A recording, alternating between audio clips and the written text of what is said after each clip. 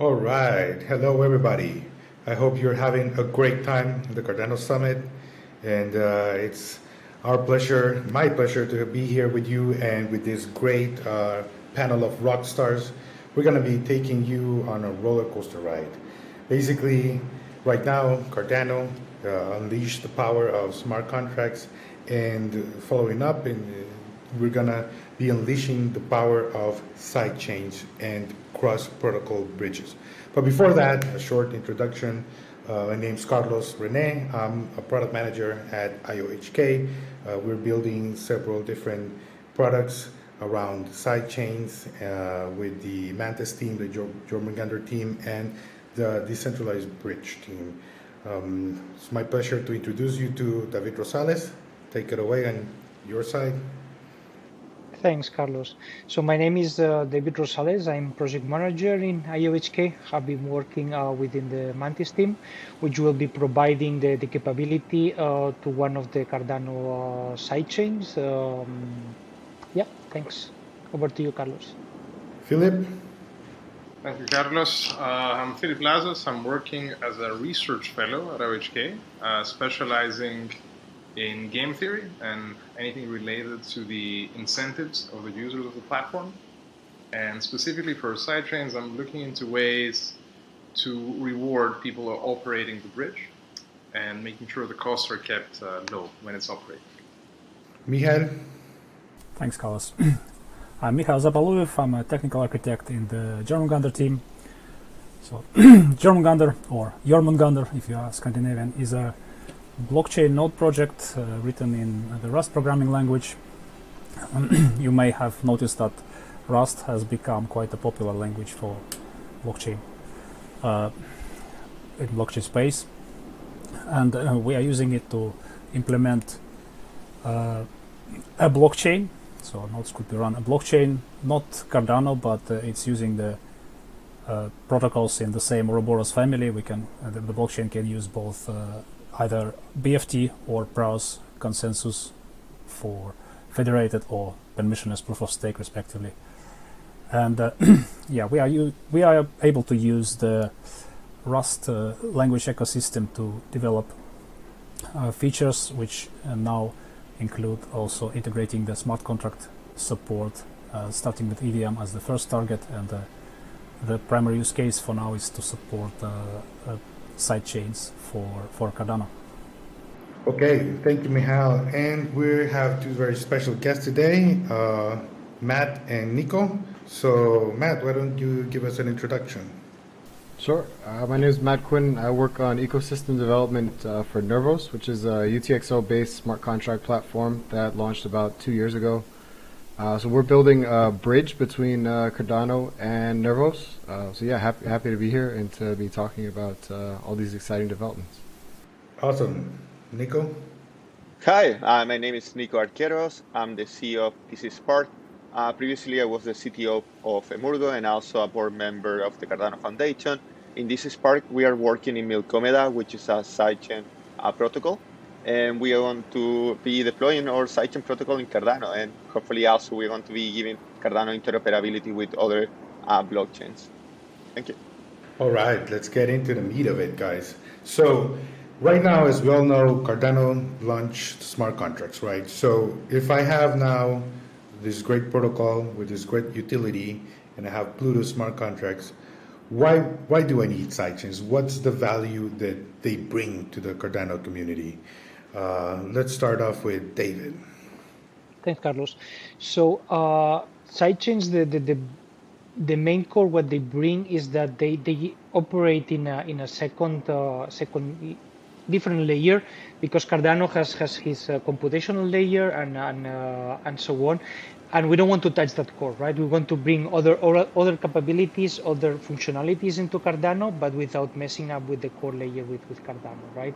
And we could do that through bridging, through other technologies, and in the case that Mantis is bringing into the sidechains protocol is because it's opening the EVM. So it's one of the areas that Cardano wants to explore and invest, is to open the EVM compatibility into Cardano, given the amount of developers and solidity developers that it is out there, and the amount of infrastructure is already built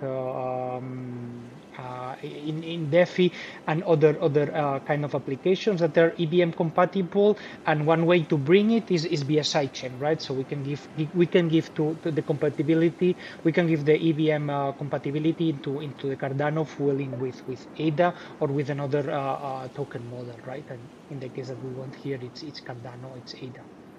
Okay, that sounds interesting. Definitely helping out other developers to be onboarded. Nico, anything you'd like to add to what David just said regarding sidechains? Why are they needed and why are they valuable? Yeah, so just to complement what David said, is that similar to the current ecosystem that we have outside blockchain. So for example, right now you can code in Java, JavaScript, Rust, C++, and you have different levels for like different profiles of developers, and all of them, they work. There is not like a one programming language that's taking over the world. You have like different sectors, and the idea is to do that, because if blockchain is going to be like this huge industry that's going to be involved with entertainment, finance, gaming, etc., you are going to have something similar to what's happening right now with the internet, where you have like different programming languages for like different backgrounds. And the best way to do this sometimes like through sidechains, because you can have like a different proposal that's going to separate responsibilities in a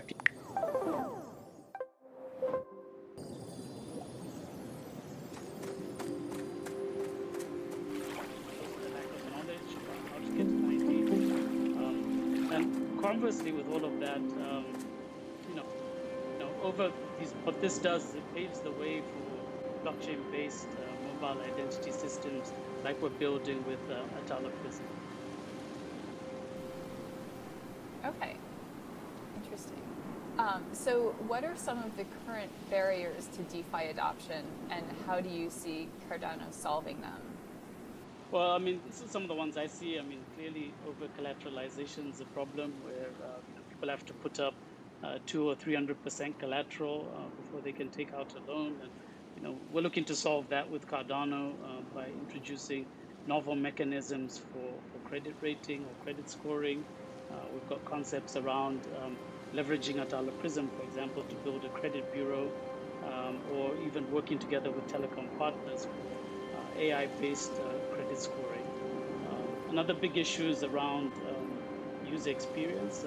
Many of our competitors in the DeFi space, you've got many projects with many different tokens. And one of the things that we're looking to do really is to enable this more frictionless DeFi experience with concepts like native stablecoins and oracles. Another big one is security. I mean, every other day you're hearing about a major hack. In Cardano, some of the things we're looking to introduce is a really robust certification framework that really extends the secure platform that we've built, and being able to carry this right through to the dApps that are built on top of Cardano. The other thing I would say is really broad-based adoption. DeFi is quite niche, mostly focused on the core crypto industry, whereas we're really looking to open this up, enabling really financial opportunities for everyone. Another key thing is really volatile fees. So people are looking to build a business. This is something that they have to deal with, especially when prices of assets really spike. On Cardano, we're looking to, we've actually introduced some papers which talk about some of our ideas around building stable fees on the protocol. Okay, and Charles, did you have thoughts on this? Yeah, in general, it's a game of iteration. So the key behind a successful DeFi strategy, I think, is built in 3 different layers. So your first layer is saying, okay, how do the underlying protocols evolve, and how do we learn from each other, and how do we make sure they actually do what's on the label? So if you're saying an oracle, you have to be pretty good at injecting information into the system, and that information has to be accurate, and you have to be, as a consumer of the information, able to assess the level of veracity, the truthiness of such things. If you're talking about a DEX, you have to at least be somewhat comparable in terms of user experience and use cost to legacy systems, or otherwise, why are you doing it? If you're talking about a stable coin, you have to be at least as stable as the US dollar or some medium that we tend to use, or else how can you convince somebody who's holding cash, go take this thing that is less stable than the thing that you're already used to having? So there's a comparability there in terms of user experience and ease of use that has to be resolved, and that has to be standardized across the entire industry for liquidity purposes. Second, you have to have the right collaborative model for getting these protocols into the hands of people who are in the jurisdictions that need them the most. So not everybody has connectivity, for example. And this is why we got partners like World Mobile. This is why we think a lot about a hub and spoke model, where you have maybe someone in town who has an internet connection, and that person can serve an entire community, and it doesn't then require everybody in the community to have a cell phone or have internet connectivity and so forth. And that person effectively becomes a small business model for like a last mile issue. And then third, you have to have the right funding in this to ensure that these solutions can grow and evolve. And what makes Cardano very unique is that we have Catalyst.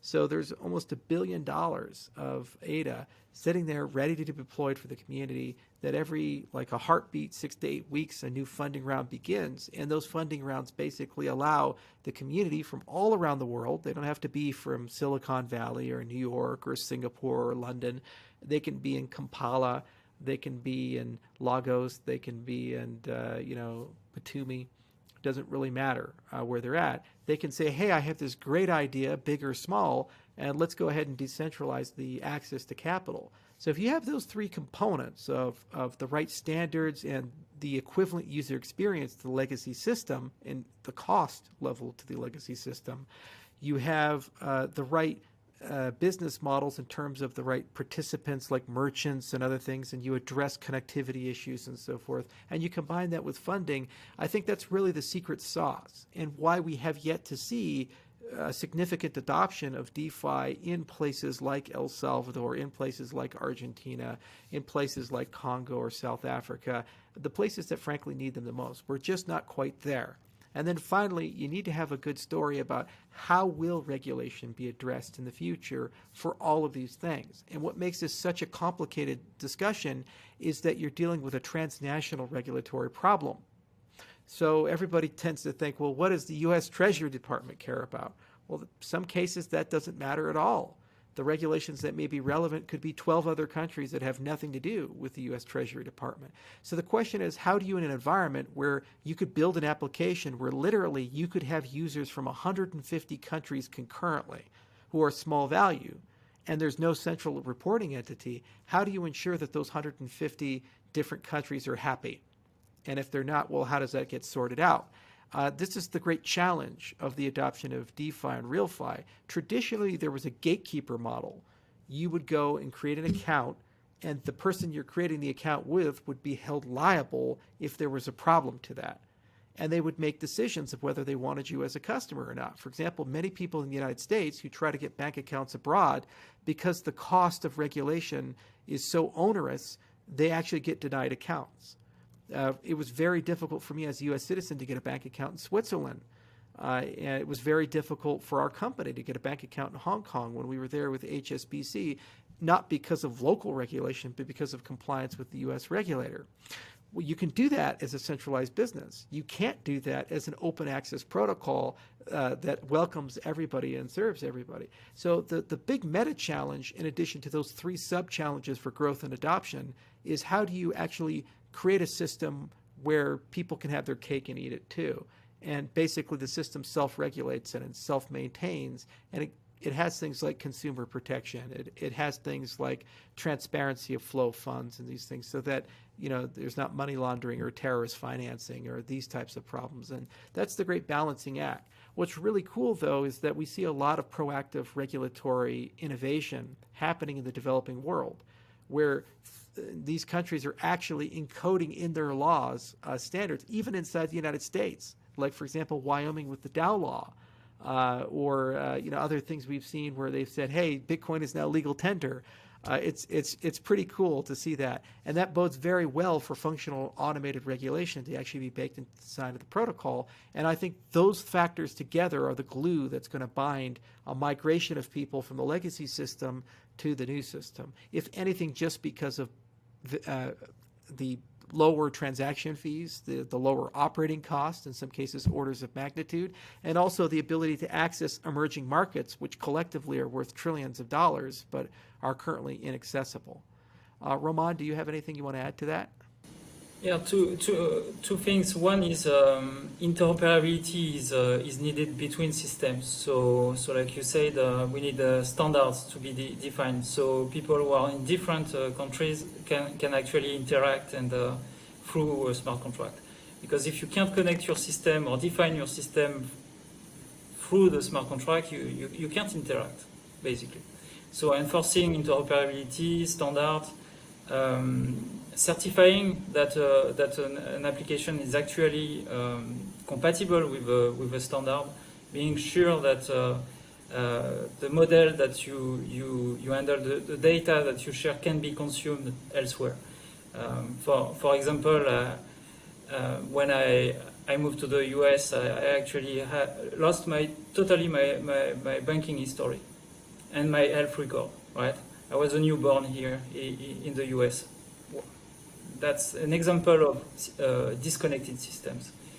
So interoperability is required, but you also need security. And the security is absolutely essential for RealFi. Those systems, Cardano and other blockchain, will actually run the financial operating system of tomorrow. And in order to take this responsibility, you need to provide the security associated to the users and also to the developers of the smart contracts that are going to encode processes in the blockchain and describe and define services. So we have things in the pipe for this with certification, verification of smart contracts. Okay. Great. And so now let's talk a little bit more about some of what this means for users in kind of the wider ecosystem in the world. So, if you can maybe just elaborate on some of the things we've discussed. For instance, safety. So how does IOG's research-led approach to Cardano make it a safer solution for DeFi? Charles, can you take that one? Yeah, it's kind of a funny thing where you have these systems that are valued now equivalent to what you would expect from a Fortune 500 company that has decades of legacy, armies of scientists, armies of engineers, and then you have all these kids running it, and when something breaks, they say, "Oh well, it is what it is. Open source project, buyer beware." I think the industry has to have higher standards about quality and about safety, and also about assurance that the things we're claiming are true. When you talk about the world of protocols, the assurance is from science. So when I say something is provably secure, when I say something works, when I say something can defend against an adversary, we have a standard that we've been following for over 40 years in the academic world. It's the peer review process. And we do this for cryptography. And it works so well that the military trusts it for secure communications, the intelligence agencies trust it for classified information. So we think we should use those same processes and standards about getting to truth, about resilience against adversaries, and engage the same institutions. So, for example, universities, academics, professors, graduate students, postdocs, and go through the same burdens that they have to go to get tenure, i.e. publish, write papers, have those papers go through peer review. If anything, because then objective third party, neutral third parties can come in and say, what is true, what's not true. When you ask anybody, is your product great? Is your product safe? Is your product, oh, of course it's great and it's safe and it's secure. It's just like going to a drug company. Is your product safe? If I take it, will it give me the things that you want? Well, before the FDA existed, we had people going around mixing mercury and cocaine together and putting a little bit of radium on top and saying, this will cure all that ails you. And they said, yeah, okay, maybe we should change that system a little bit. They said, perhaps you have to provide evidence of the claims that you make. that these things do what you claim they do. And that's basically all we ask. And that evidence is the standards and burdens that the academic community uses. Now, on the software side, you also can do evidence. And this is used all the time in the aerospace industry. This is done all the time in building trains or other things where you have systems where the failure of that system results in the loss of billions of dollars or life or both. So every single time you get on an airplane, every single time an astronaut gets into a rocket or a space shuttle, every single time you write medical software where the pacemaker has to work, all of those things, if that fails, you're dead. And so you have to use different standards for how you write that software and a chain of evidence that the software was written correctly. And we have so many examples where every now and then we kind of didn't measure up, like the Boeing 737 MAX that crashed in Ethiopia. And it turned out that there were some very significant and severe software issues there alongside design failures in that system, which would have been resolved with the use of formal methods. So what we do is we take formal methods engineering, which is a subdomain within computer science, and we apply those techniques and tools to translate the science that we write into code. Now, why is this not done in Silicon Valley or in industry? Well, because it's very, very methodical, expensive, and perceived to be quite slow.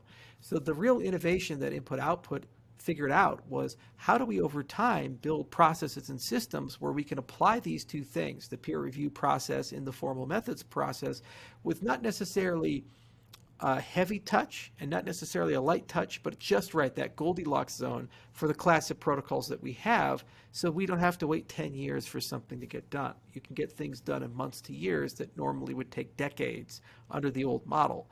And the advantage of that is we catch a huge amount of bugs, design flaws, or semantical issues up front before that software is deployed to the customer.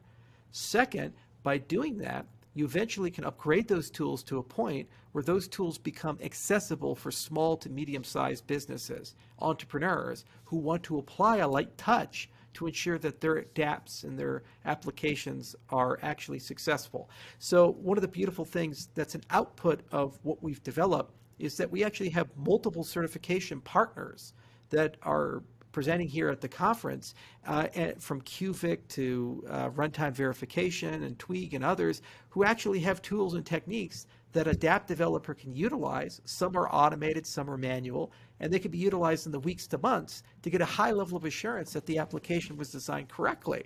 And ultimately, what does that mean? Less DAO hacks, less Thor chains, lots of all of these types of things that we've seen in the industry, so that there's a higher degree of certainty that these things are built correctly. So it was very expensive to get here. We as a company, I think, probably have spent well more than $50 million getting those processes right over the last 6 years. And we've had to work with many different people in industry, like we're founding members of the Haskell Foundation. We've invested a lot of money in formal methods tools. We've become core developers of the classical Haskell compiler. We have a lot of experts in formal methods in our company, and we regularly contribute to those. And we've even had to build bespoke tools for Plutus and for Cardano smart contracts in general, specifically to assist that. But that all of that infrastructure was built to be a toolbox for the application builder in their decision about what is the Goldilocks zone of quality and assurance for their application. Furthermore, the academic process that we followed has inspired dozens, if not hundreds, of scientists that we've never met, we don't pay, to come into our industry and start writing papers in our industry. And what that means is you have a culturally neutral, linguistically neutral, gender neutral viewpoint of these things, where suddenly there's no founder, there's now a decentralized brain that encompasses the academy, and they know that by publishing papers and doing research in our industry that they can actually get tenure. There's been over 111 papers we've written as a company. And there's a lot of derivative work of those papers, like Nakamoto proof of stake, for example, that came from scientists that we didn't have a relationship with. They just saw the work that we had done and they realized there was merit there and decided to do a follow-up work from it. So that ensures the long-term viability and the vibrance of protocol innovation. because you don't need a central entity. You have a web of universities that are always refreshing and renewing. Every year there's always new graduate students coming in. Every year there's new people starting new things. And there's many governments and other entities, student tuition, that fund that innovation. So there's a diverse set of funding as well for constant protocol innovation. So it's a beautiful ecosystem in that respect, and it's really come together, but it was tough to get it to that point. It took years and well more than $50 million. So I wouldn't want to go through all of it again, but I'm glad that we're on the other side. Oh, we're interesting. Okay, thank you. So how will this work in, say, low infrastructure regions where internet access isn't a guarantee? Dinal, can you address that? Well, specifically to different wallet solutions, we're building a range of different wallet solutions for different stakeholders. So we recognize the fact that these stakeholders might have different devices, from feature phone, smartphone, a laptop. And one of the things that we're doing specifically for the unbanked segment, who we know might not have connectivity, is we're partnering together with a number of providers who have low-cost hardware wallets, which are capable of holding their value and also their identity. And all these users need to do really is just to present this card at a point of interaction and authenticate themselves, and then they're able to benefit from a lot of the capabilities that we're enabling through the Cardano platform. Okay, and Romain, maybe you can talk about what are the benefits of developing this in an open source way. So blockchains are decentralized networks, and so open source is mandatory to run an operating system and develop an operating system at a large scale globally. So open source facilitates collaboration. You can look at the code, you can bring the new features that you want to see in the system. You can review features and prioritize features. So there's a strong need or benefit for coordinating development in a large scale community with contributors from everywhere in the world. It's also important for that no one owns the protocols, right? So it's in open source. No one owns it. Everyone can contribute and bring a new feature. When you contribute, you can actually, since we have the same code base, you can look at who is contributing. So you can actually organize the development. You can retribute developers for their contributions, for example. So open source is absolutely mandatory for us if we want our protocols to become standard that everyone are relying on. The security, it brings security for the code base because everyone looks at it. So the more eyes you have on a crypto primitive or on a networking protocol, the better quality you'll have at the end. Everyone can review and verify that everything works correctly. Even the users can, since smart contracts on-chain are in clear, you have the code source of the application available to you, right? So you can verify on the fly that you are interacting with the right contract and that that code is the one that has been validated by the community. So openness, transparency, all of this is absolutely required if we want to become the standard for finance. Okay, and Romain, can you talk a little bit also about volatility of fees, for instance, being a sticking point in adoption in the smart contract space? So how is IOG looking to change that? So we have several ways of dealing with this. So the first one is actually reacting to the movement in prices of the base layer currency. So we have protocol parameters we can adjust to actually compensate this evolution of price. But we are working on stable fees. So using a stable coin to pay the fees of a contract. And what we also announced is the Babel fees, the fact that tokens can actually use their own token to define fees, and for the users to pay for a particular service relying on a particular token, this can be paid in a particular in the underlying token. So I'm sure Dinal and Charles have ideas on this.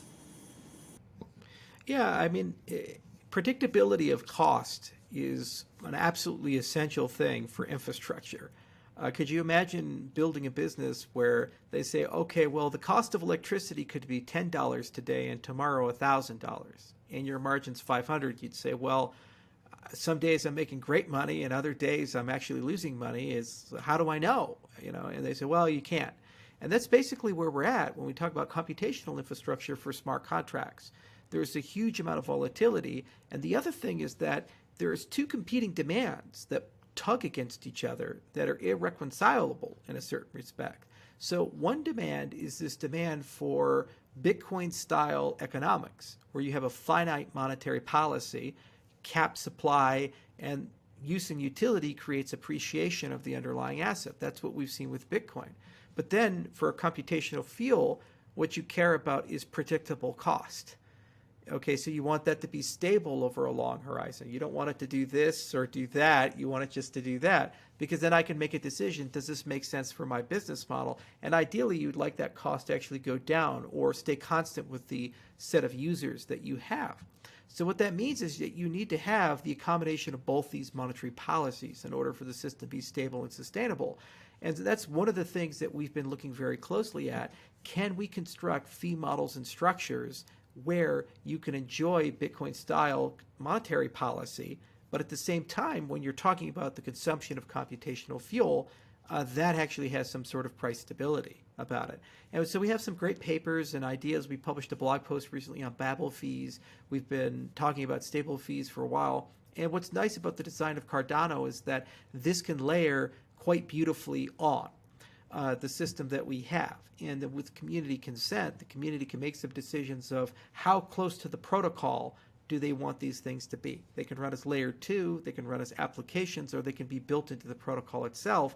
And the people are in charge. They'll make ultimately the decisions of where they want to go and what they want to do. And we just kind of provide options. Now, one other point is that whenever you talk about complexity is usually in a diverse system handled by heterogeneity. So, for example, human beings were very complicated compared to single-cell organisms. Okay, so what do human beings require? We have eye cells and nerve cells and heart tissue and reproductive tissue and so forth. So we have different cells that are specialized for certain tasks, and they work together interdependently, and they create one organism that's then capable of dealing with a more complicated environment. Well, similarly, when you talk about the need for DeFi, suddenly you've gone well beyond a store of value and push transactions like where Bitcoin exists.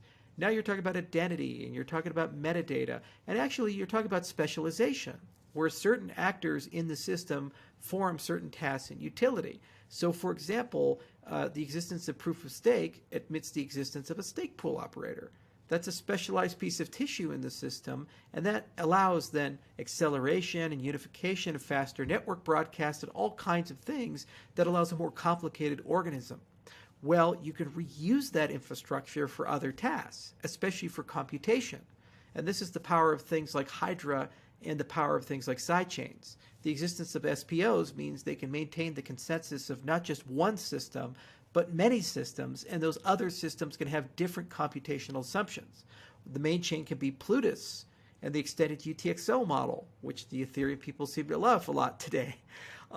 Or you could have another chain, which is the EVM, or another chain, which is LLVM, that's Yella, and then suddenly you have legacy programming languages that you can bring in. All of those can live in one system, different competing computational models with different monetary policies, different computing fields. And then the operators themselves can actually be hubs for distributed computation. So that means the more stake pools that you have, the more parallelism you get in the processing of smart contracts. So overall, the more resources that are available. And this is what we mean by building a sustainable but scalable system. Those are those two hallmarks. And then in an interoperable system, that third hallmark of a third generation cryptocurrency, the ability to do many things that allow specialized tissue to form within inside the system. So it's a bear of a problem, and there's many moving pieces, and that's why being the CTO and the Chief Product Officer of this organization, two of the hardest roles, because you kind of have to be both wide in your skill sets and deep at the same time in your skill sets. But we've managed to, I think with Cardano, get the right balance of things. And that wasn't for lack of trying. We spent about 6 years very clearly thinking about this model, and we have, I think, the right set of features and functionality that will enable this interoperable, scalable, yet sustainable system and achieve that dual monetary policy goal of a Bitcoin-style monetary policy that people have come to know and love in the industry, but then cost stability for those who are actually building businesses on these systems. Okay, thanks, Charles. So actually, we just have a few minutes left. So maybe if you can kind of wrap up with how you build a solution that can serve the needs of everyone, say governments, enterprises, individuals. I think we have about 3 minutes left. So well, why don't we talk about the Ministry of Education deal that we've been doing in Ethiopia? Donal, do you want to give a shot at that? Yeah, sure. I mean, maybe I'll start answering that from a different perspective as well. I mean, one of the things I've been doing in my team as well is reorganizing ourselves so that we obsess really about each of these stakeholders. So if you take Cardano as an example, we've got product managers that are obsessing about the stake pool experience. We've got product managers that are looking at the API layer and obsess about the exchange experience, how partners can integrate with Cardano. We've actually created a new role around smart contracts and developer experience as well, so that we provide basically the best tools to build on Cardano and really lower the barriers of entry as well. And we're investing heavily as well, actually, in more user-facing applications like our light wallets, and employing as well a lot of design thinking methodologies around that. And we spent quite a lot of resource in terms of user experience to make these as easy as possible. And we've spent a lot of time actually speaking to many stakeholders in the community that will use these wallets. And I think the more obsessed we are with our customers and users, and also acknowledging the fact that it's quite a diverse set of users, that's how we actually will craft a platform and an ecosystem that really works for everyone. Okay, great. Okay, so now we have about 2 minutes. Charles, do you want to do wrap up? Sure.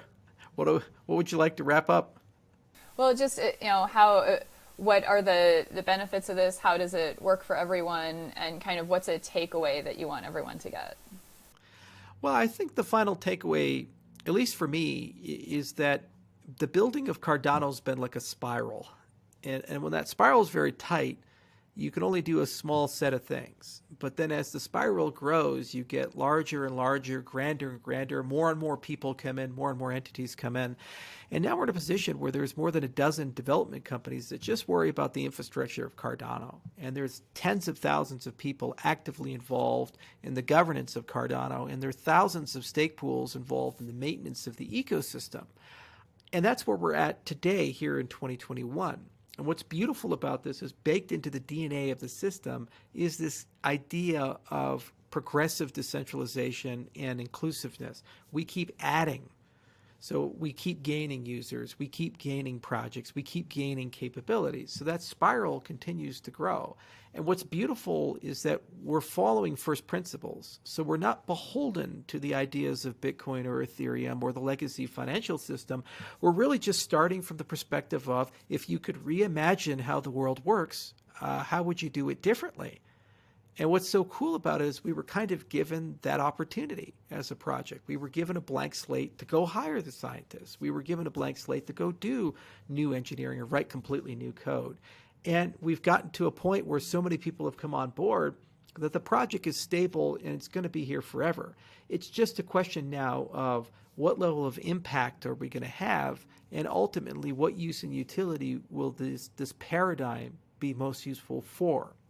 My belief is you could run a nation state on this type of infrastructure. Not today, but in 3 to 5 years, definitely possible. My belief is also that this is going to give us a lot of real-life data about how to do governments differently. A macro problem that you see in society as a whole is people are fundamentally unhappy with governance. That's why we have the protests. That's why we have so much lack of trust in institutions. That's why basic things like do vaccines work or not, there's so much skepticism of that. Under ordinary, normal circumstances, people would trust institutions. They'd say, oh, yeah, everything's fine. But now no one trusts anything. There's always a conspiracy theory somewhere lurking somewhere. And so that it tells you that there's an appetite for new systems, new ways of governance, new types of institutions. Instead of saying trust us, says can't lie. Instead of don't be evil, it says can't be evil. These types of things. And what Cardano is trying to do is position itself in the marketplace of ideas to be a legitimate option for at least some of these systems and some of these institutions. Now, I'm an ambitious guy. I'm kind of young.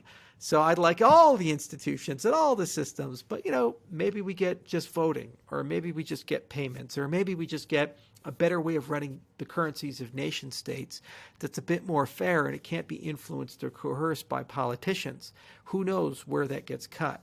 But, of course, if we are lucky, my belief is that ultimately it's going to push us towards a much more fair and transparent, open and decentralized world with systems that aren't so volatile, where some days they work, some days they don't work, some day everything is great, and the next day it's 2008 and the whole market's collapsed. Some days you're happy with your voting system and then you're not happy the next day. I don't think any of us like living in those worlds filled with so much inconsistency, and it's about time we get back to stability and normality. Okay, well, thank you so much for that, Romain, Dinal, Charles. Really appreciate you sharing your thoughts, and thanks everyone for listening. Thank you. Thank you. Thank you so much. This was a lot of fun.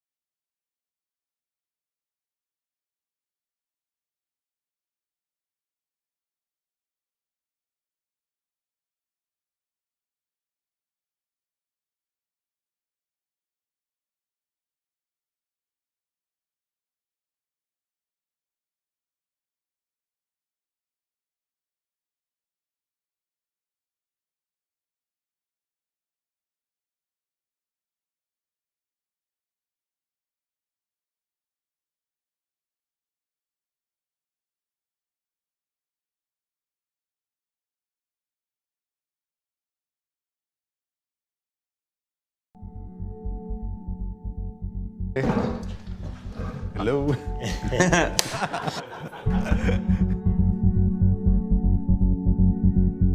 I immigrated here from Israel, so it's like a very different place. The Bay Area is a bit like some kind of futuristic utopia. It's inspiring, can sometimes be tiring. Yeah, it's a very open place. I learned a lot. I grew a lot as a person just from being here and all the interactions I've had. How do you explain? Like, what is Cardano? It's a cult. No, I'm kidding. Well, finally someone said it, guys. Haven't seen my parents in years. Cardano is a network, it's a blockchain, it's also a community, it's also a set of ideas about, what's the next step for the human race, kind of, but through a kind of a scientific lens, I would say, mostly. I try to make it really simple to a person.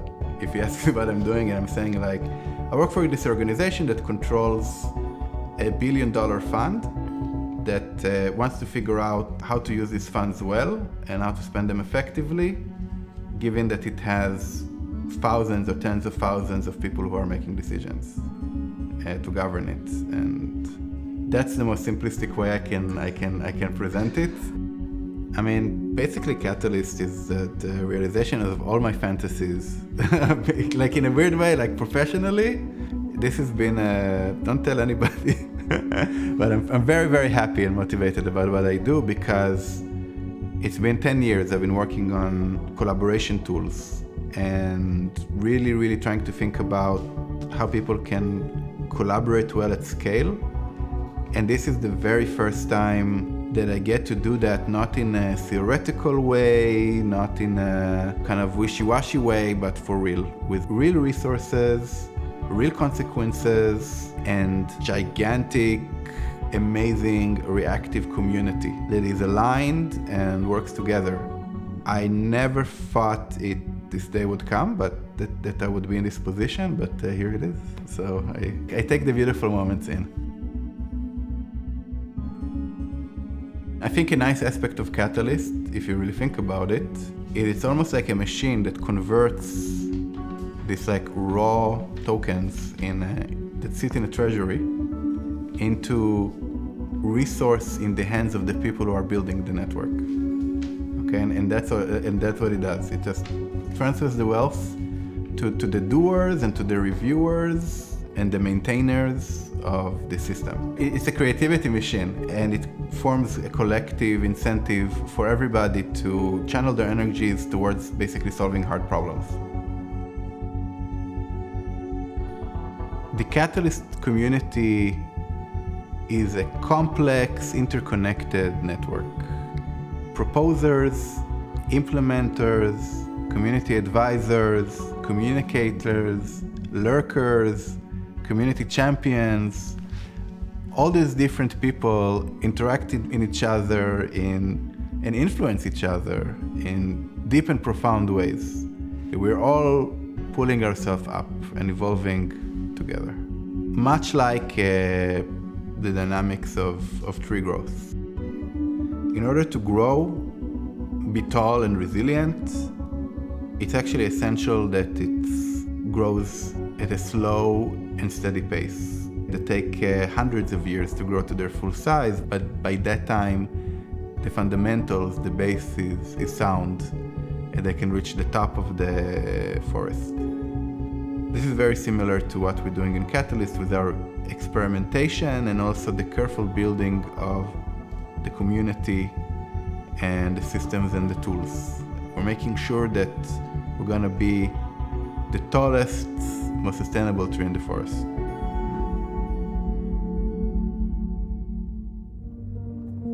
I remember meeting this chief innovation officer of a Fortune 500 company, and I was presenting him the tool to uncover problems in the organization. That gave every employee the opportunity to express what they think is, what problems do I identify, and what kind of help do I need to perform well. And he was like, no, we can't do that. It will cause too much trouble for management if everybody is aware of all the problems we have and all the needs in the different departments of the organization. It's too much to deal with for us. One of the things I never got to do in Catalyst is, and I actually did doing my research, was deal with a lot of the psychological blocks people have about collaboration. And one of the major ones, the ability to express needs. You work in a traditional company, you are trained, I don't know how to call it, like, I mean, all a lifelong, you know, like you're trained to obey, you're trained to satisfy your boss. You're not supposed to say this is hard, this is difficult, this is uncomfortable, or I disagree with it. This is in a school environment. Can you do any one of these things? No, right? And this was our collective childhood at the family level, and your teacher level, in the kindergarten level. It's hard to say, but it's true, it's oppression, right? We've been oppressed very, very harshly since we were born, and everybody went through it, so everybody takes it as this is how it should be, or this is just the way things are.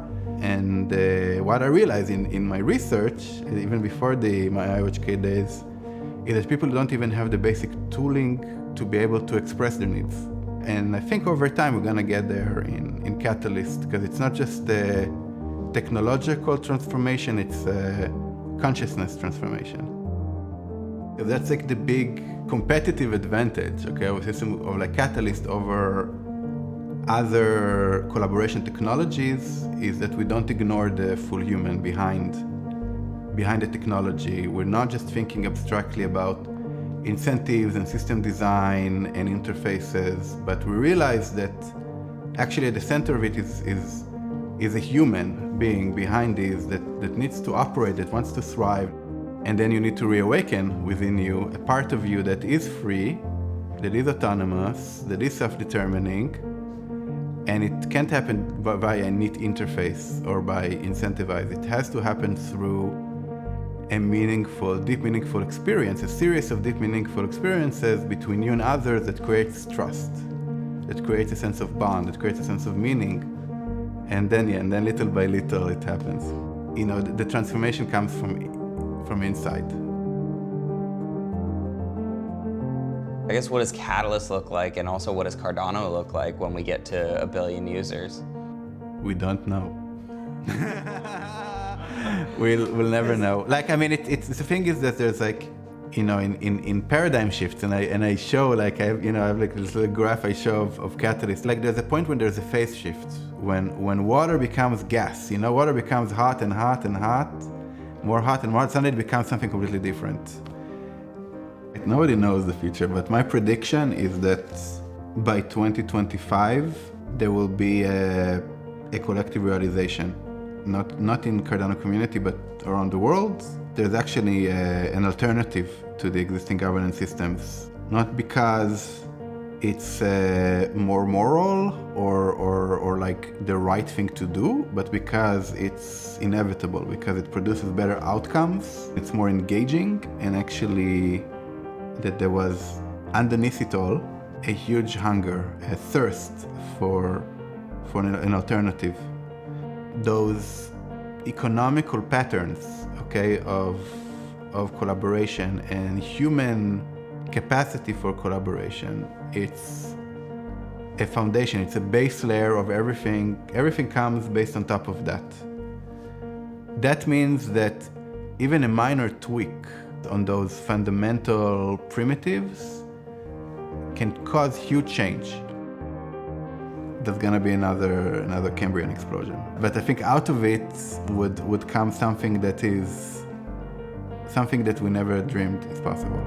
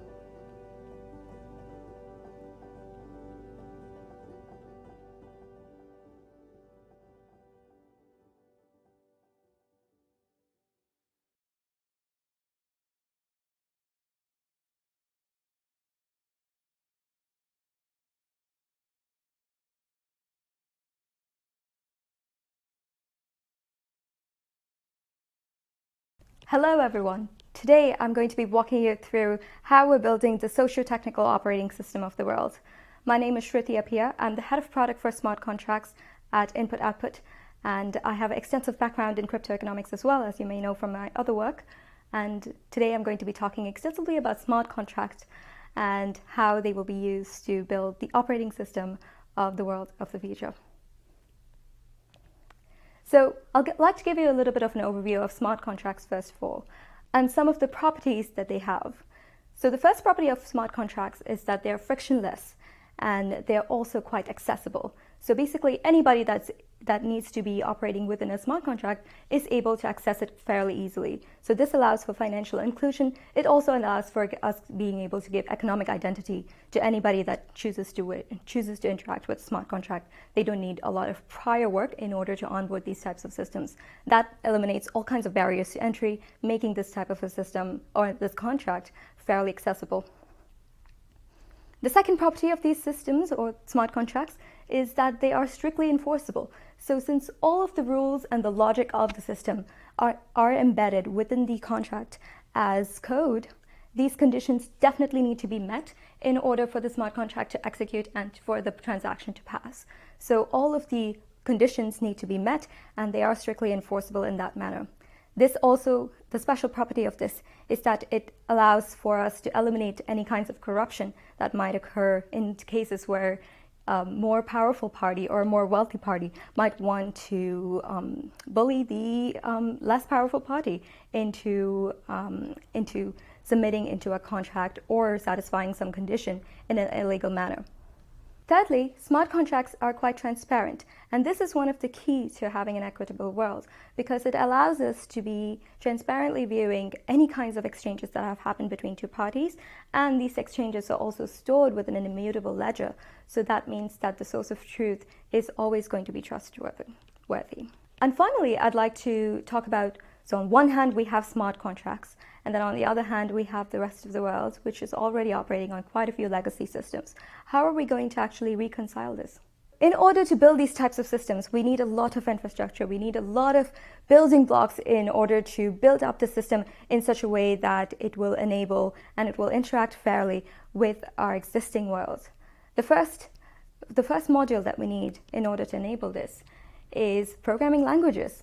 So we need a way to express the business logic, we need a way to express the rules under which the system will operate with. And for this, we need programming languages because the way that smart contracts are expressed is oftentimes in programming languages. So similarly to this, we have quite a few different programming languages that we're building here at Input Output. We have Plutus, which is based in and embedded in Haskell.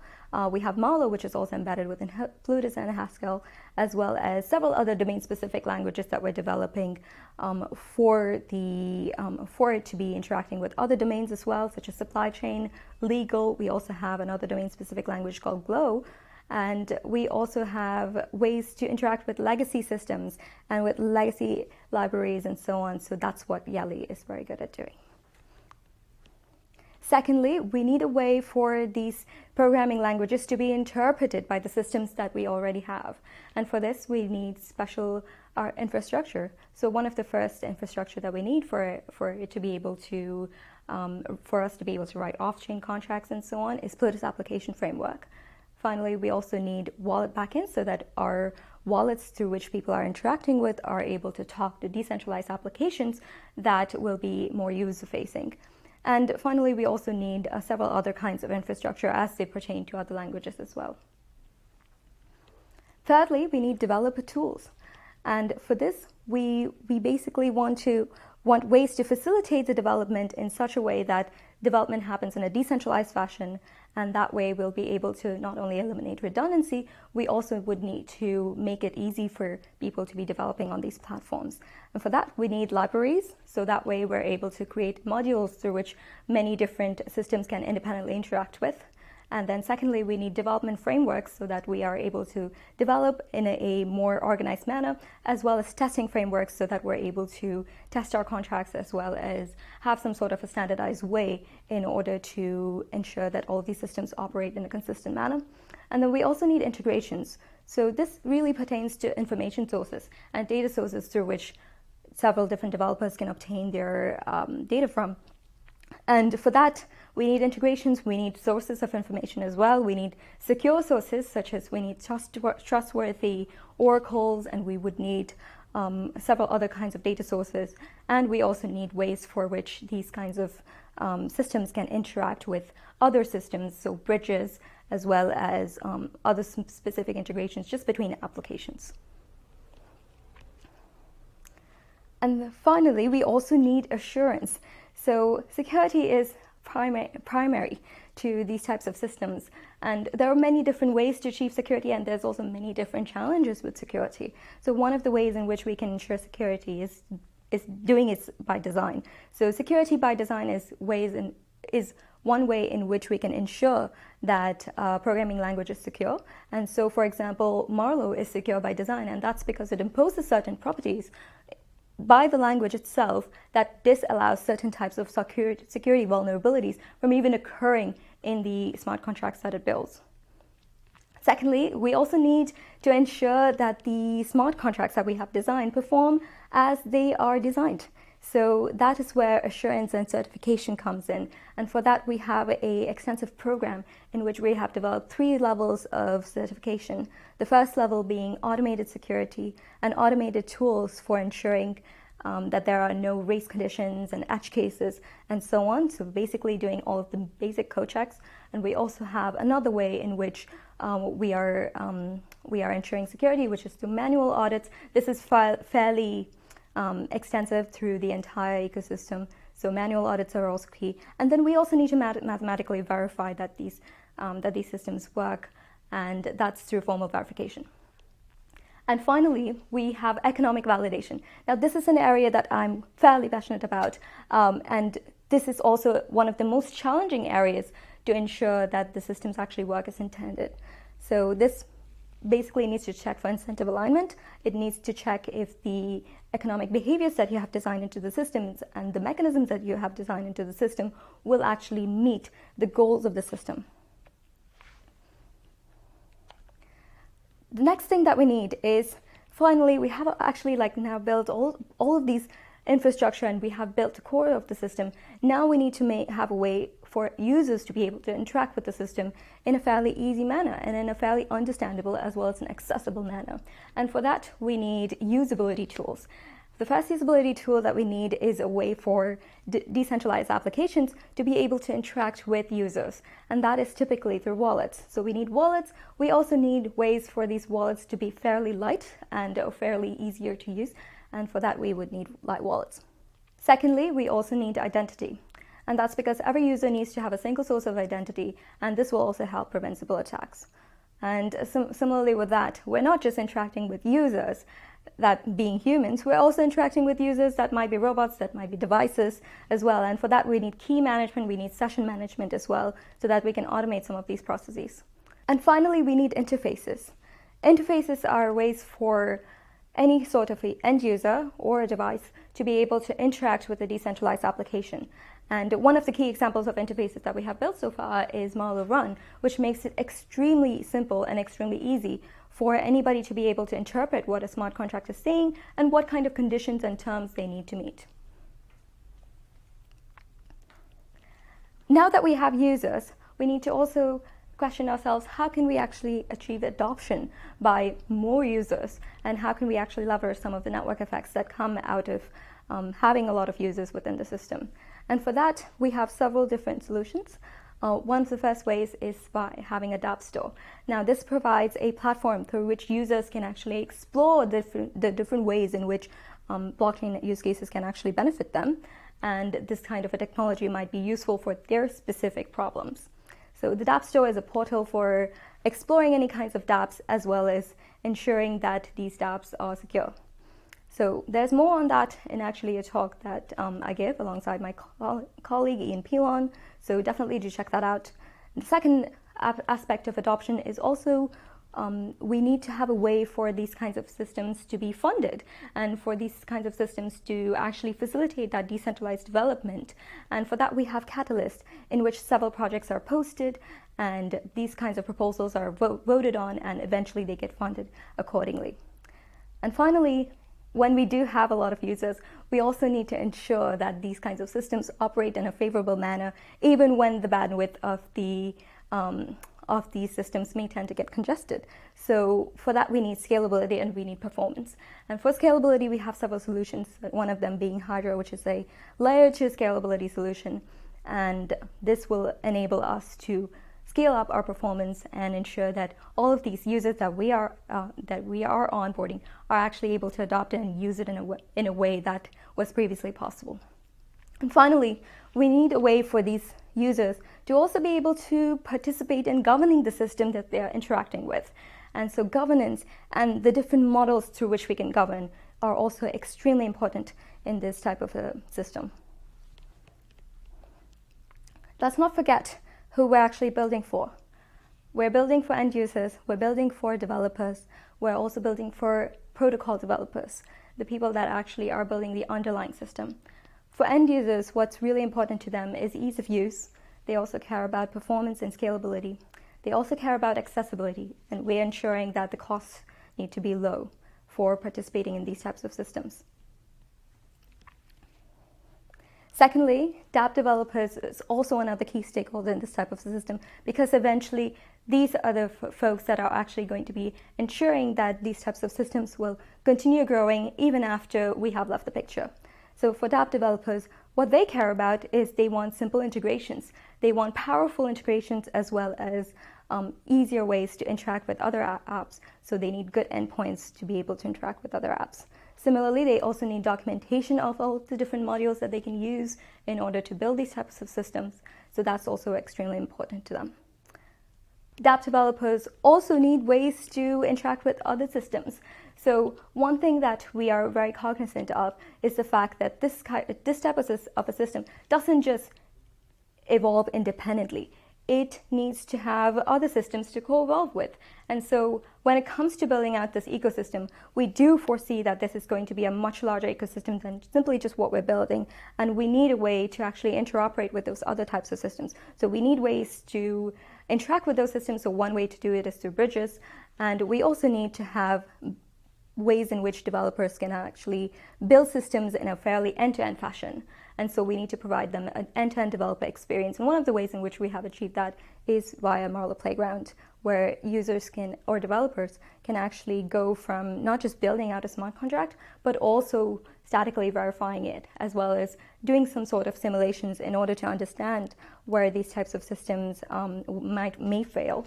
And so that kind of a system, or that kind of a development environment, actually facilitates a much more end-to-end developer experience, thus making their life much more easier and allowing for an iterative development experience. And finally, we have protocol developers. These are the folks that are actually going to be writing out the logic of the system. They're writing out the rules in which these systems operate. They're also designing the economic rules by which these systems operate. So protocol developers really would care about governance, because that's the way in which most kinds of decisions are being made in terms of the rules that the underlying system operates with. So governance is extremely important. Secondly, they also care about documentation, because that relates to easier interpretability of all of the different rules that have been interpreted in other systems, as well as they also care about modularity as well as composability, so that they are able to actually formulate building blocks on top of which they can build more complex systems. All right, now that we have seen an overview of the different types of stakeholders and the users that are going to be participating in the system, we do hope that all of these building blocks are going to enable us to build the socio-technical operating system of the world. And surely now we're building the socio-technical operating system of this planet, but let's not forget that soon enough we'll be building it for other planets as well. Thank you.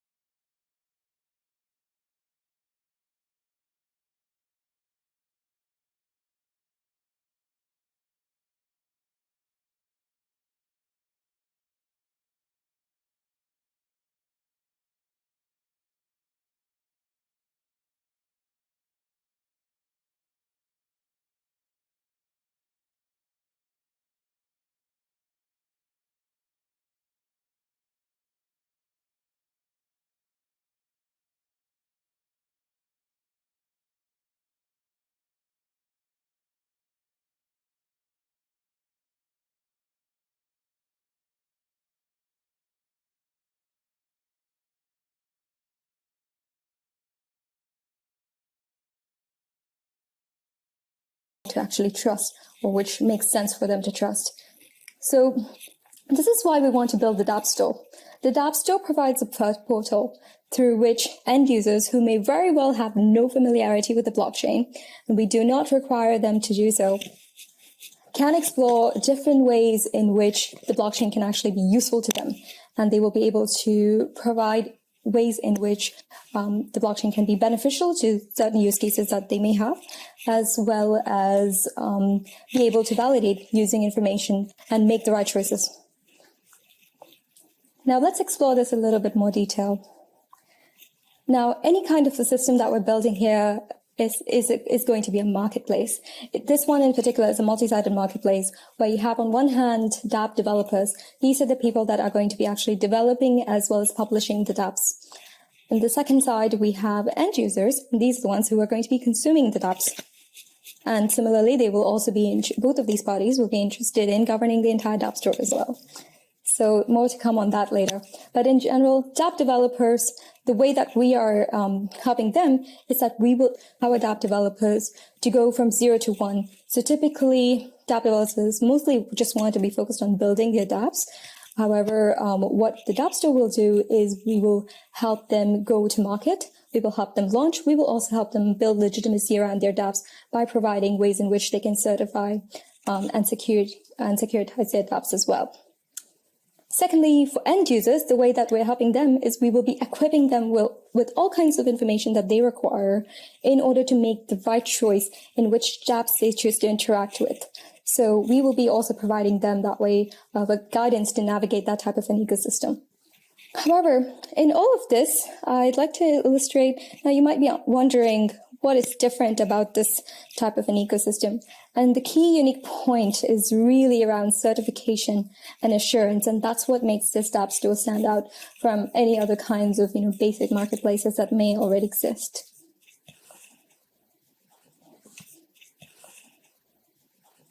The certification program comprises of multiple different security as well as audit firms that can detect code-level securities that may be present within dApps. As you know, building smart contracts and building dApps in general is an enormous challenge, especially for people that are coming in from a non-crypto background. If they haven't developed smart contracts previously and they were just general software developers, it can oftentimes be quite challenging to onboard as well as ensure that these kinds of dApps and their smart contracts are quite secure.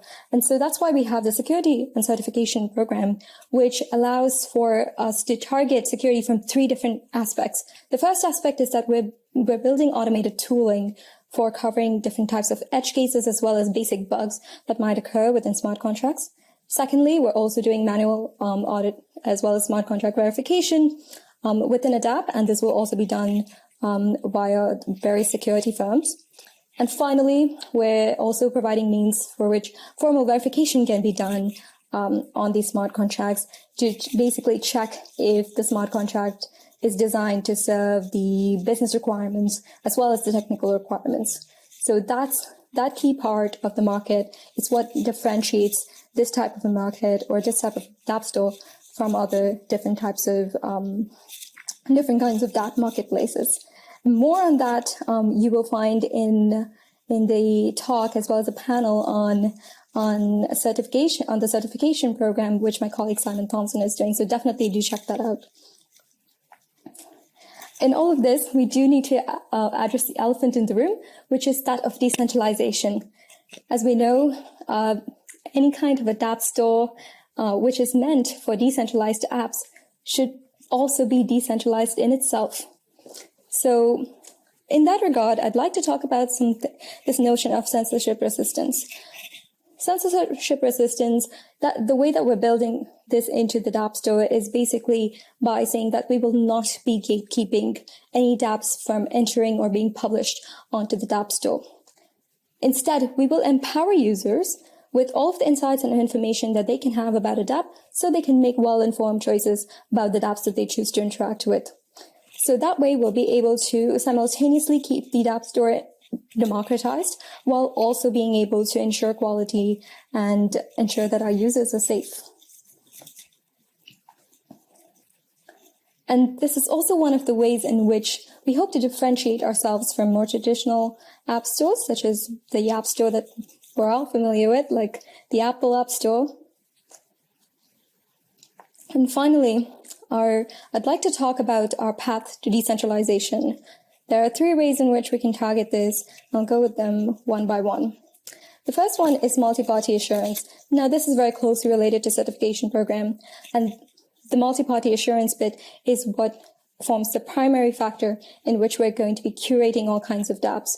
The certification framework is going to be a Cardano improvement proposal. It's going to be a CIP in which several experts as well as security firms will be able to make recommendations, comments, and jointly design the framework together. The second one is that eventually we want to engineer ourselves away as we move into the future.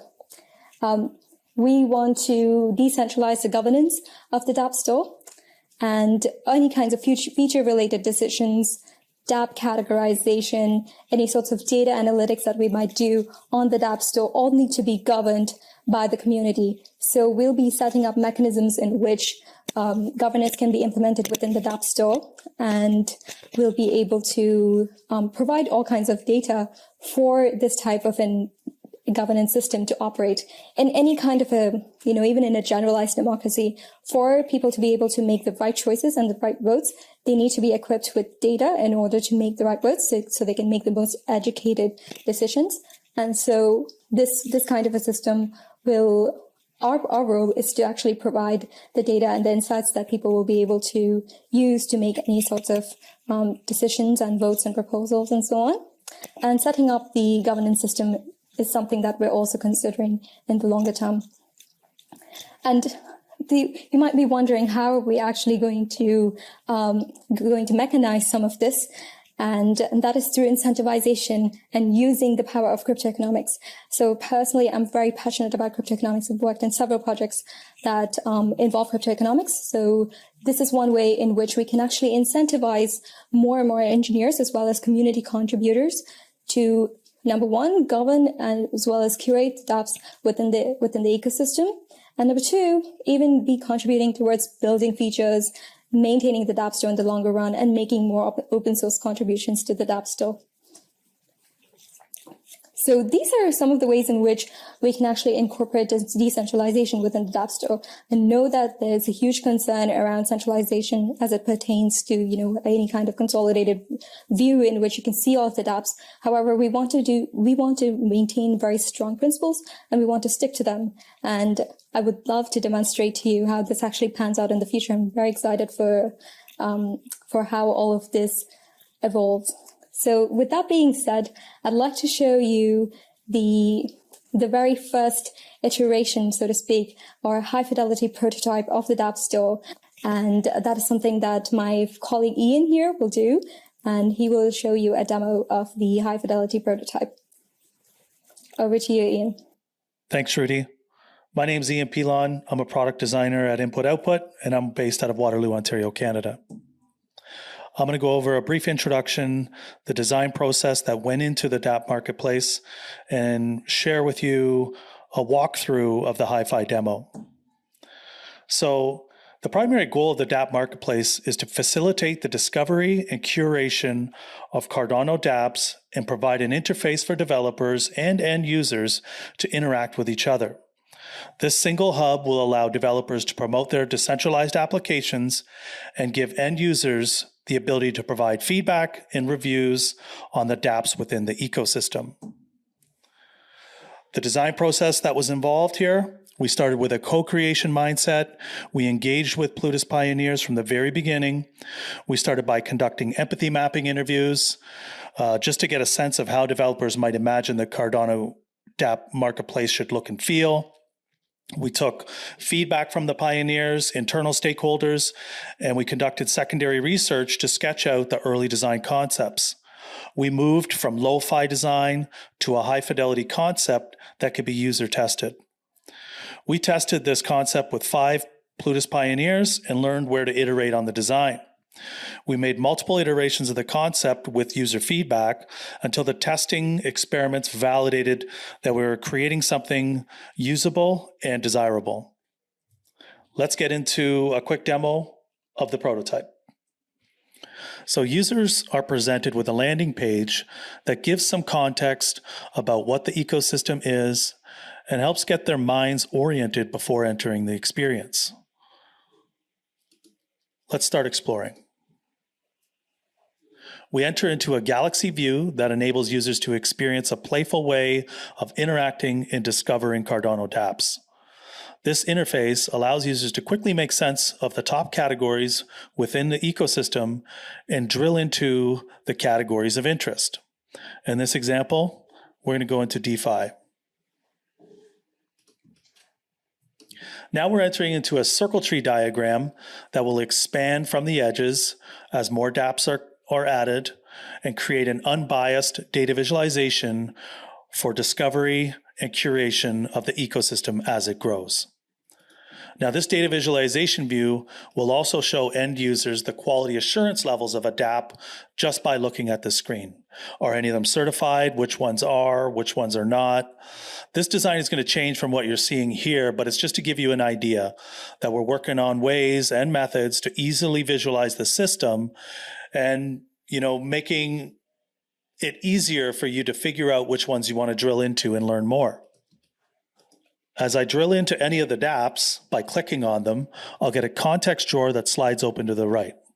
This will give me all the information I need to know about this dApp, including any levels of certification it might have, features, ratings, reviews, so on and so forth. If a user ever wants to visualize the data in a list view, we have the option to toggle between Classic, which is a traditional list view, and Awesome, which is our data visualization view. Now let's see what it looks like to upload your dApp. You want to click on the Submit Your dApp button. A contextual drawer opens to the right, giving you step-by-step instructions of everything you need to do in order to get your dApp in the ecosystem. Upload your logo, give it a name, what category it falls into, so on and so forth. All this information is going to be needed for users to understand your dApp. You can close out of this, go back home. As you can see, I just covered a brief introduction, talked about our design process, and walked you through a hi-fi demo. There's still lots more to go. If you're a dApp developer in the Cardano ecosystem and interested to work with us as we co-create further, please reach out. Thank you.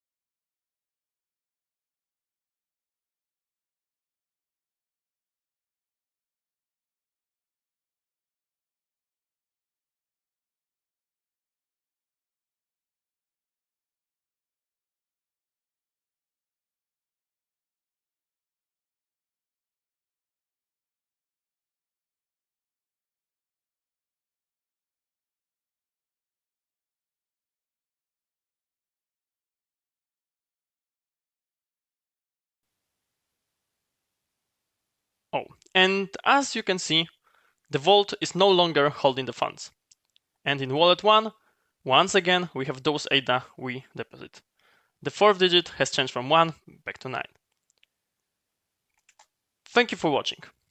This was a short overview of our work, but of course, there is much more to come.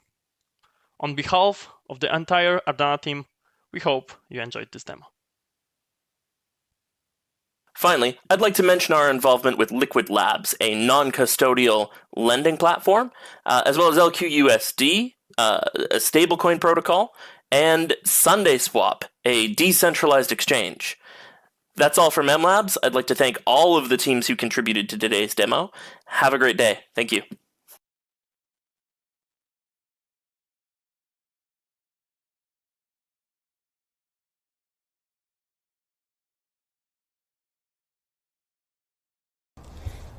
Hey everyone, my name is Vuk, and I'm excited to be able to share some of the work that Altlabs did on Plutus in the past, but also some of the work that Altlabs is working on right now, focused around Plutus. So, Embeddable DApps, this was the first project that was centered around the developers. So, the main objective of Embeddable DApps is to provide a web component to the developer that he can then use either in React, Vue, or Angular, or directly use in an HTML page. The reason why this is important is because usually as a DApp developer, you're going to have your token and you want to provide some liquidity to that token. So you want to provide a way for users to trade ADA for that particular token and add liquidity to that particular liquidity pool in the case they want to participate.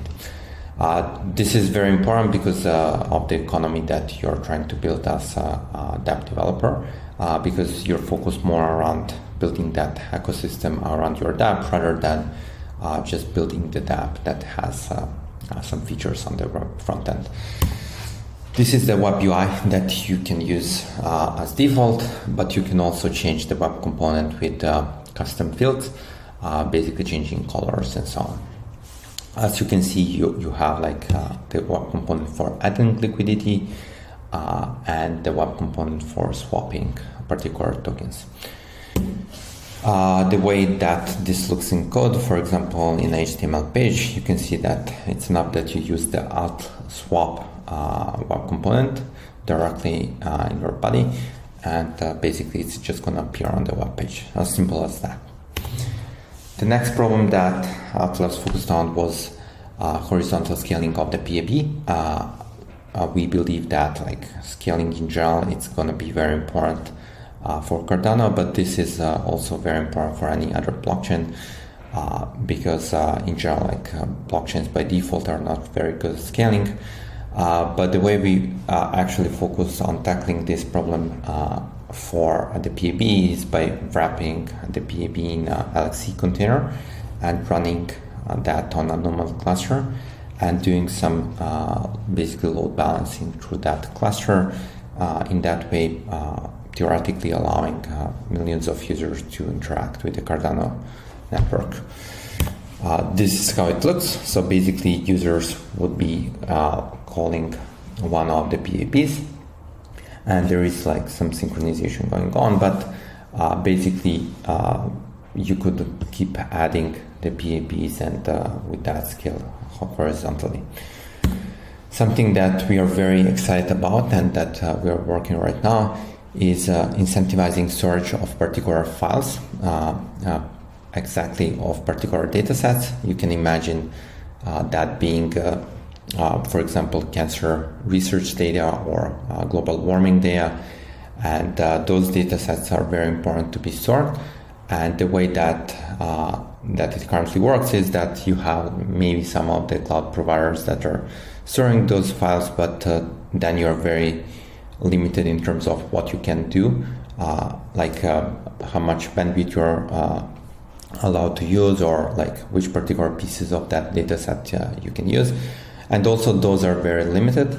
Now, what we want to basically unlock is a way for users on Cardano to be able to stake their tokens to particular data sets and have then storage providers, for example on Filecoin, be able to benefit from that liquidity if they store those particular data sets. This is something that has not been built before. It doesn't exist on Ethereum, and we think that Cardano is a good fit for this, and we are so thrilled that we are going to be able to launch it in a couple of months.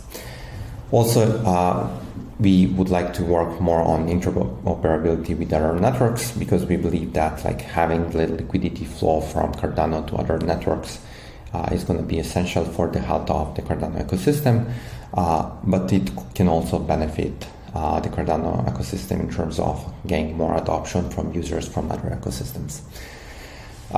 This is from us, and thank you so much for your time, and hope that you'll enjoy the products that we have built, and you're gonna support us in the future by using those. Thank you. Bye.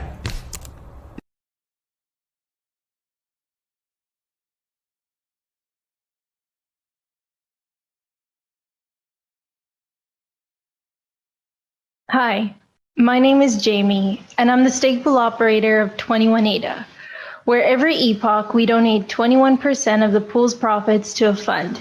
This fund will build a water well for a community in rural Ethiopia who's never had access to clean or fresh water before. We hope to do this soon and be able to be one of the first to fund a well entirely out of ADA. I'm also the creator of whenCNFT.com, and some of you might even know me as Think Grow Crypto. I just wanted to say hi, and I hope everybody is enjoying the Goguen Summit, and I look forward to growing, evolving, and building with you all.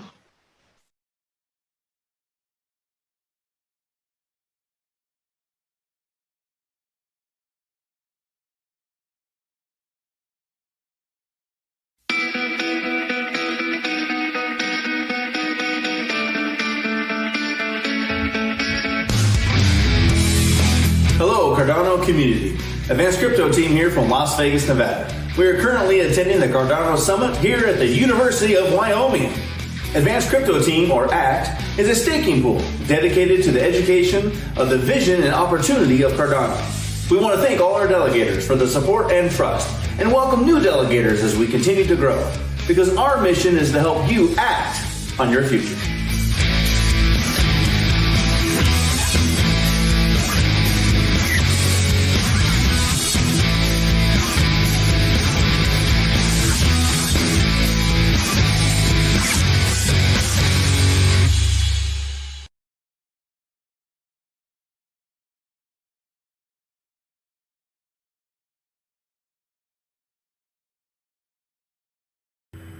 Hi, I'm Praveen. I'm a stake pool operator based in Dubai. My stake pool name is ADA Globe Network, ADAGL, ticker ADAGL. I run this stake pool along with my friends over here. I'm basically from India, Kerala, but I'm here in Dubai for last 10 years. I have 21 years of software industry experience, which helped me to run the pool smoothly. Like many of us, I joined crypto industry to make some money until I saw Charles' video about Cardano's mission of an all-inclusive world, economic identity to all. To simplify, I could relate myself to Cardano's mission. And thereafter, the journey was really exciting. I'm really proud to tell you that we are the first operator from Dubai. We were part of the ITN, Shelly ITN, using the REST code initially, and then Haskell with the different mainnet candidates. So we are there from day one. Our pool is up and running 100%. Our charges are very nominal, mandated by the protocol. You can check out us either using adaglobe.com or by visiting pooltool.io. Your delegation to us really matters, which this will help us to continue our journey. You can always reach us using info@adaglobe.com or by having Twitter or Telegram chat. If you're in Dubai, let me know. We can have a catch up some anytime. And I'll be there at Abu Dhabi for the summit. Hope to see some of you over there. Until then, have a great time. Bye.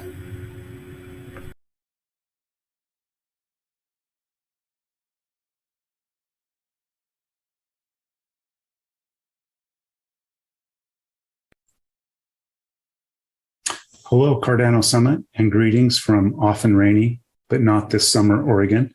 My name is Chris. I'm the operator of the ADA stake pool, and I'm an IT professional, have been for about 30 years, and I'm running a stake pool that has relays in the US, Asia, and Africa.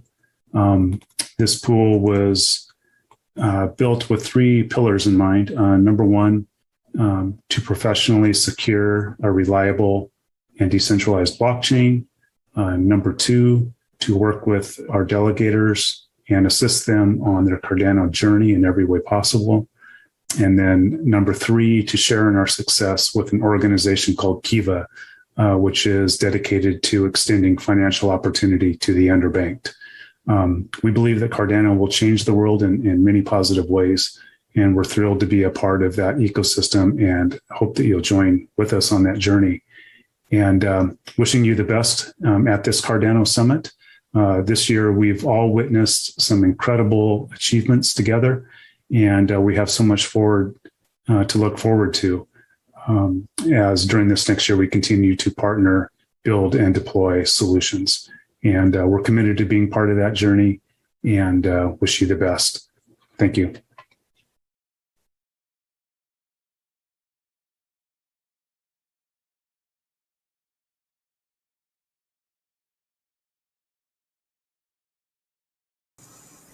Hello, Cardano community. I'm Christos, stake pool operator of ADA Skepsis, which is ancient Greek for reasoning, thinking. I am a software engineer in Seattle, Washington. I'm married and I have 2 young kids. I have been following Cardano since 2017.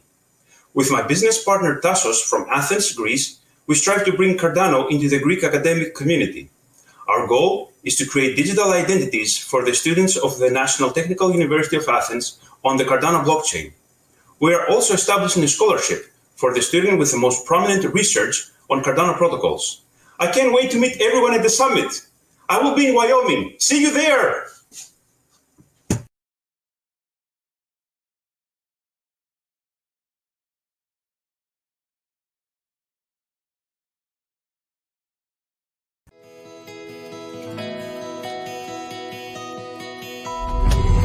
Congratulations, Cardano family, for a very smooth deployment of the smart contract on the mainnet. My name is Jorge Quesada.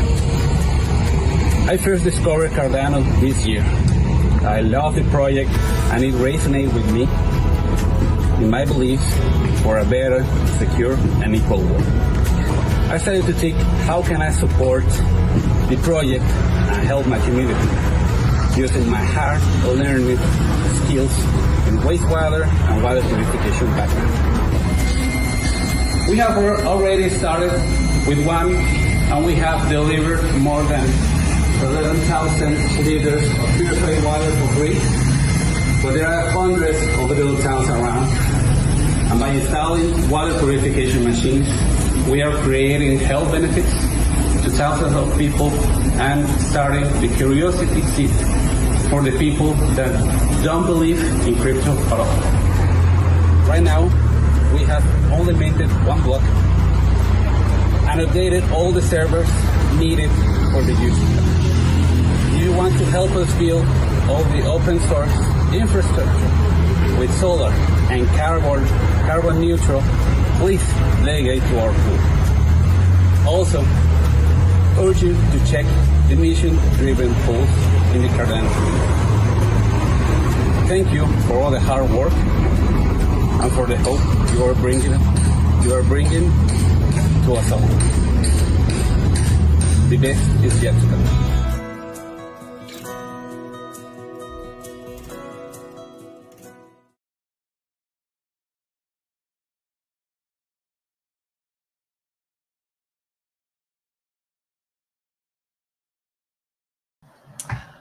Hello world and hello Cardano community. Max here from the Amsterdam node. I'm extremely excited to be coming at you digitally during the Cardano Summit of 2021, as well as physically, hopefully, because I'll be hosting the Amsterdam meetup version of the summit at the Volks Hotel. So cheers to everybody there.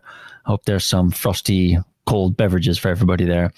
Let me introduce myself briefly and then talk to you about some of the projects that I'm working on together with the team. So I'm Max from Amsterdam. What first brought me to Cardano was actually Charles's whiteboard video, which we all know so well. You can see I'm working on my own whiteboard video here. And after that, actually, I always stuck with Cardano and listened to all the updates through the Cardano effect. Thanks, Rick and Philippe, for that. You guys always were my weekly travel companions to work. But yeah, it was really Charles's breakdown of his vision and strategy for what Cardano could become that really drew me in. What resonated powerfully was the vision to bank the unbanked. I think many of us take for granted what it means to have financial freedom. And I saw it through my family firsthand that lives in Zimbabwe about what terrible macroeconomic decisions can do to your savings. And I still believe that, these types of blockchain projects, and Cardano especially, has the right focus in mind in, helping bring actual value to people. Secondly was the strategy of the part of becoming an internet for blockchains. I think that's where we will all be heading. Each blockchain will have its own unique value proposition or, capability. And the foresight there that Charles showed was really something that drew me into the project. And lastly, if I look at Cardano now, having worked in the space also for multiple years now, I'd say is really what people keep repeating is the community behind it. The orchestrational power that Cardano has is something that is so incredibly unique and powerful. The governance systems that are built in are crucial if we want to solve today's most pressing challenges. We can list the whole UN SDGs, and there will be many ways that you can organize groups of people across it on Cardano. I think the most pressing one is now climate change. And I believe that we have a huge chance here to show the world that together we can orchestrate something powerful. And I want to be part of that. That's why I'm choosing to spend time on Cardano. And then hopefully nudge it towards something good. That is, of course, what we're all in it for at the end, right? Put more good in than we take out. I think that Cardano has it by the right end of the stick, and also the right carrots lined up to make sure that people's natural incentives work alongside doing something good. So then about our projects, how are we hopeful in nudging towards the right way? I'm going to tell you about 3. The first is the stake pool. That's the Amsterdam node. We have to build a track record and a basis of operations. The stake pool is a great way to do that. It keeps us at the forefront of both the data and the technology of Cardano. It is our basis of our operations, and we hope that people will support us by delegating. And in return, we will give early access, certain discounts, or even giveaways. And that is the way that we hope to set up ourselves in the long run, as well as a DAO into the future. I don't want to talk about that yet because we still have to prove that the Amsterdam node can truly move towards a DAO worthy operation. But good to know that we're running on 100% renewable energy, and that we are hosting the first and only relay in Zimbabwe on solar power, actually, because we have family installing solar panels in Harare. So World Mobile Token, give us a call if you guys need some connects in Harare. Secondly is a physical location that we're setting up in Amsterdam together with a famous artist that will bring together art, NFTs, and crypto. So follow us on Twitter, Amsterdam Node, to keep up to date with that. And the third, which I'm only going to mention briefly and then I have to close out, is a project that we're very excited about, is adatimestamp.com. Collect moments in time and stamp your messages until the end of chains.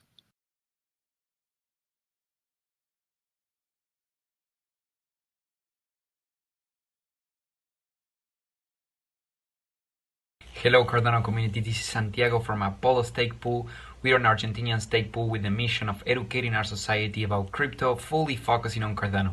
We donate 10% of our income into charity here down in Argentina. Please feel free to reach us out. If you speak Spanish or English, please come to us. We have Instagram, Telegram, or webpage. Thank you and see you soon. Bye-bye.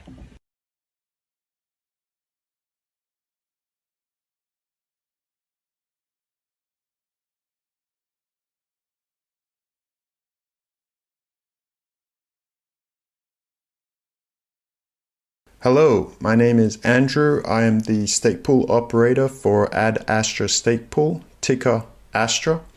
In my free time, I like to make short educational videos about Cardano. I grew up in the South Pacific, and I believe that blockchain technology can help change the world for the better.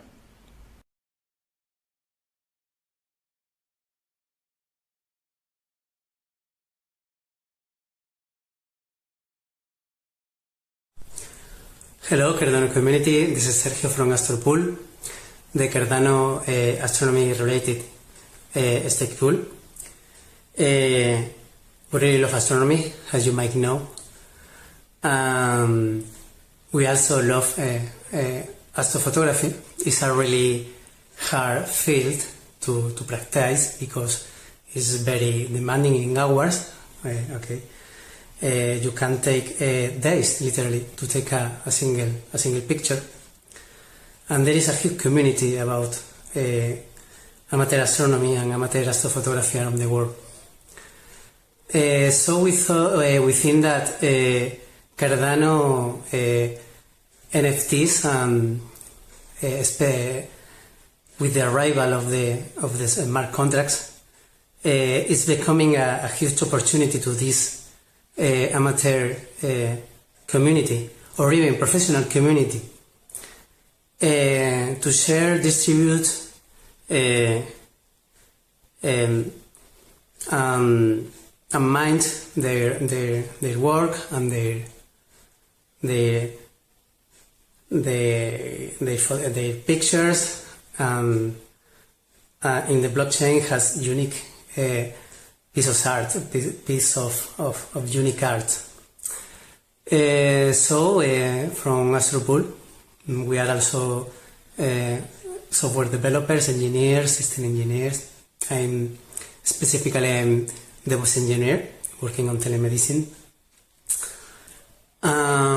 We are working on a project for allowing all those people working around the world on astrophotography to upload their pictures in an application like a sky map. Okay, so they can upload their photos, share it, and allow people to purchase it as NFTs. Like, for example, like a panorama for astrophotography. We're working on it. It's very hard because we have our jobs. We are working in the nights. It's hard, but we are working on it. We have even our own token, the Astro Coins, but we are confident to achieve it. So that's all. Thank you for watching, and a huge salutation for all the community. See you.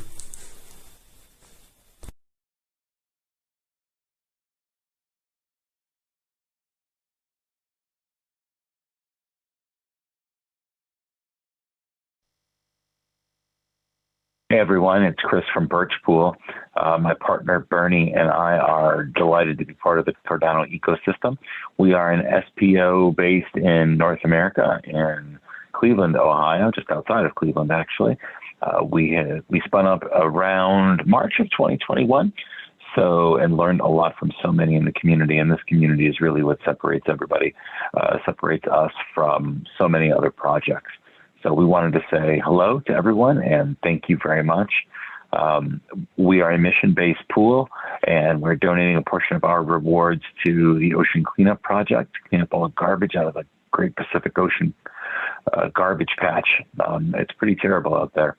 So if anybody's ever looked at that. So that's where we're donating a portion of our pool rewards. We are a single pool operator and hope people take a look at Birch Pool, take a look at ADA for Oceans, which is our collaboration with Academia Brewing to create a Cardano-based beer and donate proceeds of that in the NFT sales to Ocean Cleanup again. So thanks, everybody, and we are delighted and really look forward to seeing what's coming up next. Thanks.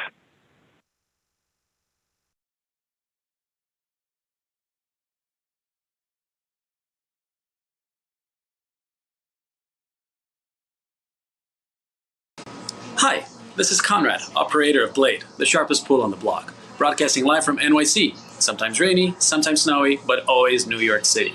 Blade is also a MinSwap Fair ISO partner, so by staking with Blade, you can also earn MinSwap tokens. Last but not least, I'm the founder of ADA Handle, which we'll announce the details for it soon, but it's a community-oriented project. Much love. Thank you.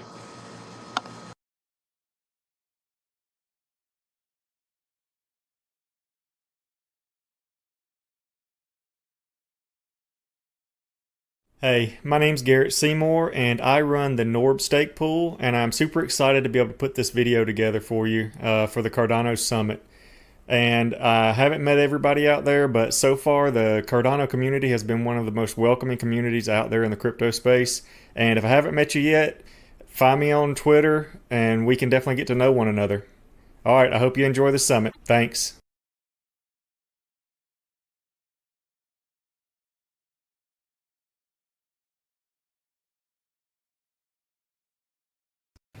Hi, and welcome to Carpool Crypto.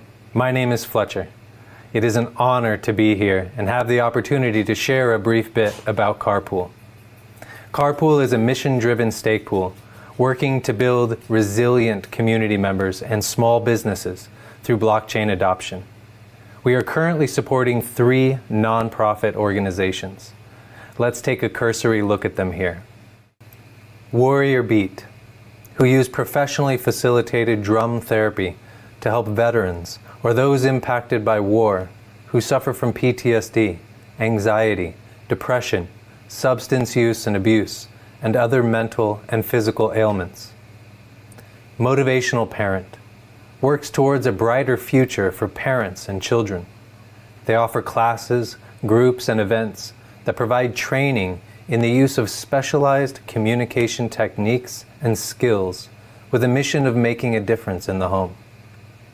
HeartSpace, a functional and integrative medical clinic providing low and no-cost care to individuals and families in need of access to care or who are experiencing medical crisis. The #1 challenge facing any nonprofit organization is stable funding.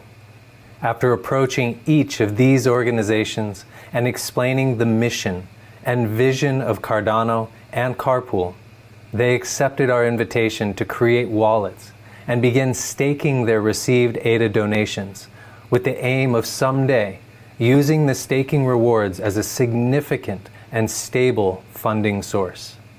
Donations come from stake pool operator earnings and are delivered with each epoch.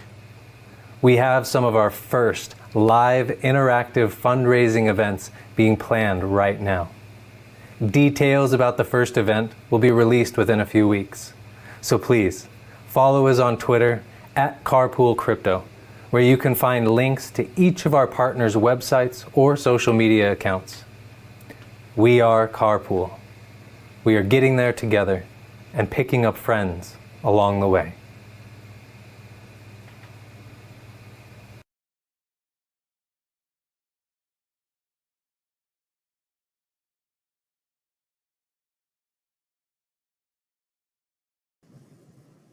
Hello everybody, my name is Stefan, I'm the pool operator of CO2 Pool, and together with my son Elias I run CO2 Pool since beginning of Shelly Mainnet last year.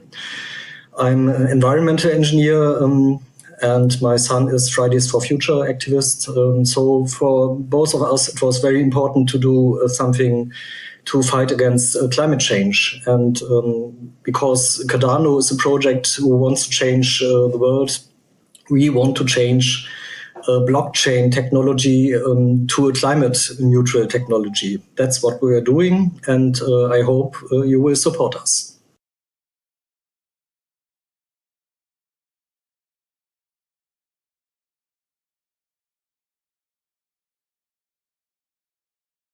Hello everybody, this is Lionel, the operator of the stake pool Degas. I'm saying hi from Singapore and I hope you're having fun at the summit wherever you are. I just wanted to say a big thank you and congratulations to all the Cardano community. I only started my journey with Cardano in February this year, but I've been amazed with the encounters that I've made so far and all I've been learning, and it's just amazing. Every day is a new day and exciting. Myself, I've been operating the stake pool, I think, since April now. Everything is going well. I've been chosen as a FISO partner with Mithril, which was incredible luck for my stake pool, and brought a lot of delegation and trying to make good on this to my delegators.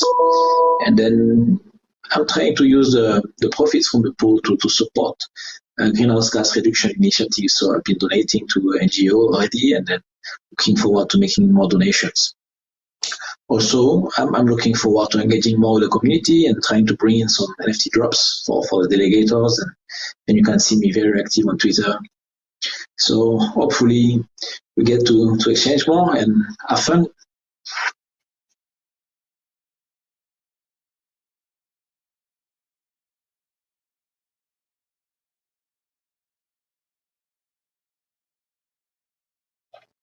Hi there, this is Doc from Doc Stake Pool. I am a nerdy, tech-savvy family physician with a love for all things Cardano. I run my own stake pool called Doc with a mission to fight against cancer.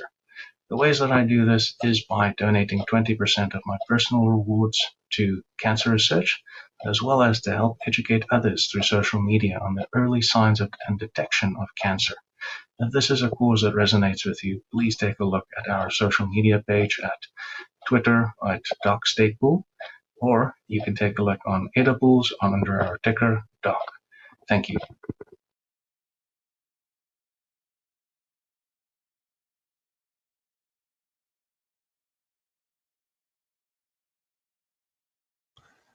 Hello, I am the stake pool operator of the Hippo pool.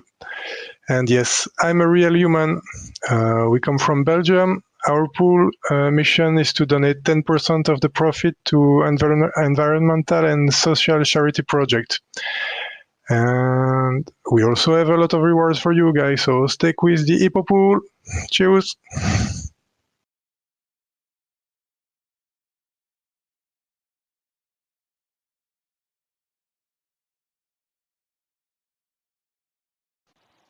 Hi, my name's Danny. I'm the founder of ESG Pool.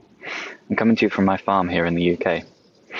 Now, they do say never work with children or animals, but we're going to give it a go today.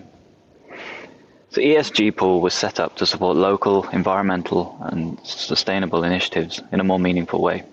And the clue was in the name, ESG. ESG stands for Environment, Social and Governance. And it's an acronym that sums up quite nicely how I wanted to run my business, sustainably. Businesses have environmental and social impacts, both good and bad. And the commitments and processes that it establishes can ensure that those impacts are either positive or negative. So how does this relate to Cardano? Cardano's foundation is in ESG. We have low energy proof of stake, smart contracts supporting education in Ethiopia, and partnerships with companies such as CoinFirm for anti-money laundering compliance. And these are to just name a few examples.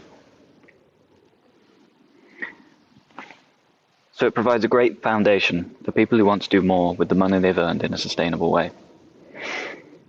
As for ESG Pool, we've chosen to start working locally. My fiancée founded and runs a bat rehabilitation network in our county. She and I have self-funded the building of a large flight cage for rehabilitating bats, as well as facilities to care for abandoned bat pups and injured bats.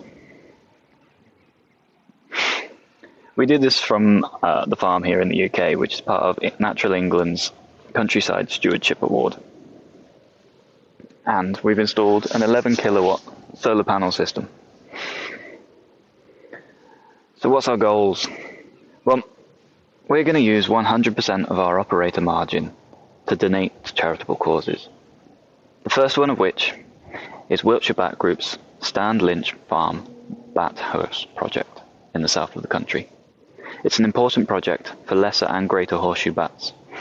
These are a species in decline, and so every penny towards this cause helps. This is why we've committed to donating 100% of our operator margin. So how can you help us? Stake your ADA with ESG Pool and help us raise money for this and many other charitable causes. Thank you.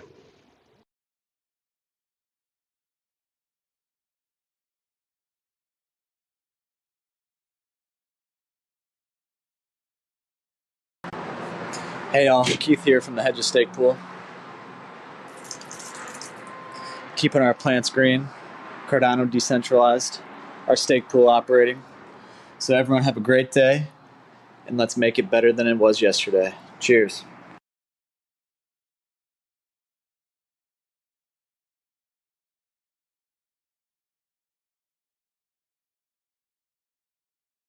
Humanity is looking to the future and moving beyond the current limits. Transaction fees got too high to actually maintain it. What if we developed a scientific solution? If we wanted to do something new, exciting, and evolutionary, we had to reevaluate the way the world works. Are you going to take your chance? The only blockchain. For Cardano being the much more sustainable option. Sparking a movement.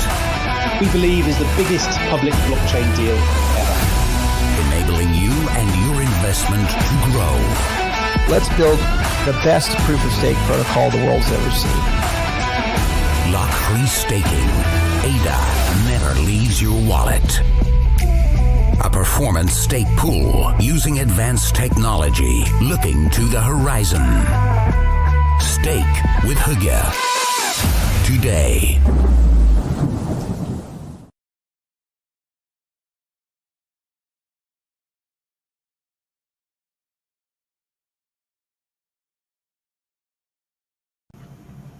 Hello, my name is Martin Anger. I'm based in Buenos Aires, Argentina. I'm the founder of my startup, Latin Stake Pools, and also I'm the SPO for Chichen Itza, ticker ITZA. The mission for my startup and my pool is to bring the opportunities of Cardano to Latin America.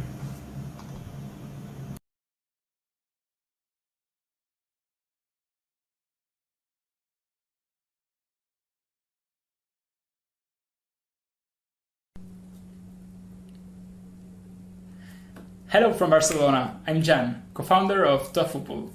We're glad to take part of this Cardano Summit. More than its decentralized network and its core values of democracy, transparency, and empathy, we chose Cardano to fulfill our mission for its community. Behind that network that allows a fair distribution of power and projects like ours to actually see the light is a community with shared interests. It supports each and every one of its members, and instead of thriving on competition, it comes alive by helping each other grow and by giving a voice to the voiceless. Tofu's main goal might seem obvious or even cliché, but it really is to make the world a better place and to give back to society. With every minted block, we collect funds for projects that help heal and protect our planet. The totality of our margin fees are and always will be destined to non-profit organizations. These organizations will be chosen by our delegators through a voting system in our website. We provide full transparency on its donation and project development. Our last donation was made to Embark LK, a foundation working to feed hundreds of stray dogs abandoned during lockdown. All of our content is focused on improving our behavior as society and sharing the little things we can all do to make a change, but also on spreading the word about the blockchain technology and how it can change the way we live. We are thrilled to announce that we are launching a project in early October focused on portraying the people behind Cardano. We'll publish a series of profiles of SPOs, founders, developers, and artists within the Cardano community. Thanks to interviews, personal pieces, and videos, we'll show the faces behind Cardano to better understand our purpose and grow as a community. Tofu was founded by an artist and a developer, which allows our staking pool to offer something a little bit different. Through the symbiosis between art and technology, we also intend to broaden the community by raising funds, creating unique collector NFTs. For every minted block, Tofu Pool will unlock a unique NF Tofu which will be raffled among the Tofu Pool delegators. That way, not only we create a unique memory of the blocks we mint, but we also increase the appeal of our pool, offering something different and giving art and design a part in the Cardano stratosphere. Thank you for giving us the opportunity to take part on this amazing journey, and congratulations everyone for all that we've achieved so far. We're so excited to see everything that is to come. Goodbye.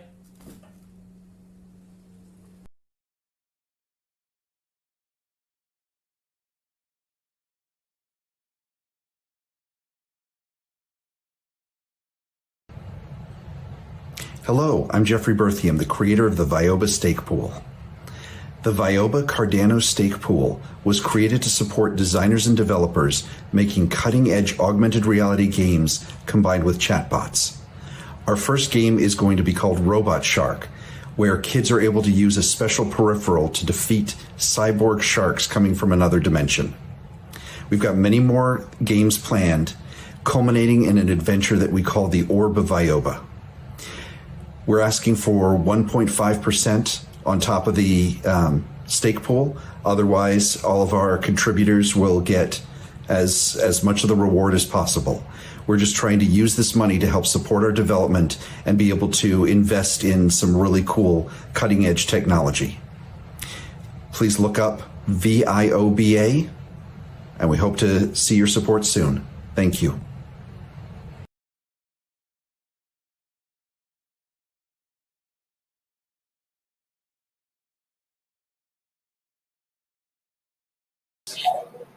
Hey everyone, it's Kyle, the stake pool operator for Sharp and the lead developer for Cardano Sharp, a .NET library for Cardano. Cardano Sharp's main goal is to make it easy for developers to build and integrate applications on the Cardano network using .NET technologies. If you want to support this type of effort, please check out our Fund 6 proposals and delegate to the Sharp stake pool. Thank you.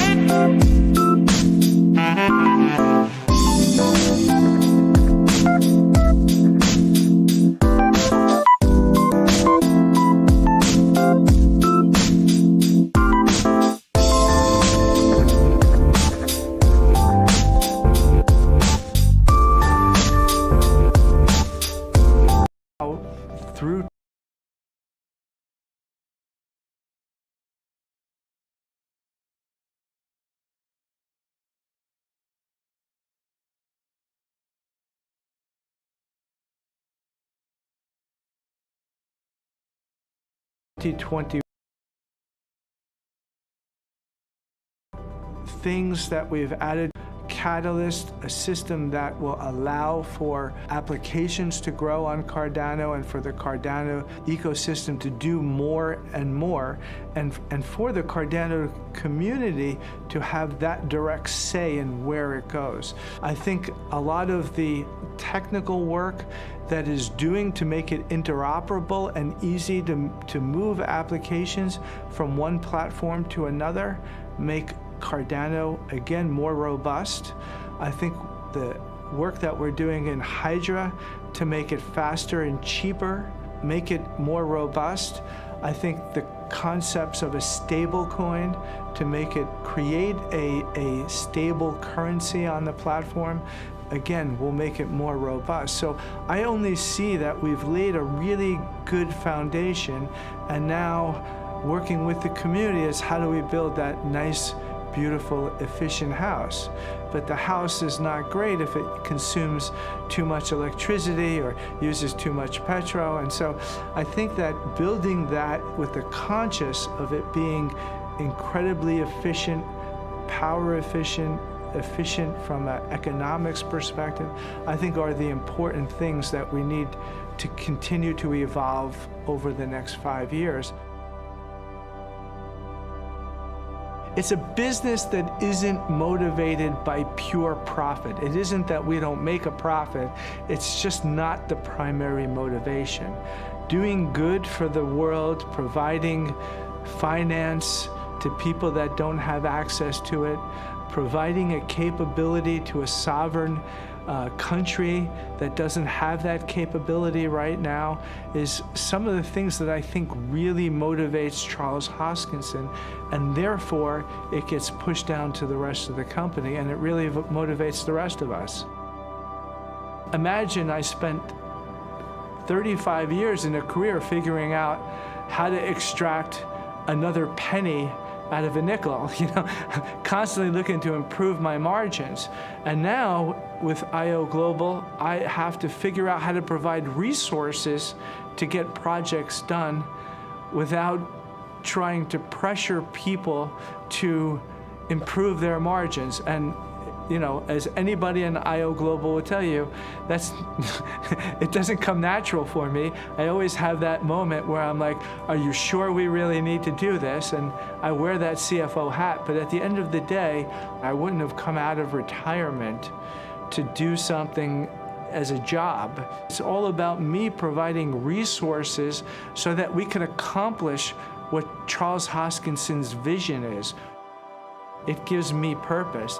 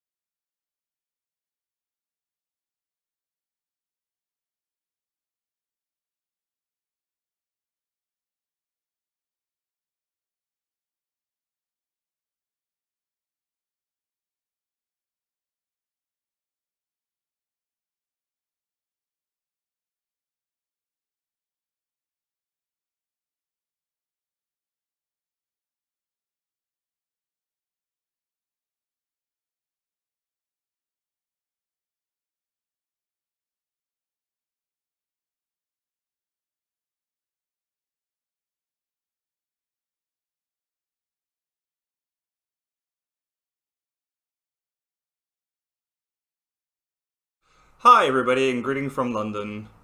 I know everybody must be excited about all the announcements that have already been made and many more to follow. We have some exciting news ourselves to share, and although the title of this talk is probably going to give away a lot, before I reveal everything, I would like to talk a little bit about wallets. So when we look at all the money or currencies that is associated with blockchains on public addresses, you can inherently know that these addresses have corresponding private keys or passwords, if you wish, to spend that money. The ability to spend that money and securely storing your private keys happens within a wallet. So you can imagine that the $2.2 trillion worth of cryptocurrencies are stored in some wallets in some way, shape or form. In this way, the typical assumption that wallets are merely intended to send and receive monies and view your balance is mute. It was in the early days of cryptocurrencies that you needed to have the complete copy of the blockchain in order to actually see the balance that was associated with your wallet. However, Satoshi envisioned a new type of wallet which would later be called the light wallet. Now, the goal of the light wallet is to have universal accessibility for everybody, regardless of the infrastructure that you have at your disposal. An almost inevitable consequence of making wallets lighter was the adoption of blockchain technologies on mobile phone and the start of making UI and UX better and easier for everyone. Looking at the growth of blockchain adoption, we can't fail to observe the enormous growth in wallet diversity. In recent years, we've seen an increasing diversity growing from simple swap functions to NFTs to over-collateralized loans, voting, yield farming, or even self-repaying loans. Those dApps have become increasingly more sophisticated and tailored towards an expert audience. By the way, if none of these previous mentioned features mean anything to you, please do stick around. Because in the end, we know that when technology reaches its saturation points for all the experts or early adopters, then the question inevitably arises, how do we make this accessible to all? So let's start thinking about this question. What is needed to make these products accessible to all? What are the gaps? As a product person, I always ask myself why people are doing what they're doing and what motivates them, and how can we do better? First and foremost, we need to make it easier for the majority of the people. Things like yield farming, UTXOs, epochs, or even delegation is detailed information that is not necessarily accessible to everybody, and we need to do better to make it more accessible. When we really look at everything that's in the market, and there is a lot, we need to come to the conclusion that we can't build everything for everyone. That means that we need to start thinking about modular wallets. We need to have core wallet features and then allow the user to decide what is important to them. We need to have some sort of a dApp store that the user can select what kind of dApps they want. When we open up the dApp store for developers to publish their dApps on it, we need to have some form of identity so that both the user and the developer can know and trust each other. So this means that we need to start having a notion of self-sovereign identity. You are the only one that controls your assets in the same way that you own your identity. You should be able to share and revoke access to it. On top of that, when we send money to friends, we don't want to scan a QR code or type in an address. We want to type in a name and transfer the money to the person without worrying about it. The same thing goes for voting. It's one person, one vote, and your identity is important in that. And yes, in the end of the day, when you do your taxes, the taxman needs to have your identity in order to prove your ownership. All of this needs to be core concepts within the wallet. Last but not least, security in your wallets. In your wallets are your funds, the identity you have, the art you bought. In essence, it's a representation of yourself within the blockchain system. This means that we need to go through extraordinary measures to secure the self. For this reason, we need to have hardware integration into the security, but try to do it in a non-invasive way. We can't have a trade-off between usability and security too much. But I don't want to keep this presentation as simply my musings around what I think the light wallet needs to look like. We actually need to start mapping out how these needs look like. Now bear with us, it's early days and we've decided to call this project Project 1. as in one wallet, one world for everyone. Many hours have already been spent on this, and lots of people from both inside and outside the community have shared their insights with us. And I would like to personally thank each and every one of them for their contributions.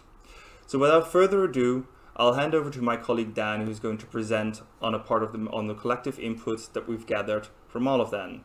Dan, take it away. Thanks, Alex. Hey everyone, I'm Dan Smith, broadcasting live from warm sunny London. Let's jump straight into Project One. As Alex said, Project One is still in its early development phase and it's evolving at a rapid pace. As well as being light, fast and simple to use, we've taken a modular product approach, utilizing both community and internally built products unified in one experience. Product One will truly be the go-to platform for our large user base. The journey begins when you download the Project One extension from your browser. We learned that our community wants to understand product features, fees, and the security in place as early as possible so they can make an informed decision to whether the product is right for them.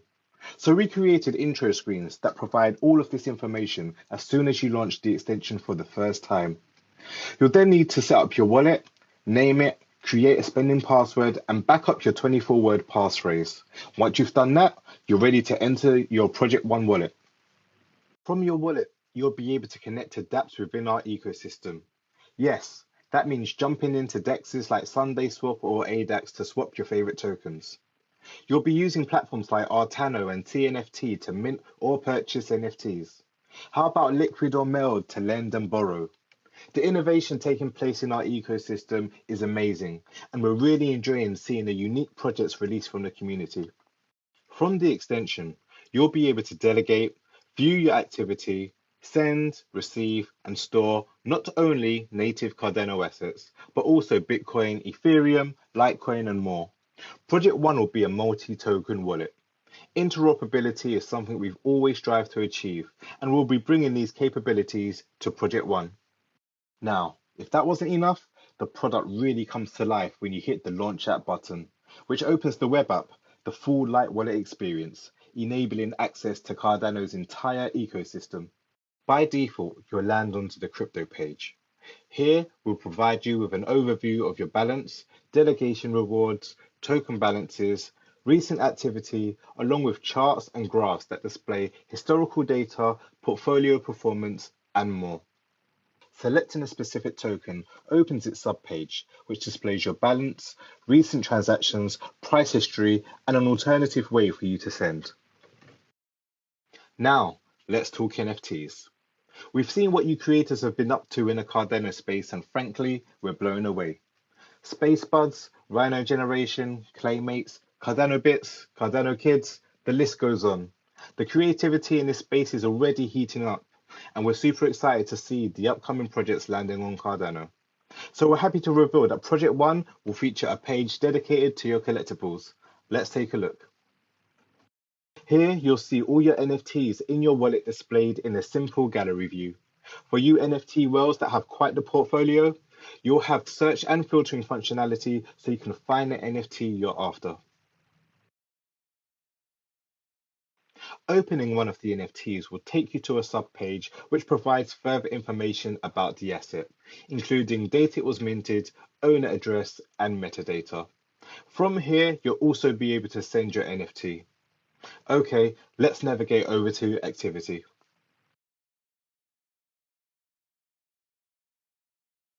The activity page provides you with your entire transaction and rewards history. One of the main features the community felt was missing from wallets is the ability to download your transaction history in CSV format. So you'll be pleased to know that we've added that functionality right here in Project One. You'll also be able to search transactions and filter by date ranges, specific tokens, and rewards. Opening up a selected transaction will provide you with added information such as the send from, to addresses, timestamps, transaction hash, and metadata. The Delegation Center is a new approach to how we showcase stake pools. We've learned that we need to design a system that provides an experience that ultimately enables users to make a more informed decision when choosing a pool to delegate to. We achieve this by providing filter and sorting functionality of pools based on your own preferences. We also have a category section so delegators can select the pool category that resonates with their interests. Whether it's art, mission-driven, country-specific, educational, or business-related, there's something for everyone. We've learned that this approach will help provide a more meaningful delegation experience to the community. And for those who are unsure about what pool to delegate to and need a helping hand, the featured pool section provides a selection of our recommended pools. We also learned that there needs to be more education on how staking works on Cardano, how pools are ranked, and how much delegators can potentially earn.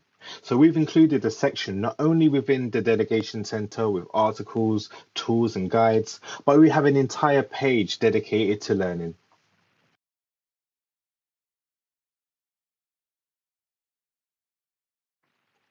Selecting a stake pool opens the subpage with further information about the pool, its performance details, and social links. From the stake delegation panel, you can enter the amount of ADA you want to delegate and start earning. Or, with multiple delegation baked in, you'll be able to delegate to multiple pools, which provides diversification and also helps to further decentralize the network. Let's check out the DApp store. Now, if you're a DApp developer, this is where you'll want your product to be listed. The DApp store is your gateway to the DApp ecosystem. You'll be able to search specific projects, navigate through our category section, filter through projects based on your preferences, and explore our new popular and trending DApp sections created by us.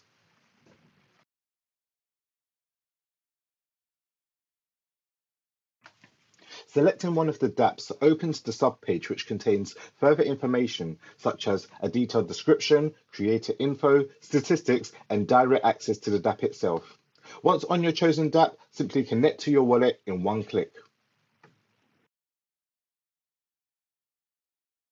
Simplifying the blockchain for mass adoption is a mission that drives our organization. This is why identity and privacy are two major focus points for us. Our concept for the Identity Center puts you in control of your personal data right inside the wallet. You'll be able to share and request credentials, control who can see what details, and revoke access at any time. By utilizing these capabilities from Prism, you'll be able to instantly prove your identity in a single click, allowing you to skip past the often long-winded KYC process when interacting with dApps that require it. And finally, let's go over to voting. Each ADA holder is a voice in our ecosystem. Your holdings give you voting power. Don't forget that participating in the governance is rewarded, giving you the unique opportunity to decide about the future of Cardano whilst earning rewards. Our vision for the voting center allows the community to participate in the governance of Cardano by voting on improvements and new project proposals directly from Project One. As mentioned earlier, Project One is moving at a rapid pace. We'll continue to work with the community to create the best user experience possible for this product. So please do watch this space for further development on Project One. And that's all for now. I'd like to give a massive shout out to those from the community that took part in our interview and testing sessions. If you'd like to take part in these sessions, please reach out to the community team. Until next time, cheers.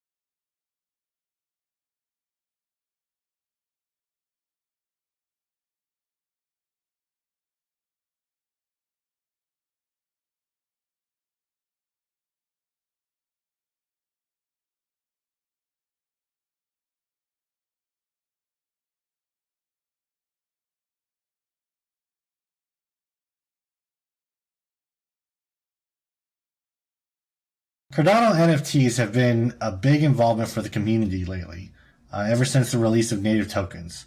We've seen a lot of fascinating projects sprouting up and massive involvement in things like Catalyst. What we aim to do and get out there with is deliver a new collectible system and other means in order to use these NFTs. NFTs have many use cases, and we're seeing them more and more out there in the community, from marketplaces to creators, artists, to video games, and also the tying of NFTs to physical objects. NFTs present a new dynamic for us to use in order to do things that couldn't be done before in new and exciting ways that are more efficient using blockchain. NFTs, as we see them right now in the ecosystem, is more in the collectible art space. I like to call this level 1.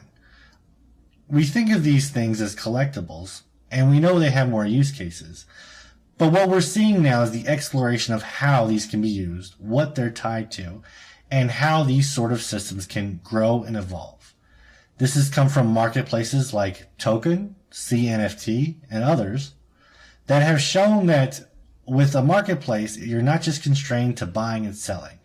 You're also looking at creators having a good hub and a way to reach their community and the world itself, and also for different features and different ways to expand on how NFTs get distributed. An interesting way to do this is through auctions. We are all exploring secondary markets, and also how these NFTs can be integrated into other things like blockchain games. Blockchain games with NFTs is a very exciting concept, where if we think of something like World of Warcraft, or we think of something like racing, you can take an NFT that's tied to something, whether it be a weapon, a skin, or something of that nature, and you can take it to market. But with Cardano and blockchains itself, you're not restricted to keeping that item, that NFT, within that marketplace. You're allowed to take it to other places to increase that exposure. So what you're doing is creating opportunity for yourself as a seller, reaching new fan bases, and you're creating opportunity for that game as well, where people are going to wonder, what does this go to? Or, that's cool, I've got to check this out. And that's what the Cardano ecosystem and community is all about. Expansion, adoption, familiarity, and growing the base. What we're seeing more and more are these drops coming out, and people are getting very creative with how to do it. If we look at wallets, we don't quite have the Web 3.0 wallet yet, but the community itself has rallied together to put together ways for you to buy these in ADA, ways to combine these with fiat options to on-ramp people, and how these can be absorbed, these orders can be made, and then in the end, how the funds are distributed, whether back to a bidder or to a creator doing the exchange handoff.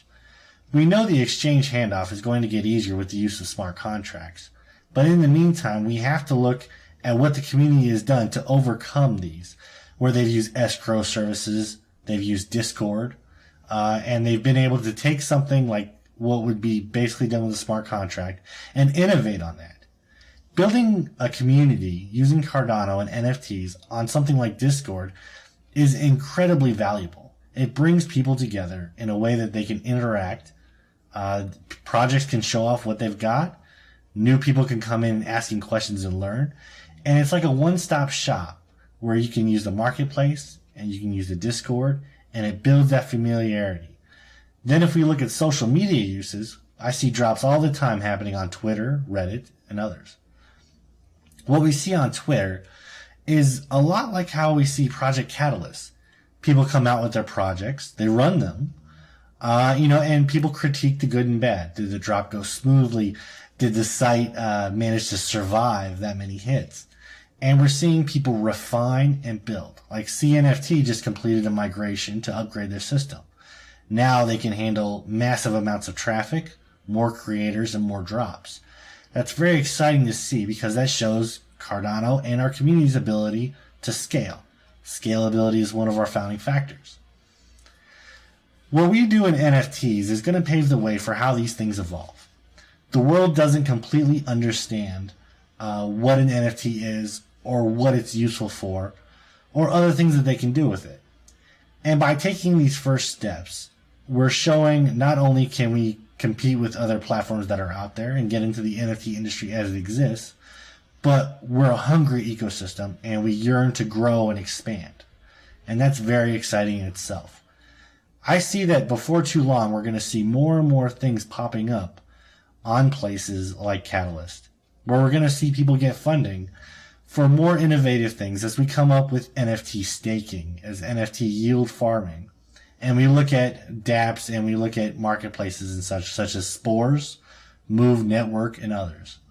We're also exploring partnerships throughout the NFT industry to get Cardano out there to capture that new user base, where they may not be too happy with Ethereum fees, Polygon is just there, or they might just be looking to do something more creative or innovative, so that we can serve both the people that are Cardano fans and also the people that are looking for these pieces and love to collect them.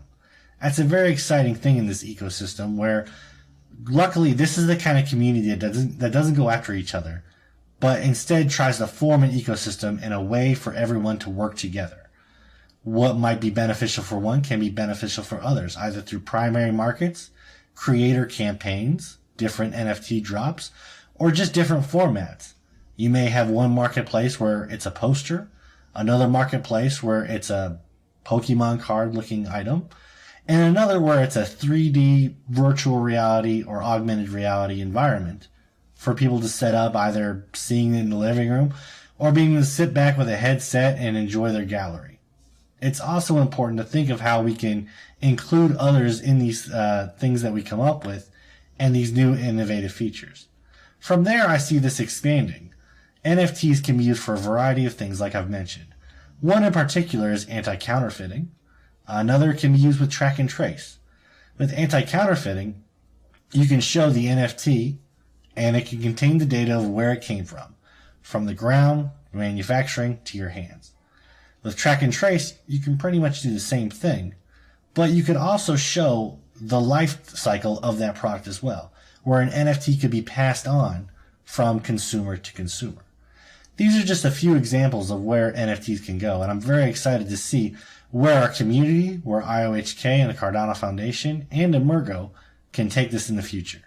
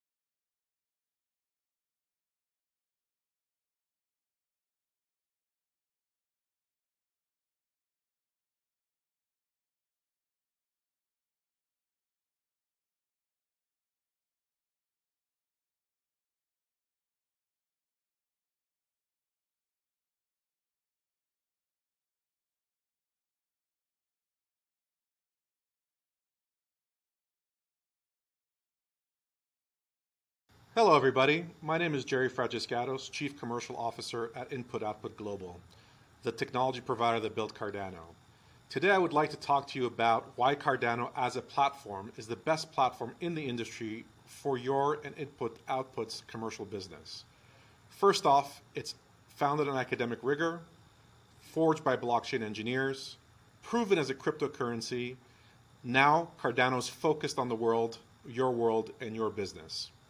Our mission, to keep it simple, is to rapidly create and expand financial, governance, and social systems for a world that empowers people to take control of their lives.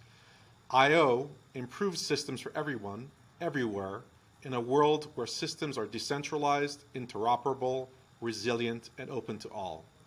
IO is where people's dreams are realized. How is this possible? Cardano has been built in layers that together make it sustainable, safe, interoperable, scalable, and decentralized, as well as ecological. Let's talk about some of the most important components of these layers from a commercial perspective. I will cover the foundation, the layers, the builders, and the incredible results that are possible. Let's start with the foundation. The foundation level, or layer 1, is powered by the Ouroboros protocol and is proof-of-stake consensus mechanism. Ouroboros is far more energy efficient and cost efficient than proof-of-work systems, and is backed by cutting-edge research in game theory to incentivize good financial behavior and create a stable system. Ouroboros has been built from the ground up through peer-reviewed academic research and evidence-based development methods.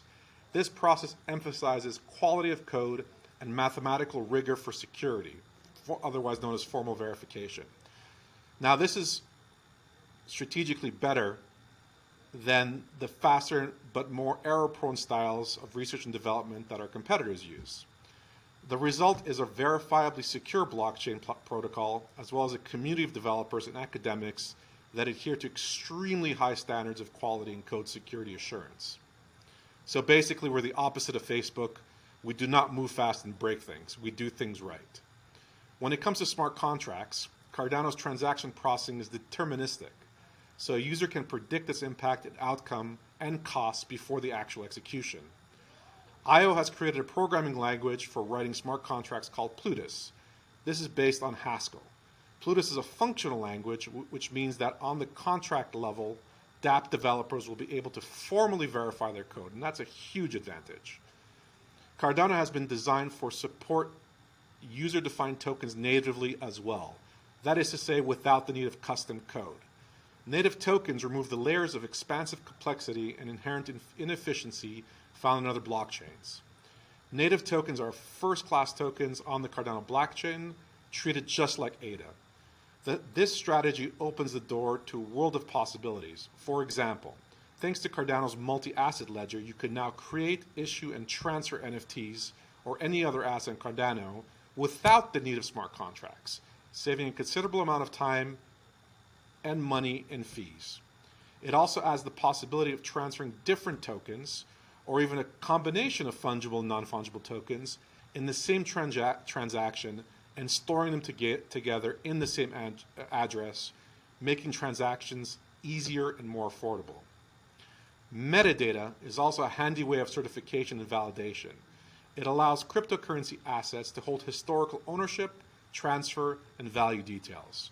While earlier blockchains supported very low data, 40 to 80 bytes of metadata, Cardano's transaction size are currently around 16 kilobytes.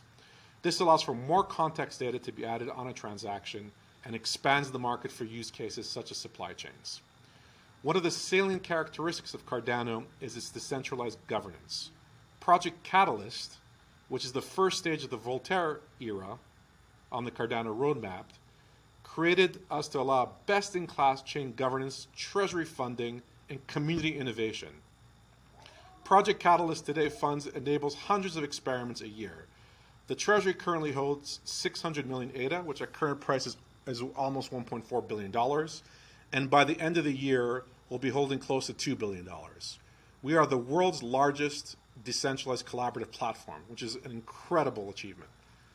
Effective governance is vital to Cardano because it gives the power to shape the blockchain for its users. Now let's talk about the other layers. let's talk about that enable solutions and services. Moving to layer 2, we have built solutions and services on top of the foundation. These bring in users and act as tools to enhance the core functionalities of Cardano. The Atala Suite is the first of these. Atala Prism alone is bringing millions of users into the Cardano ecosystem by giving them digital and economic identities. These identities have been used initially to verify educational credentials, but imagine the world of possibilities for these students as they enter the world of international business with a verifiable ID and credentials. An employer in New York, for example, will know with 100% certainty that a graduate from Ethiopia is both who he says he is and that he has the qualifications that they claim that they have. To further improve Cardano scalability, we have Hydra. Hydra is the culmination of extensive research and a decisive step in enabling decentralized networks to securely scale to global requirements. As a first-class state channel protocol, Hydra will vastly increase the number of simultaneous transactions that Cardano can support, while ensuring transaction fees are close to zero for the end user. This is incredible, groundbreaking technology that once it's built will open up a massive market of opportunities. There are many more components in the layer 2, such as functional wallets like Daedalus, Yoroi, and the Light Wallet, as well as the Cardano Explorer and sidechains. The use of sidechains means we can build countless solutions and services for our clients, and where there is a limit, there's a solution in the roadmap to break it. And this list of components keeps growing as our ecosystem of strategic partners expands. Now let's talk about the builders. Already there are over 160 partners in the Cardano ecosystem who are bringing value and enhancing the platform's capabilities. These include oracles, payment systems, incubators, programming languages, wallets, and research and education institutions, just to name a few. This ecosystem continues to grow for the benefit of everyone wanting to make good use of Cardano. All right, now let's look at some of the numbers that tell us about the incredible growth and adoption of the network. So Ouroboros, the proof of stake protocol, is the #1 proof of stake protocol in our industry. It has almost 3,000 stake pools operating in a fully decentralized network. It is the most highly cited proof of stake scheme in the blockchain space with over 100 plus research papers, and there are 28 IO staff have entries in Google Scholar, more than the rest of the top 10 cryptocurrencies combined. Also, based on this solid foundation, these layer 2 solutions that power the Cardano ecosystem, ADA is currently the #3 cryptocurrency by market cap, which is an incredible accomplishment.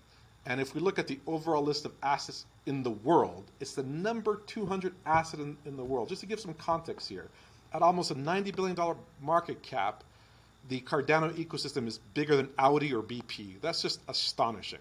Just shows the power of systems of this type. Atala Prism is also the #1 sovereign and digital identity solution with millions of users in Africa that are being onboarded.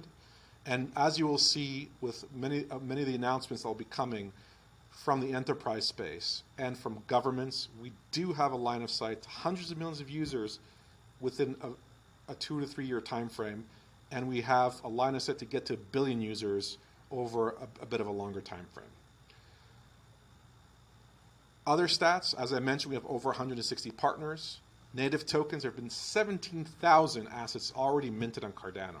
There are 30,000 daily transactions and 100,000 people participating in Cardano DevOps channels. Catalyst, as I mentioned, is the #1 governance solution with 6.8 million in total distributed among 158 projects to date, 30,000 voters, 800 proposers, and a treasury that's going to approach almost $2 billion in a short time frame. Now, what does that mean from a commercial standpoint? So I run the commercial department within IOG. Given these capabilities and the opportunities in our pipeline, we've almost doubled our team in the past year, and we are 42 people and hiring. We have over 400 commercial opportunities in different stages of engagement, and have a list of at least 100 that we're currently engaged in, and we're looking to expand from there. We are going to build an ecosystem of certified partners to share the leads and expand the menu of options for our customers to give the best experience for all enterprises and governments and small businesses and so forth wanting to work with our products on Cardano. We are set to expand our automated tools for service delivery to provide more efficient solutions to customers, which will help tremendously. Years of effort by our researchers and ecosystem have created a perfect island from the ground up, where what you build works the first time. Not only that, Cardano aims to provide the best experience for issuing assets and the best experience for developing smart contracts. We have a path to bring millions of developers in the ocean into the Cardano ecosystem with a unique and beautiful experience, and we have the toolkit to build innovative solutions. We and Iowa's commercial team are going to use this toolkit to give first-in-class solutions to our customers. We will continue to seek out new market needs and demand to expand our services, joining the amazing Cardano community in building this new global system. With all of the above, Iowa's commercial department has seen an 100x year-on-year growth in terms of value provided to clients. You will be hearing about our latest nation-state level initiatives, as well as the first large-scale enterprises entering the ecosystem that made this possible. We have just paved part of the path and proven that this is possible. This is also possible for anyone who wishes to enter the ecosystem. Now that the full power of Cardano has come to bear, the next phase of growth and adoption will be done through consortia, alliances to the benefit of all, and now with smart contracts, the future is truly exponential. Thank you all very much, and looking forward to our future collaboration.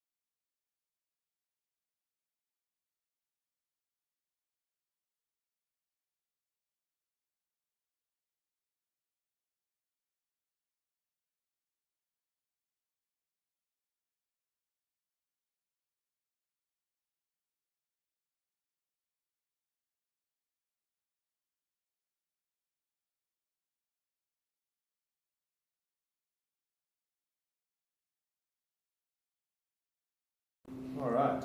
Can you say your whole name, position, and... My name is John O'Connor, and I am the Director of African Operations at Input Output. So one of the challenges that NGOs face is how to incentivize good long-term actions. So if you go and you build a well in a village and you put there, electric or a diesel pump, how do you make sure that someone's maintaining that pump after the NGO's left? Well, one of the things that blockchain is really good for is incentivization strategies. Somehow or another, with Bitcoin, you've got hundreds of thousands of people all the way across the world running a piece of software that verifies and looks at the network to make sure that transactions are authentic. So these kind of incentivization mechanisms are sort of a core strength of blockchain technologies and something that we're looking to apply into the impact space. There's a great expression that any sufficiently advanced technology is indistinguishable from magic. And this is really where we think the industry is going to go. As the industry matures, we expect blockchain and crypto to disappear from view and eventually just become the plumbing that's in your house. No one talks about the plumbing in their house, but you know when it's not there. So decentralization and lack of central ownership is never really a problem until it becomes a problem. In an ideal world, payment networks, which are owned by companies like Visa, well, they wouldn't be so expensive to use. So when we come up with this idea of trying to build a distributed and decentralized financial network, it's really just to stop the worst from happening. And the worst from happening is these centralized systems fail, that they're manipulated or shut down by central authorities. So for us, the concept of decentralization is really about building safeguards by creating a network that's cheap, fair, and easy for anyone to access. Africa is crucially important for blockchain and Cardano in general. Not only does it have one of the fastest growing populations as a continent, but it's also a continent where innovation and technology is common. Mobile money actually began in Kenya. M-Pesa, which was launched by Vodacom, by Safaricom, now accounts for 80% of all transactions in the Kenyan economy. This is 80% of all transactions happening in digital money. So when we talk about Africa and its place in blockchain, we expect the next set of innovations to really be fastest adopted within the African continent. So the Ethiopia deal with the Ministry of Education was to produce 5 million digital blockchain-based identities for the education system. The system would track educational performance for students and make it easier for the Ministry of Education to be able to allocate its resources across the country. The significance of this deal was that it was the first nation-state blockchain adoption deal really of its kind. 5 million users puts it squarely in one of the biggest deals done in the year. And this really gives us a lot of credibility to now go and start working with other governments and other stakeholders to be able to implement and deploy our technology more broadly across the world.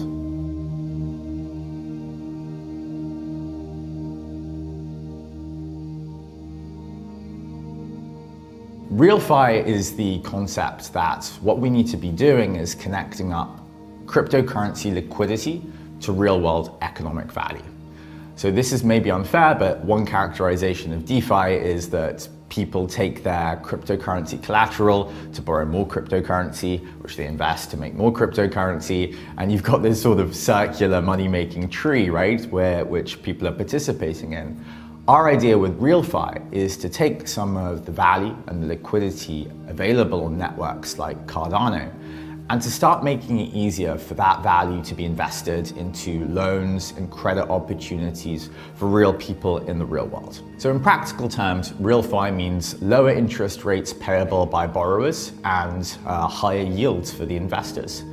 Within the Kenyan example, an SME might pay up to 48% APR. A US holder of ADA would probably be quite excited with a 25% a year interest rate.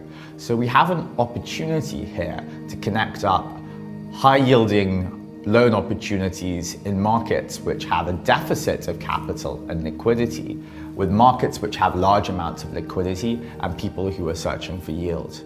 So really, RealFi is about trying to make the world a smaller place and connecting up capital opportunities with those people who have it. Typically, someone can only ever get a loan from a local capital provider, maybe a local cooperative, and this also means that they pay a higher rate of interest. So by enabling digital identity, we broaden the pot of capital which people can apply to, and ultimately reduce the interest rates which they may pay.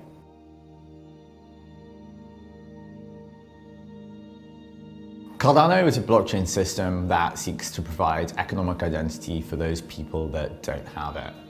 So what does this mean? Well, when we say that traditional banks have not been banking their rural populations, it's not because they don't want to, it's because it's too expensive for them to do so. Cardano seeks to innovate on this by providing cheaper financial rails and lightweight digital identities, which makes it economical for people to participate in a global financial system. I hope that Cardano will be involved in many different parts of someone's life.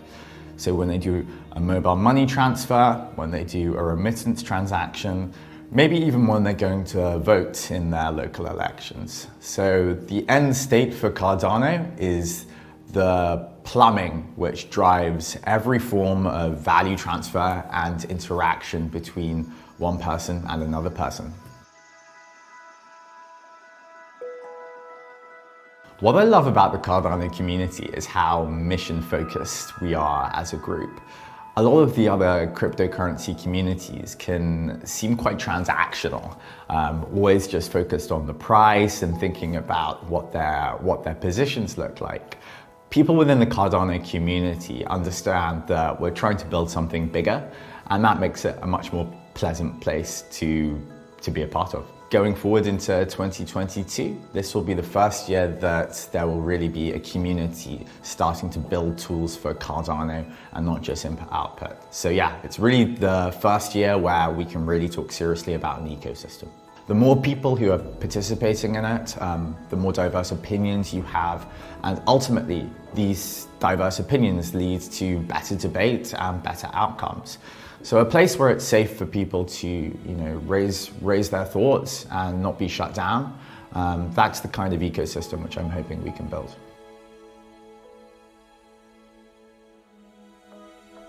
Within 10 years, I hope that Cardano's hit its billion users, that we're driving loans, financial value all across the world. I hope that mobile money systems are all running on Cardano rails. When it comes to the next 100 years, I really have no idea. So if I'm around that long, then I hope to see it. Goguen finally allows us to start building financial contracts. So an insurance contract, a derivative, a swap, a lending contract. None of these things were possible on Cardano until this moment. We have Plutus, our smart contract scripting language, and Marlow, which is more focused on financial contracts. Together, this means that not only can we port over large pieces of the Ethereum decentralized finance ecosystem, but also start innovating by ourselves within the ecosystem to start taking these concepts forward and shifting us from DeFi into the RealFi era.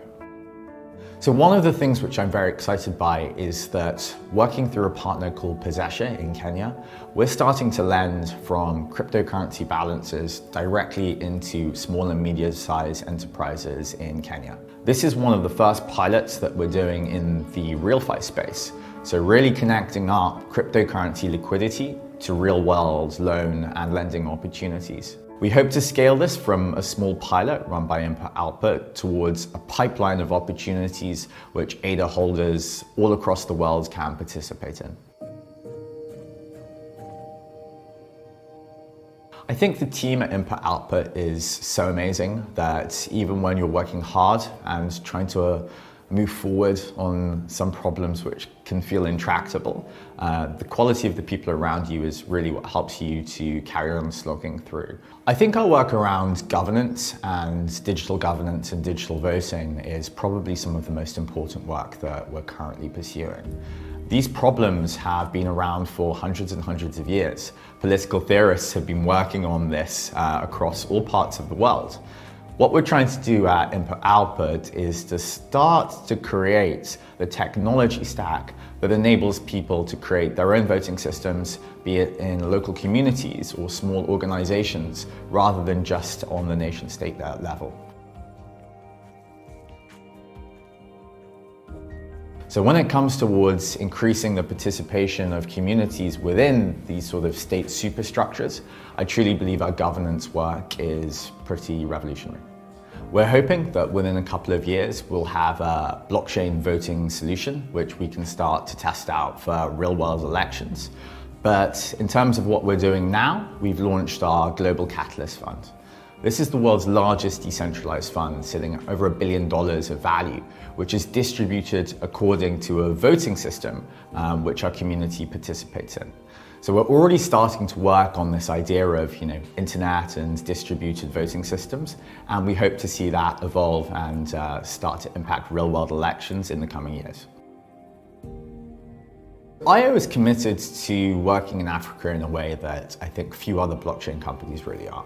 I'm based in Ethiopia, which is where we head up our African operations, and we're looking to expand and open offices this year within Kenya and also South Africa. We're running a developer training course for people who want to learn Plutus in January and February in Ghana. We'll be training 70 students there on how to write our smart contracts, and that's really just the tip of the iceberg when it comes towards the investment and the commitment we're making across the continent.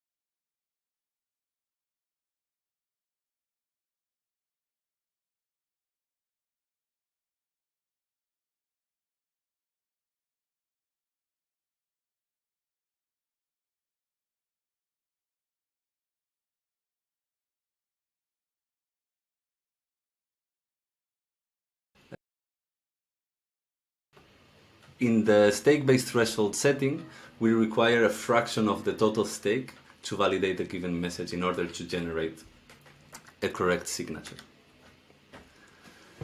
Mithril does not include any additional trust assumptions. So we achieve this certification of consensus without including any additional assumptions other than those which are already present in proof of stake mechanisms. And finally, a problem which is very relevant to Cardano and more generally to that of proof of stake blockchains is that of fast chain bootstrapping. So by having this signature scheme, we can have the different stake owners of the system to validate given checkpoints of the chain history, so that when we have a new client or a client that has been offline for a long period, rather than going throughout the whole transaction history to validate the final state of it, it simply needs to go through these checkpoints in order to be convinced that the final state is valid. So having given this overview, I'll now hand it over to the other speakers. And firstly, we'll have Piros that will talk about the protocol design in a little bit more detail. Then we'll have Roman that will present some use cases of Mithril. And finally, we'll hand it over to Galois and Idyllic Vision, which are IOG's strategic partners for the development of Mithril, so that they can discuss how they will develop the protocol. Thank you, and I hope you enjoyed the talk. So, I'm Piros. I'm a researcher at the University of Athens Blockchain Technology Lab, and I'm one of the co-authors of the Mithril research paper.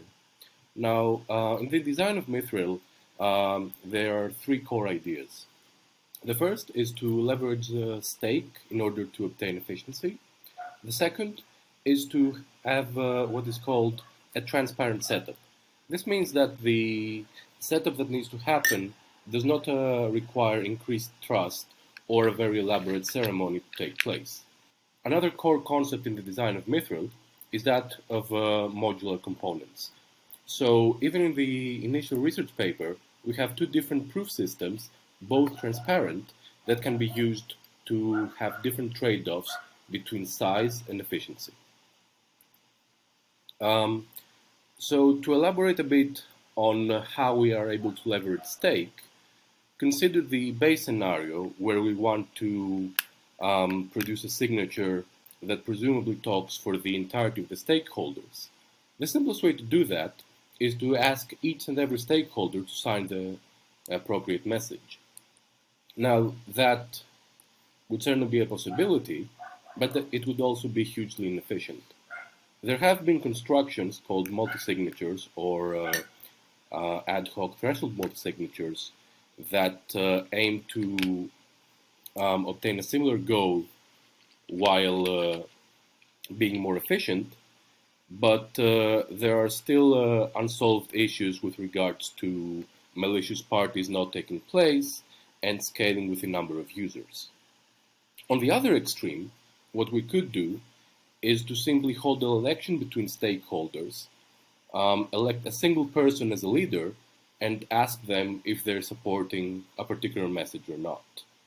That might work, but there is a high probability that the user we select might not be an honest player.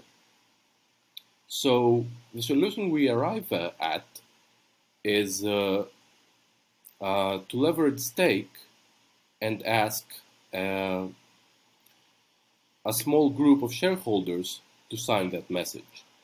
So a more practical solution is to only ask a certain number of shareholders to sign this particular message. We do that in the following way. We will hold M individual lotteries, and we will consider a message to be valid if it has been signed by K different winners over those lotteries. Now, the way we do that is that we let each user attempt to sign the message and then pass their signature through what we may consider a lottery function. Now, this will allow individual users to check if their signatures are eligible as winners of lotteries and output those signatures without waiting. This is different to what is happening on standard blockchains such as Cardano, where slot leaders need to wait for the time their slot is active in order to participate. Then, once we have case signatures over different lotteries, we can aggregate them into a single Mithril signature. Now, in practical terms, the design of Mithril features three phases: setup, initialization, and operation. And we have built Mithril in such a way so that it is simple to reinitialize it without repeating the setup. This will be very relevant in some of the applications, as the initialization varies with the stake distribution. Now, to set up Mithril, we need to fix the group setting where the cryptography will take place, select the index range M, which is, simply put, the number of elections we will be holding, and the quorum size K, which, again, is the number of election winners that need to sign a signature for it to be accepted. We also need to provide a reference string for the proof system, but as we've already mentioned, this can be done in a transparent manner and does not require any high trust assumptions. Now, for initialization, the first thing to do is to update the stake distribution. This lets every stakeholder know how much stake they're holding. Then each stakeholder is responsible to register their keys, and this can happen either on or off the chain. But as it is a common function on most blockchains, this can be performed relatively cheaply. Finally, the stake distribution and attached keys are compressed. In the design we have, this is done via Merkle tree. This allows Mithril signatures to then be verified against a single hash that represents that Merkle tree. So the size needed, the size of the state needed to verify a signature can be kept low. In the operation phase, users are able to produce, aggregate, and verify Mithril signatures.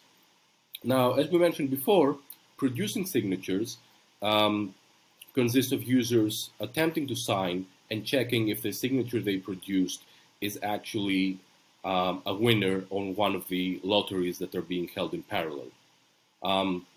If that is true, the users will broadcast their signatures, and if there are enough signatures supporting a particular message over different elections, then they can be aggregated into a single Mithril signature.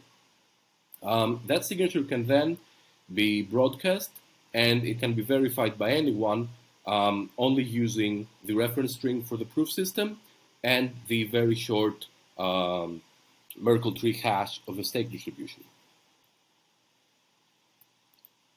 Right, so to finish with the design, we'll go through the process of a single user creating a signature with Mithril. So to start off, a user will check the amount of stake they're holding and pass it through a score function to obtain their score threshold T. Then they will attempt to produce a candidate signature S. Now, for each index, they will evaluate whether the candidate signature they produced paired with the message they have just signed and the index number of the lottery they are checking against produces a score value that is less than their threshold T. If that is true, then the candidate signature they produced has actually won the lottery on that particular index number. If not, they will just try the next one up. Now, after they have tried all possible indexes, they will have potentially one or more indexes for which their signature S is actually valid.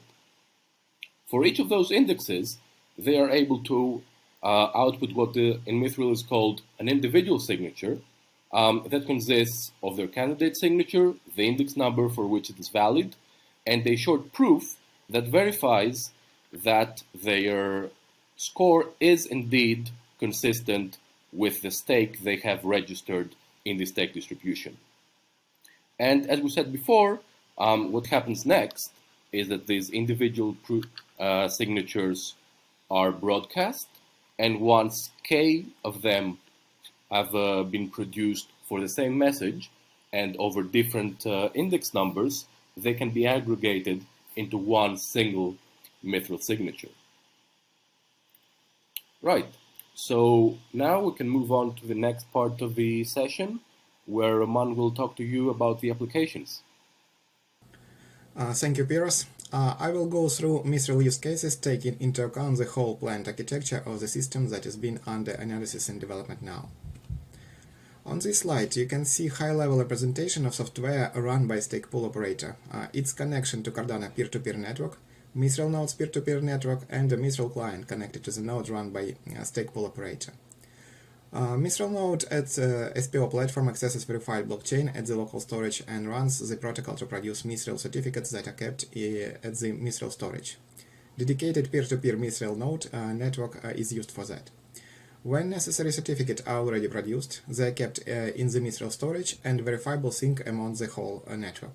Thus, the stake pool operator is ready to share both the full Cardano blockchain as well as the list of valid Mithril certificates for it. Next, when a Mithril client connects to the network, it requests a list of Mithril certificates and asks only for header of the longest chain of the Cardano blockchain. Several SPOs can also be independently used for that. Then the Mithril client verifies that certificates fully confirm the obtained Cardano blockchain. The whole procedure is a lightweight one and will not require involvement of significant network storage or computation resources. Let us also note that Cardano full node sync and fast sync with Mithril procedures are not mutually exclusive. They can be run in parallel. Mithril fast sync will be later confirmed by the full node sync. On this slide, you can see what amount of work we can securely meet using the Mithril approach for the base consensus taken in Ouroboros Classic, taken just for example. Already having a list of slot leaders, we need to parse the transaction within the commitment stage and extract from their randomness commitments for the next Ouroboros epoch. After that, it is required to keep the stake distribution snapshot while blockchain grows with regular transactions. After that, all transactions within the open stage must be processed, and randomness open transaction must be extracted. If some commits were not opened during this stage, an extra protocol is run to reveal randomness, with additional real transaction put on the blockchain. Only after that, a list of slot leaders and their public keys are known and can be used for verification. For next-gen Ouroboros protocols like Ouroboros Praus, Genesis, and so on, the procedure is more advanced, but also can be verified with Mithril. When we apply Mithril signatures, all this complexity is replaced by extraction of several blockchain transactions via block Merkle tree and lightweight verification of Mithril signatures.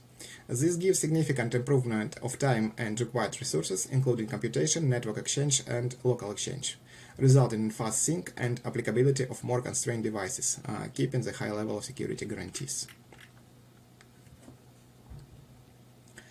On the next slide, you can see another Mithril use case. Besides fast and secure sync of the full node run by Delos Wallet or stake pool operator software, Mithril can be run on mobiles with a fully trustless approach. The mobile client is a Mithril client that uses its certificate obtained from the Mithril node. The procedure is comparable with the SPV verification for proof-of-work blockchains, and with advanced security settings, it is potentially more efficient than SPV blockchain verification. The same procedure may be applied to implement so-called wallet-as-a-service add-ons. Imagine that some user software requires to process transactions on the Cardano blockchain, like in computer games or somewhere else. There is no option to implement a full node wallet, but this user software may use Mithril signature for trustless access for external APIs. Here we get lightweight, trustless, and secure operations with Cardano blockchain provided for external software. On the next slide, we can see a further application of Mithril signatures for running sidechains.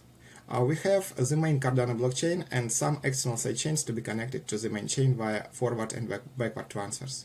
Moreover, these sidechains might have different consensus protocols. Application of Mithril also allows efficient, lightweight, mutual blockchain state verification, like for already given examples. Thus, certificate validate the current state of the specific blockchain, as well as correctness of forward and backward transfers in a secure way. And the last example of Mithril we thought about till the moment is stake-based voting application and governments. Regardless of the voting protocol complexity, there is a total results for elections made by this protocol. The voting protocol should provide universal and individual verifiability, as well as other important properties. But total verification may require significant computation effort and storage amount, as well as underlying synchronization of blockchain. Mithril signature may be used for secure and lightweight total verification in this case. The stake-weighted voting procedure is also useful in governance, when stakeholders go through a decentralized decision-making process and provide the final result in an easy and verifiable way. As for now, that is all about the main application fields of Mithril we already thought about. As you can see, there is a deep math theory and security proof behind it, as well as a wide range of application options. And now I am passing the word to implementation team. Joel, the stage is yours. Thank you. Hi, I'm Joey Dodds with Galwa. We're the group that's going to be developing a prototype implementation of Mithril. I'll start off by letting you know who Galwa is. We're an advanced R&D firm. We spend most of our effort working on formal methods, cryptography, and correct hardware implementations. And we tend to work for quite a wide range of clients. Our main client is the US government, including the Department of Defense and others. We've also done extensive work verifying, formally verifying cryptography with AWS and blockchain companies. And we've done numerous other cryptography services with a range of commercial clients. We're very excited to be working with IOHK. Galwa and IOHK have a lot in common. Both companies really enjoy formal methods. We look to use advanced formal techniques to make everything we do better. We are a Haskell shop primarily. We spend a lot of time working in Haskell, but we do it when it makes sense. Haskell is not always the right tool for the job, including in this case for the initial implementation of Mithril. And whenever we get the opportunity to, we really like to transition technologies that are enabled by cryptography. And we're going to be undertaking a prototype implementation of the Mithril protocol. So we're taking all of the theoretical work that's already been done on the IOHK side that you can read the papers about, and we're going to create an implementation in Rust. And the reason that we're using Rust in this case is that it's going to be ideal for very fast but also safe prototyping in order to show that Mithril is going to make sense when it's implemented in code. There's already a healthy cryptography ecosystem in Rust that we'll be able to pull from. There's numerous existing open source efforts that we'll be able to utilize in this effort. And we're going to be taking, again, the IOHK research directly out of the paper and implementing it. So what we're eventually gonna release is going to be an open source repository that's complete with a fully documented Rust API that's meant to be easy to use. But also it's going to include the ability to use multiple proof schemes, as we mentioned earlier in this talk, and those should be able to be swapped out without having to worry about what's going on under the hood. So it should, initially we're starting off with the simpler of the two schemes, but then later on we're going to move to the more complex scheme, but that also uses smaller signatures. The implementation will also be delivered with a full test suite to help developers understand what's going on internally, but also to ensure the correctness. And then we're also going to be developing thorough benchmarks to give a great sense of the performance of this library, as well as to provide ongoing information about performance as the library evolves. So right off the bat, we're going to deliver an implementation of Mithril. This first implementation is only the beginning of where we might take this work. Following on, as we mentioned, we might be able to do smaller signatures with bullet proofs. So this involves being able to swap out the proof method for the smaller proofs. What we're delivering, while it will be fully documented and tested, will still be a prototype implementation. There will be lots of work to do in making this production ready and making sure that it would be ready for prime time. And in the long run, again, Gala's specialty is formal verification, and so we're really excited about the opportunity to do formal proofs about the correctness of Mithril going forward. Hello, my name is Alexander Brezhnev, and I'm a co-founder and CEO of Idyllic Vision. And our vision is that we can solve some of the biggest challenges in the world using blockchain and self-sovereign identity. And together with our partners, right now we're building a self-sovereign identity protocol based on zero-knowledge proofs that allows centralized and decentralized organizations to verify identities of their customers without acquiring and storing personal information of those persons. For example, you can prove that you are over a certain age without showing your documents and sharing your date of birth, or prove you reside in an eligible country for a specific application.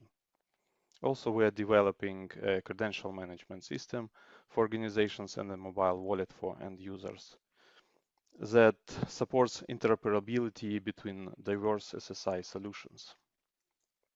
And our previous experience includes projects we built on public and private blockchains, various blockchain scaling solutions, and a few past projects in partnership with IOHK research team. So involvement with Cardano and Mithril is a natural evolution of our fruitful cooperation. In the current project, we are planning to implement a proof of concept of Mithril node in the following months. We will begin with creating a blueprint of solution architecture, define a number of system components that should be developed and organically integrated into the existing infrastructure. This includes integration with Mithril crypto library and Cardano node, and also networking layer for communication between nodes. The result of this phase should be integrated into the Cardano to enable fast bootstrapping of the node and add support for extra functionality like lightweight clients, as already mentioned. This might look straightforward, but there are challenges to solve. We need to solve how network discovery should work, how do nodes exchange keys for the threshold multi-signature, how do clients verify certificates. So as you can see, we have a lot of interesting work to do and challenges to overcome. And that is all I have for today. Thanks for listening. All right, so this is the talk for today. I hope everyone enjoyed the content of it. As you can see, we have a lot of exciting work in the near future. And do follow closely the progress of Mithril, and we'll hopefully see this soon being used in Cardano. Thanks for listening, and see you in the rest of the summit.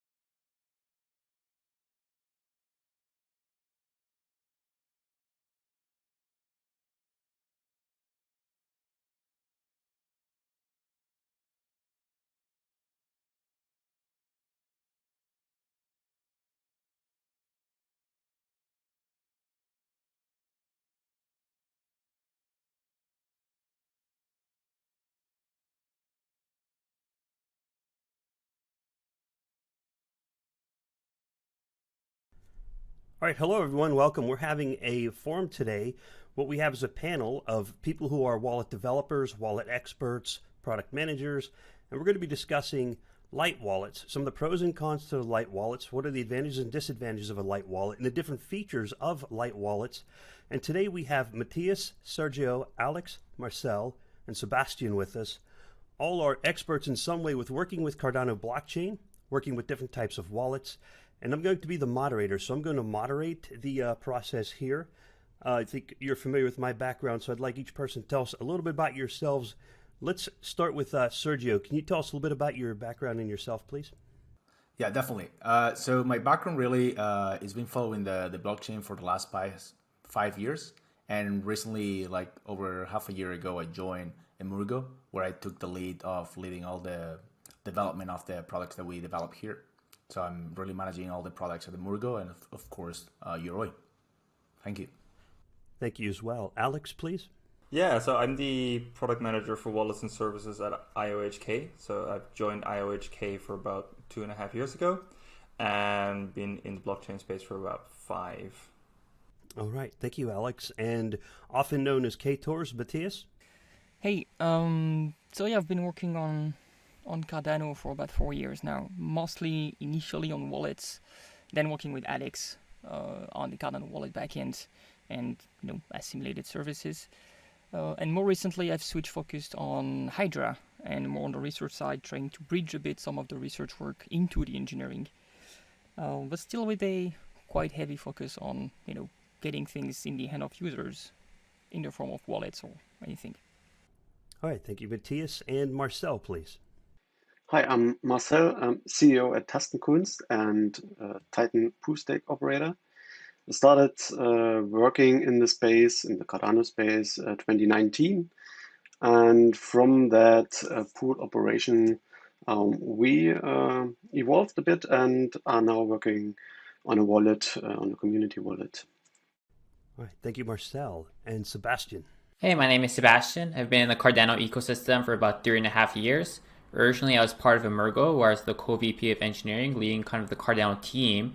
So at that time, I was leading the Yoroi wallet development. I was also working on specifications for Cardano related to wallets. And I was also leading the development of the REST SDK for Cardano that's used by most wallets today. Nowadays, I have my own company that I started with Robert Kornacki and Nico, who's also ex-Emurgo. And our core focus right now is trying to enable Cardano to talk with basically Solidity smart contracts. And that includes the full stack from being able to chain the smart contracts together to integration into wallets as well. Awesome. Thank you, Sebastian. So we have the representation from different areas of the community here, Adrestia, Yoroi, Daedalus, and soon to be becoming a form of Daedalus light wallet, and CC Wallet Cardano Community Wallet. So good representation here.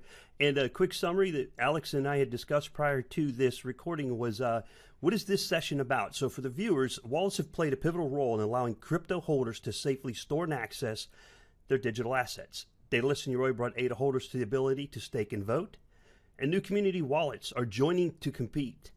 In the session, you'll learn about some of the innovative ideas that will inspire the wallets of the future. So with that said, let's get started into what we're discussing here. We touched on our background story. That was one of the initial, like who's who in the zoo here. The next one is, should I stake my ADA on an exchange, and what are the pros and cons for using light wallets? And we don't have a specific format, so whoever would like to touch on that first, going into the pros and cons of why users should use wallets as opposed to exchanges, and what is the advantage of using a light wallet? Well, I'll start with that one as an easy one. I think the majority of sort of like crypto enthusiasts will probably be very much against staking your ADA on exchanges. Like, there's the old saying that not your private keys, not your money. And actually staking your ADA on an exchange, it's the exchange that is making the choice for you. So it's almost you're taking away your voting power, and then your delegation power in this case. So I definitely personally wouldn't recommend doing it on an exchange. However, there's always the trade-off between full nodes and light nodes, where if you have as we call it, a non-custodial, or you have the private keys of your light wallet, that can be like a very fast and light experience. While the full node wallet will be a more secure, albeit a bit heavier experience for the user. So yeah, it's dependent on what kind of user you are, really. Yeah, and if I can add to that as well, if you don't mind. So one of the benefits of Cardano is that everything is done mostly on the base layer through the same kind of address scheme, which means that if you have your own wallet as opposed to having your ADA on an exchange, you can hold NFTs at the same time that you're staking. You can use smart contracts at the same time you're staking. So not only does taking your ADA off an exchange allow you to stake your ADA and get the rewards yourself, it also allows you to take advantage of all the other kind of features of the Cardano blockchain and the whole rest of the ecosystem. So, this is the best thing to do. And at the same time, if you take your ADA off an exchange, you can then delegate it to a single pool operator. And so you're helping to decentralize the network. And especially if you're a DeFi user, helping to decentralize the network is hugely important, because that'll make DeFi applications on Cardano safer and faster as well. Thank you, Sebastian. So can we go into what are the advantages of using a light wallet as opposed to a full node wallet? And I got to tell you, one of my favorite full node wallet is, of course, Daedalus. I've used others like Emerald, but when it comes to full node, there's a little bit of a burden on the user. So what are the advantages to a light wallet? Why would users want to use one of those instead of a full node?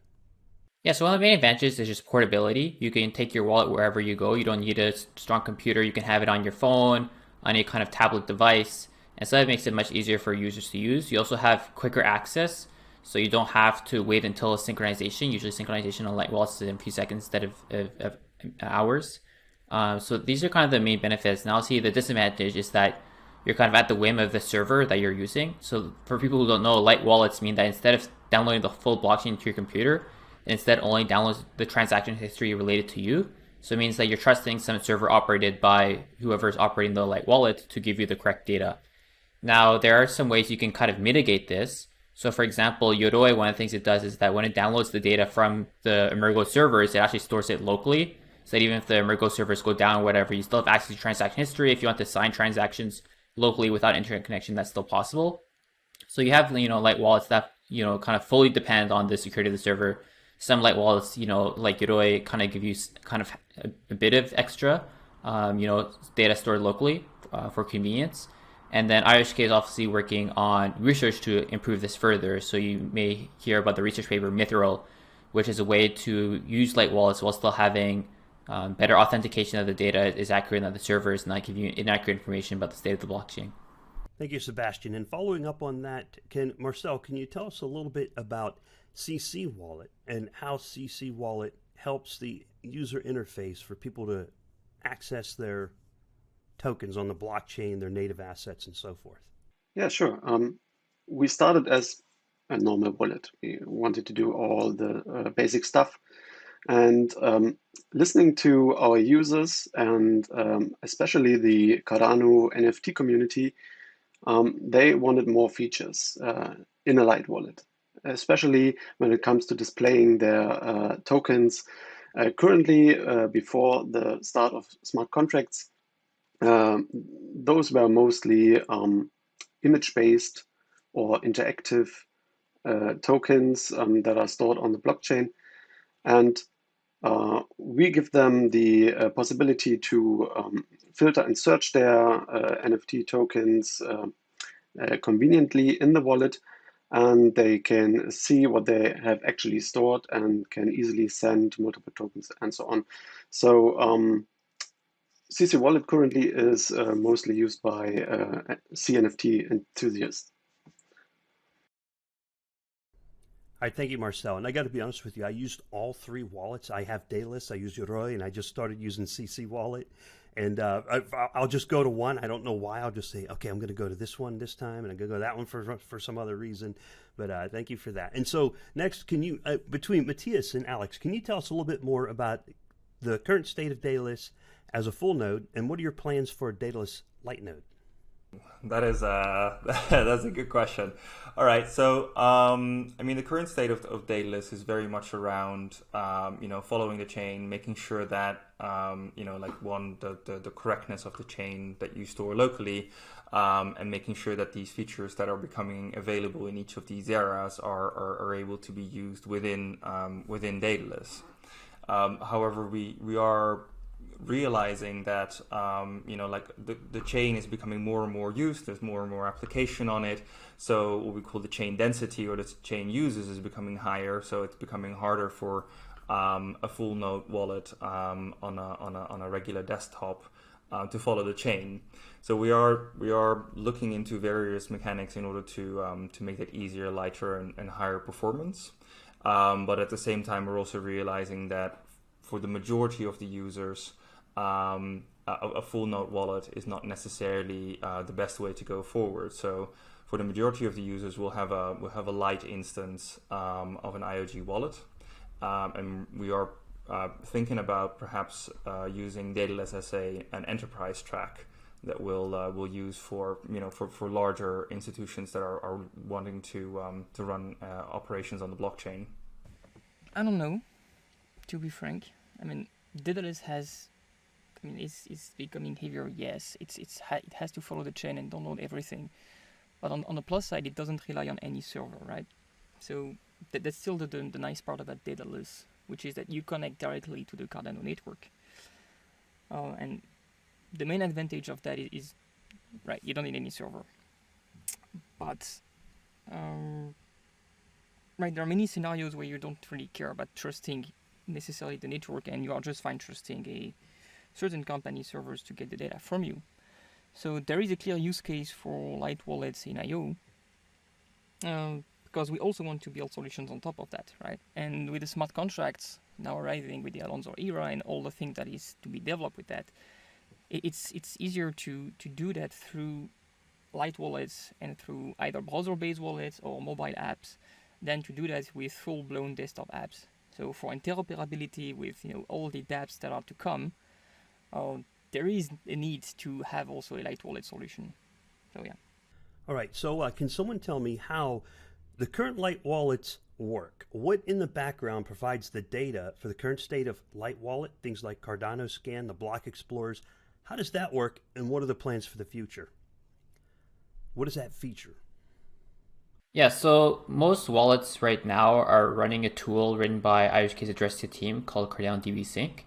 And basically what it does, it looks at the state of a node, saves it to a database, and then the servers create that database. Now, the question is, how do people actually connect to this database? And there's kind of two main platforms being used right now. One of them is written by Emergo, and that's a kind of Cardano GraphQL wrapper. I believe it's named that library. It's kind of a long one. And the other one is Blockfrost. So these are like the two main providers. So many different wallets out there are actually using Emergo's setup, and many wallets out there are using Blockfrost. So these are the two main providers. Not everybody wants to trust, somebody else's server. So some people take the open source code and redeploy their own instance and connect to that. That's currently the state of things.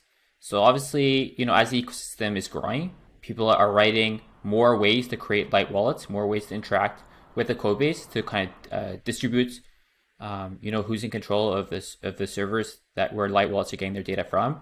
And so that's where projects like Ogmios come in, which basically provide different interfaces with different trade-offs. And other wallets are now actually using Ogmios currently in production to get data for their wallet. So it's great to see kind of a growth in the number of libraries with different trade-offs and different servers being spun up and different people building businesses off of, running servers for users. And that's how people are connecting nowadays. Now, with the addition of smart contracts on Cardano, this actually adds a new dimension because there's serving of just regular wallet data, which is, as I mentioned, has the existing, 2 or 3 main solutions. But with the advent of smart contracts, now we also have to be able to serve smart contract information for wallets. And there's a tool by IOHK called the PAB, Plus Application Backend, that does serve this information, but unfortunately it's not quite well suited for light wallets at this time. It's more like a full node based application, but over time we'll see more and more tooling come out to help facilitate light wallets connecting to smart contract systems. Just like we saw originally with Cardano, and during the initial release there was only kind of one API for connecting to light wallets, and now we're having a more rich and diverse ecosystem. What are the advantages of Ogmios over DB Sync, and why would a developer pick one over the other? That's a good question.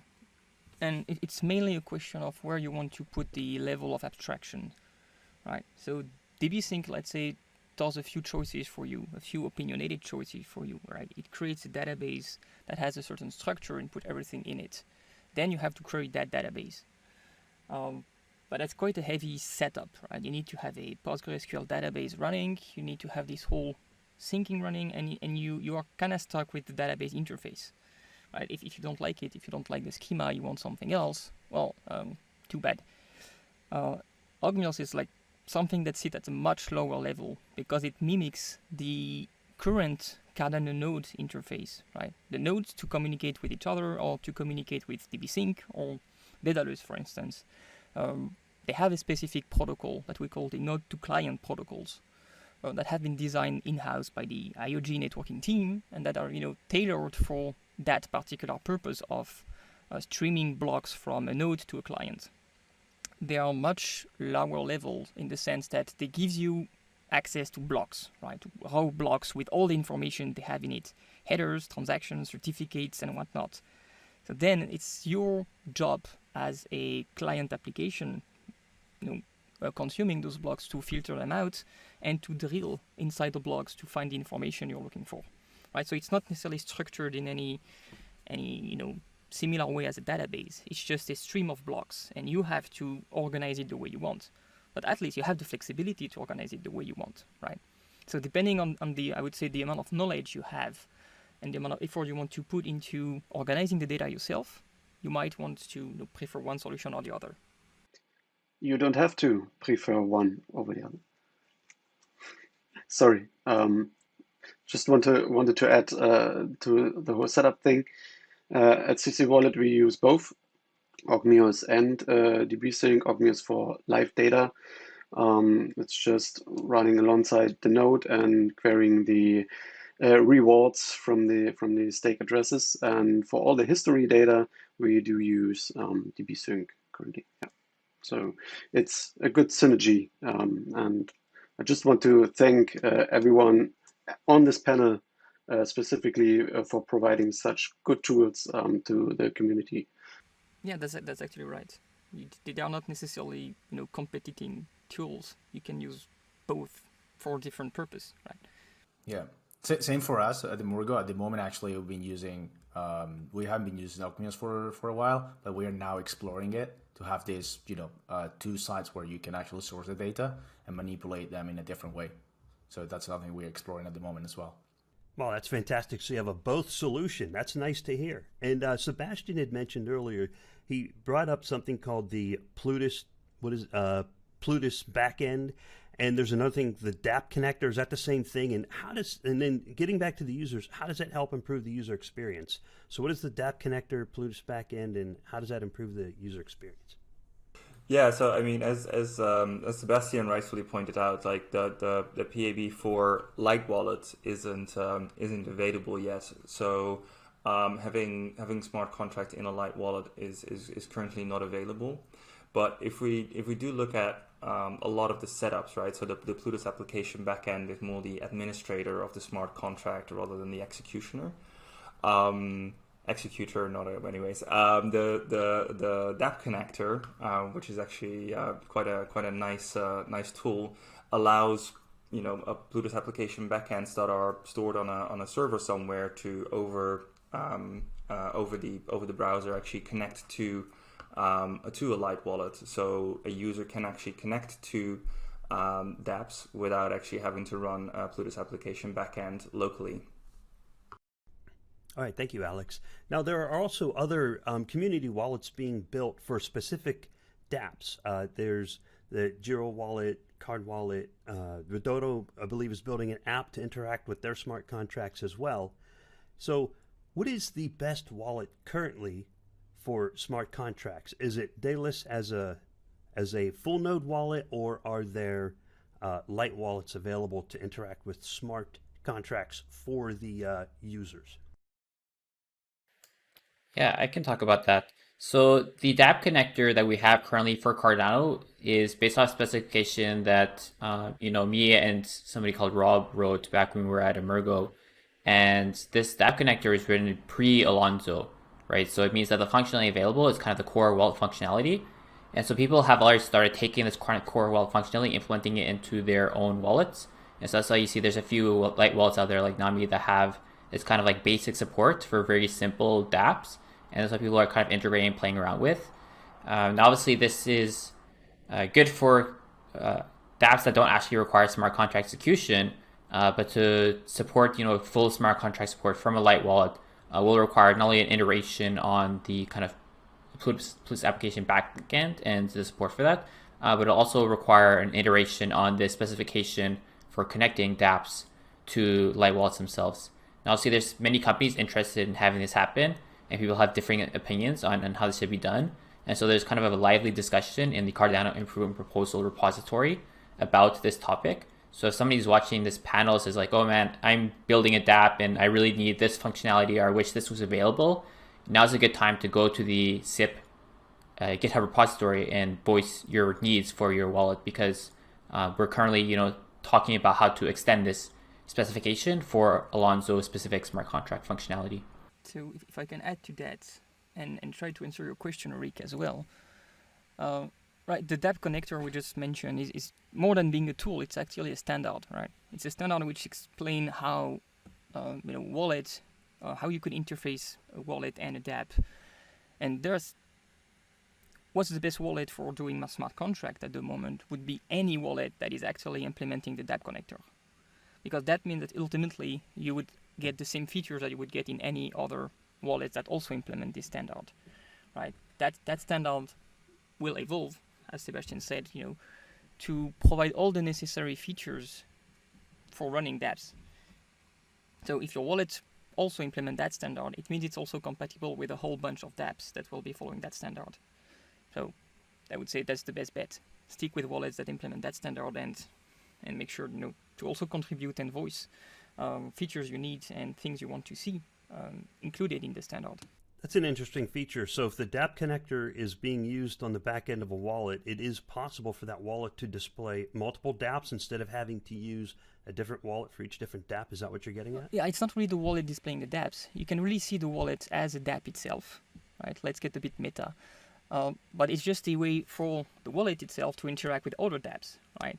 dApps will need to spend funds at some point, right? The whole point of crypto and decentralized finance is to make transactions.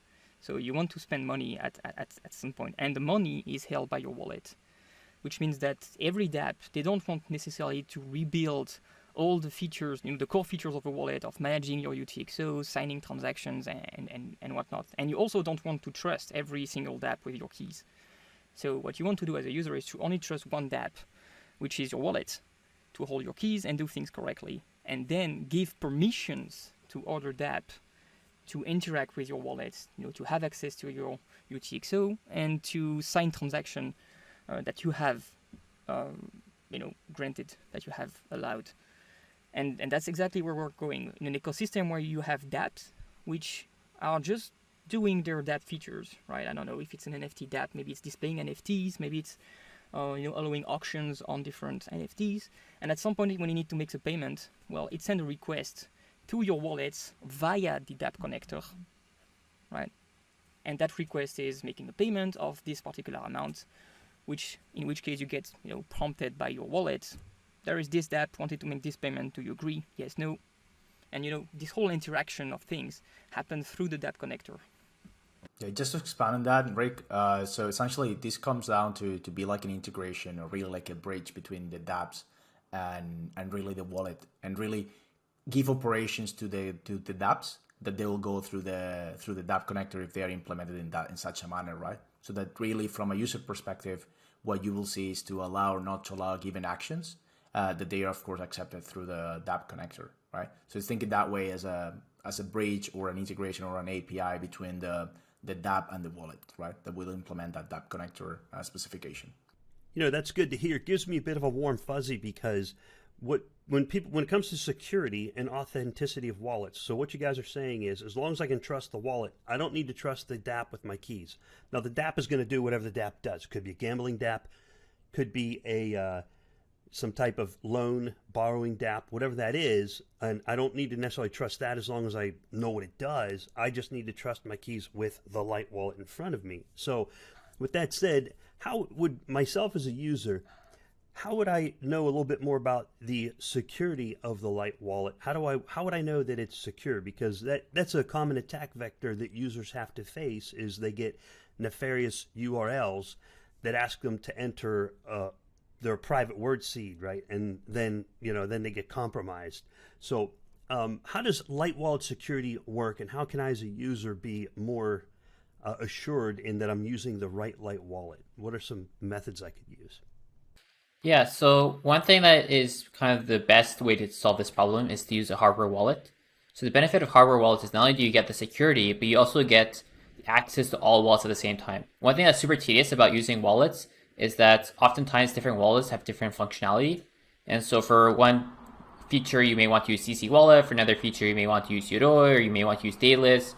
And for us at DC Spark, we're writing a wallet called Flint that's mostly focused on our sidechain. So we want the sidechain to connect Solidity style smart contract. And so if you want to call it Solidity style smart contract, you may want to use, our specific tool. But having to maintain all these different wallet installs is sometimes a little tedious. But if you have a hardware wallet, you get automatic portability across all the different applications. No matter which application you launch, no matter which wallet you launch, you're always just pressing accept on the same hardware wallet, and you get the same wallet restored on every application. So hardware wallets are not only a great security feature, but also a great usability feature as well. Now, if not everybody has or wants to spend the money on a hardware wallet, despite the fact that it's not that expensive. And so if you have to use recovery phrases and you're not sure if you can trust this wallet, the easiest thing you can do is make sure you're downloading the right thing. Check user reviews, number of downloads, this kind of information. And also, as you're using a wallet, first try it with kind of a test recovery phrase and look at the network tab in your browser. So all browsers, Firefox, Edge, Chrome, come with a debug tool with a network tab. And if you look at that network tab, you can see what is getting sent to the Light wallet server. And so if you just restore kind of a dummy wallet just to test it out, you can see what is being sent to the server and decide based off the data it's sending and receiving whether or not this wallet they're testing out is actually real or if it's malicious. Yeah, I think additionally to the hardware wallets, those are a great point. It comes like twofold here as well, which comes those that are more on the technical side, they could review the actual implementation of those wallets, right? If they are open sourced. So there is that always an alternative for new wallets coming out from the community. But for those that are out there already and exist, the best method for anyone really about to download the different apps is to really follow the formal and the real websites of the companies that are offering those wallets, right? To ensure that you download the correct one. And additionally to this, I think as all the communities should do an effort as well to improve the education about Cardano and what really, that you shouldn't be sharing your recovery phrase and all this, right? So there is still an opportunity for the community and all the companies here to help with that education for any newcomer on Cardano, right? Yeah, I like the idea of using the hardware wallets and also triple checking the URL, that you have the correct URL that you are using the wallet, the Light wallet on, right? Because those are all very important for user security. And the next part we were going to touch on was the different mobile or the different web browsers. I mean, so what are different web browsers of compatibility? What's the best web browser to use with the current selection of Light wallets? For example, we have CC Wallet. Does it work in Opera? Does it work in Brave? Or do you need to stick with the meat and potatoes of Firefox and Chrome? What do you guys think about the different web browsers, and how do you verify that? How do you get that compatibility with the different web browsers? Yeah, nowadays, nowadays we have quite a good compatibility between the browsers. I come from a background of online advertising 5 to 8 years ago, and it was a nightmare. Currently, they are all working on standards and following them through. And the only thing that we fight with is not fight with, but that is a problem is privacy browsing. So if the user selects to delete the cache of the browser on closing the website, then obviously all the locally stored data about the wallet is lost. But if they have their recovery phrase or just have their hardware wallet, they can easily pair it again with the light wallets, no problem. With CC Wallet, we implemented a export in form of a encrypted JSON file that you can just store locally. So you don't have to deal with pairing or your mnemonic phrase again. You just load that file. You can have it in the cloud and load it on your mobile phone. So it's easy to move the wallet around to use it with our website. So even if you have Brave and it's getting rid of all the data on closing the tab, you can just easily import that wallet again. So that's how we circumvent this privacy feature. Yeah, if I can add to that also, so there's kind of two main types of light wallets that exist right now. One of them are standalone websites. For example, CC Wallet is a standalone website, ADA is a standalone website. And then there are browser extensions, such as Yoroi, for example. And so for browser extensions for like Yoroi and what Flint will be, is you have to actually download it from the Chrome store or the Firefox store.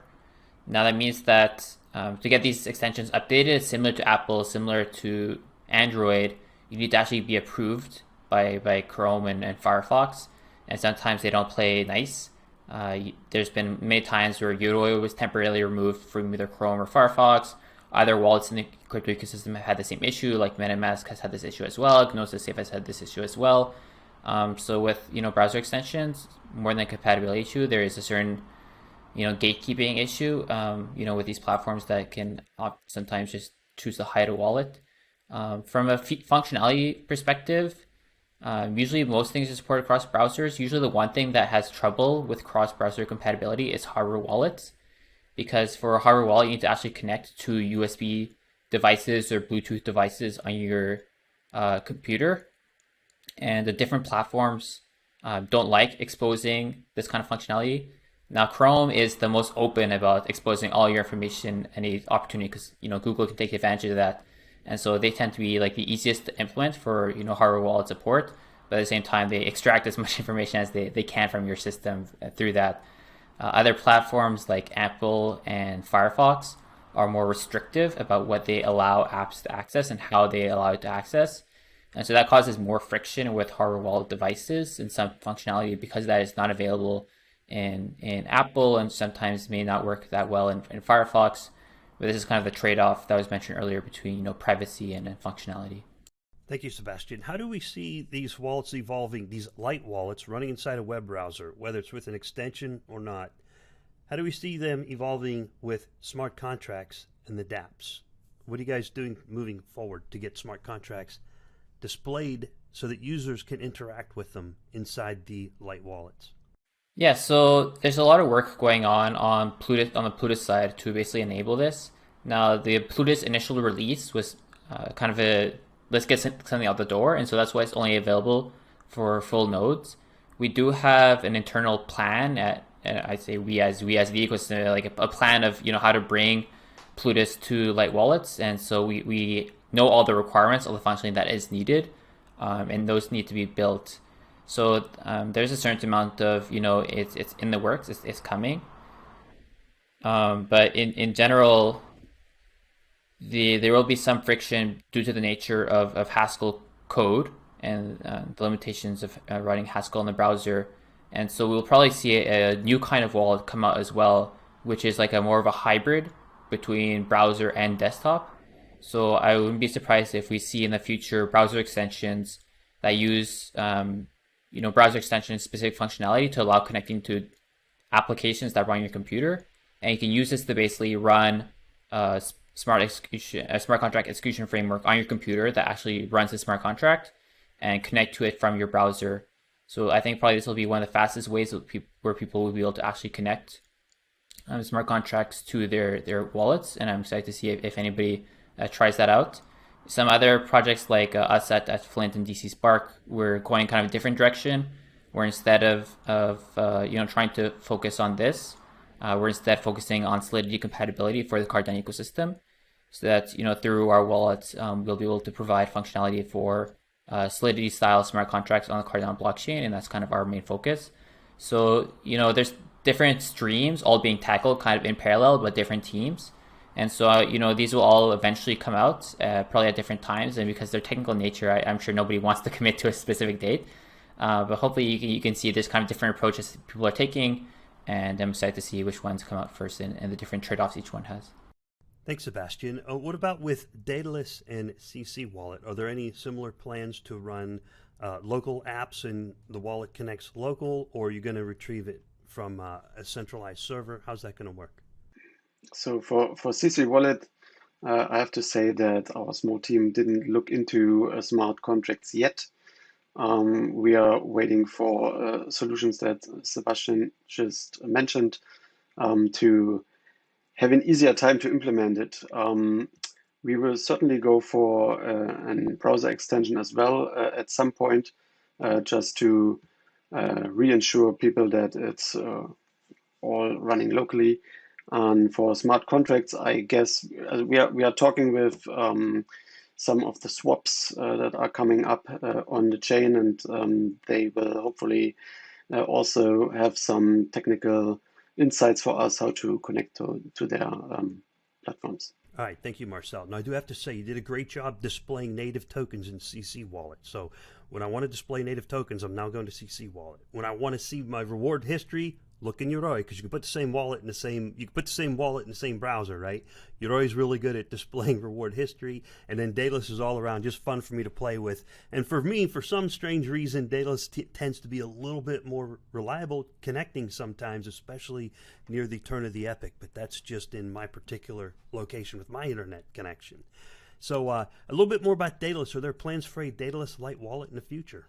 Yeah, no, so as I was alluding to a little bit earlier, we do think that the full node wallet is a bit more for enterprise applications, or at least that's the direction that we want to take that in. So we do want to make sure that for our current users of Daedalus, we are also getting like a lighter wallet experience. So there is a keynote talk that I'm doing about the IOG Lite Wallet experience, and we'll be sort of like displaying some of the features that are coming out in there. So it's probably best to watch that one. But yes, there is definitely a strategy to sort of merge all the products that IOG is working on the sort of one umbrella, and then allowing anybody to use that, and hopefully that will be an experience that is going to draw your attention, Rick. Excellent, thank you, Alex. So for the viewers, be sure to check out the other presentation at the Goguen Summit here that Alex will be providing more information there. So that would be great to get more details. Gentlemen, we covered pretty much everything we had on our list of items that we wanted to touch on. The background and staking with exchange or with wallets. What is the best wallet? We didn't really touch on what is the best wallet for NFTs yet, but that kind of goes with the tokens. Does anyone have an opinion? What do you think is the best wallet for NFTs so far? Is it Daedalus, CC Wallet, Nami Wallet, Yoroi? What do you think? That was one of our talking points, so you got to get your inputs in. Well, what I can say from Yoroi perspective is that at the moment we are improving, and soon enough, like next week or the following one, we're going to be releasing a better way to really visualize your tokens and NFTs, and then additionally improving all the way that we are sending the different native tokens. That's in the short term. In a bit longer term, like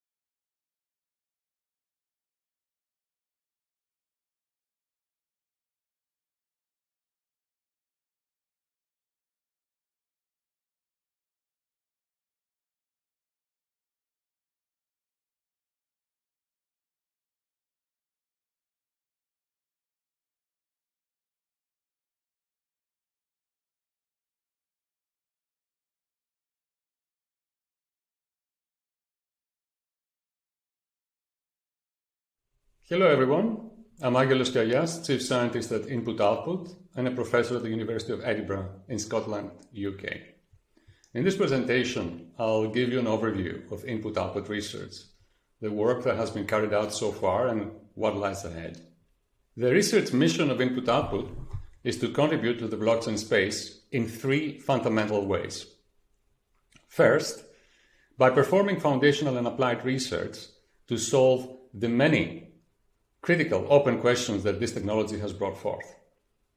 Second, by disseminating the research outputs freely for the benefit of all, allowing both timely access and subsequent development to take place by the community.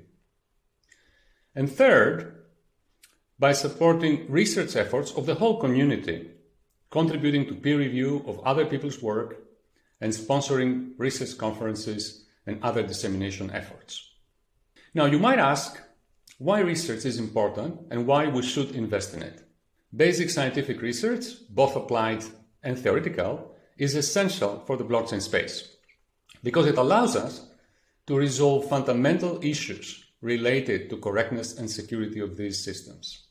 Correctness is paramount in blockchain technology.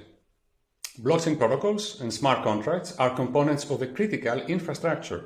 As such, deviations between designer intent and runtime behavior can be catastrophic. There are many examples of that nature that have plagued the space from early on. And you can start from the infamous DAO attack in the Ethereum blockchain to the very recent Poly network hack. There is a list that goes on and on. So basic research provides techniques and methodologies for ensuring correctness of computer systems, both at the platform level and the application level. Security, in the sense of resilience to faults and resilience to participant deviations, is another central property of the blockchain space. It is also a very elusive concept. Post factum, after an attack takes place, let's say, lack of security is observable and demonstrable. But then it is also too late. So security, the absence of such events, the absence of attacks, means that nothing bad will happen. But how can we establish this?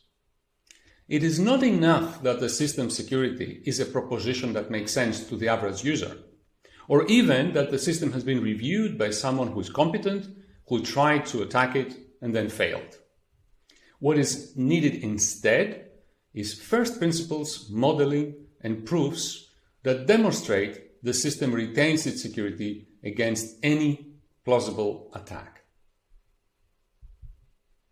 To achieve this, we need theoretical foundations, and these include mathematical models within which systems can be analyzed and even proven secure. Furthermore, we need to facilitate the comparison and classification between various systems. Otherwise, it is impossible to compare them with each other. And this is quite essential. Let me explain this with a small example. In most systems, there is an obvious performance versus security trade-off. This means that you can make the system more performant and usable by sacrificing its security. So when you have two competing systems, it is easy for one to surpass the other in terms of performance by sacrificing security. So if the systems get locked in a race like that, with one leaping ahead of the other continuously, decreasing security again and again in every step of this process, it becomes a race to destruction. In the end, an attack is bound to happen. So this is something that by all means needs to be avoided, and that is why we need to have well-defined frameworks for defining and arguing security in the blockchain space, and develop standards that establish what are the fundamental security requirements that every system should adhere to. With this introduction, let me now turn to our research highlights and also the work that you will expect to see in the coming years. I'll start first with the Cardano contract layer. which is the centerpiece of this year's summit. The system offers a general-purpose platform for decentralized applications. This is centered around the Plutus language, based on research that we've been working on the last 5 years, and culminated in outputs such as the extended UTXO model and its native tokens, results that were peer-reviewed and published last year. This general-purpose layer gives rise to domain-specific languages, or DSLs. An example of such language is Marlow, a language for financial contracts that is covered in another presentation in this summit. Developing applications in Cardano takes place over the Plutus application framework, which is another development of research and engineering coming together. Now, let me cover some of the ongoing research work. First, we're currently doing a deep dive on pricing models for smart contract transaction processing. Some first highlights of this work you can see, for instance, in the bubble fees and stable fees panel that is also in the program of the summit. There is also very exciting work that is coming up in the direction by a research team, includes dynamic pricing models, which adjust automatically the fees in Cardano so they always remain predictable and fair. Another interesting domain that we're looking into right now is blockchain storage. Storage is a precious resource in a global transaction ledger, but it's also quite essential if we want to have fully functional and general-purpose smart contracts. So we're working on the area of distributed databases and storage protocols to enhance the smart contracts capability with as much storage as they require. Another line of work aims to build formal verification tools for smart contracts. So with such tools, it's possible to build decentralized applications on top of the Cardano blockchains that will be formally verified. While another line that you should expect to see a lot of development is new DSLs for various domains that will extend the developer community of the system. Let's go a bit deeper now and further down in the protocol stack and look at the settlement layer. This is where the Ouroboros protocol lives. Undoubtedly, this was one of the major achievements of our research team over the last 5 years. We delivered groundbreaking advances in proof-of-stake protocol design with the Ouroboros protocol in 2016, and these were further improved with resilience against adaptive attacks and bootstrapping from Genesis in 2017 and 2018, respectively. These provided the solid foundation for the Cardano ecosystem. It's worth saying that one of the fundamental drivers behind the research that we did for Ouroboros was the energy efficiency of the underlying network.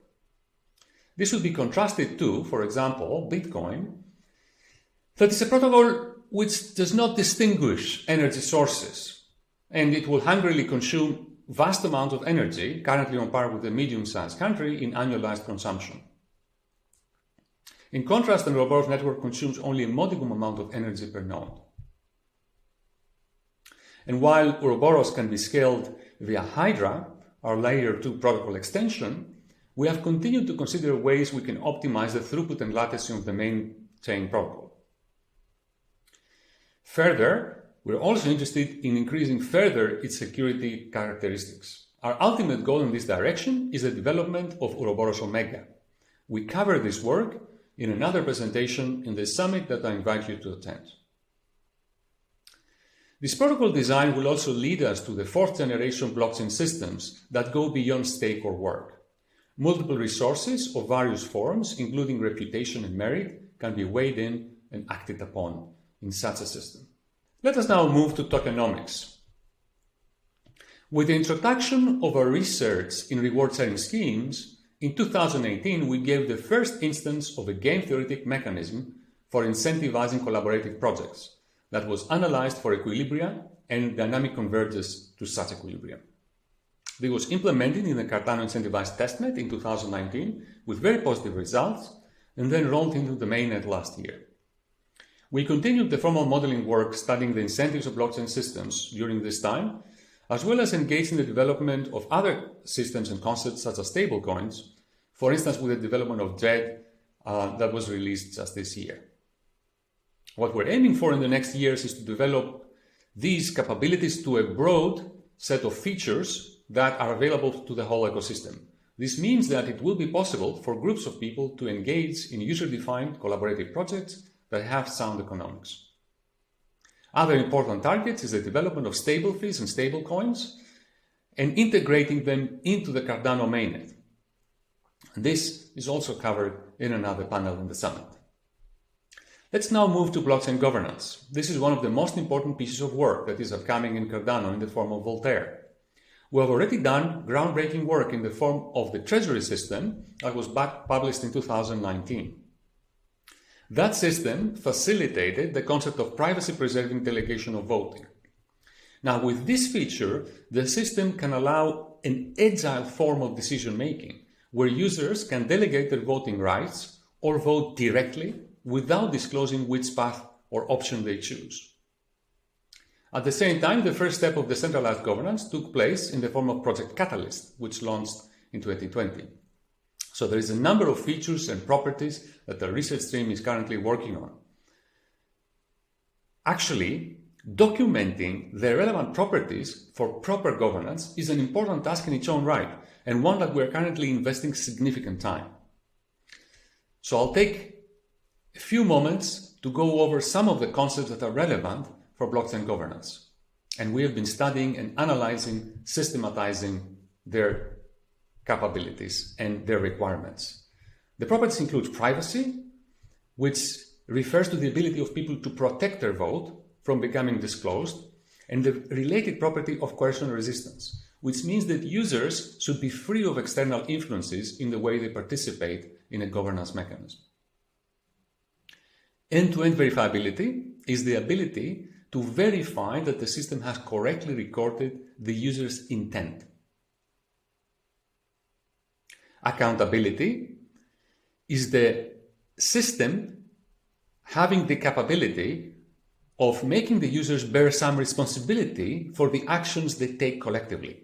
Thus, it should be hard for someone to influence the system in a bad direction and then not suffer some of the consequences in a fair and proportional manner. Sustainable are systems that are capable of making the right decision.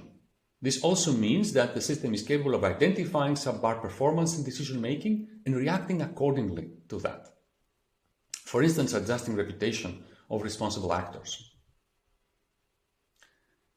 Pareto efficiency asks for a suitable alignment between the final decision of the governance process and what each individual wants. And this is a necessary property for the results of the decision-making process to be acceptable by everyone. Liveness suggests that the system is responsive in a timely manner, and that's an essential property in many cases, especially if we have to patch vulnerabilities and issues that arise in terms of the security of the system. And finally, suffrage refers to the inclusivity of the system. We have to make sure that the relevant stakeholders are always part of decision-making. So you see, there is a wider array of properties that are needed in governance systems, and we are formally investigating all of them from a first principles perspective. And furthermore, we consider ways that we can construct governance protocols that they satisfy them by design. Let's enter now layer 2. The Hydra head protocols will form an important part of the Basho era of Cardano. A milestone here is the development of the Hydra head protocol that we published in 2019.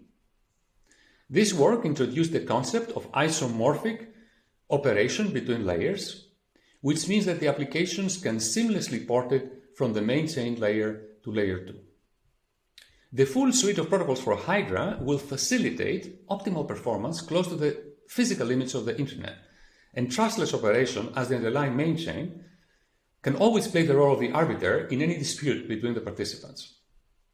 Now, what you should expect upcoming in our research in this area is the tail class of protocols, which will enable very fast processing of smart contracts, even for parties that are intermittently online, as well as the inter-head and tail communication protocol, which will enable the joining of multiple head and tail instances to a versatile and extensive layer 2 network.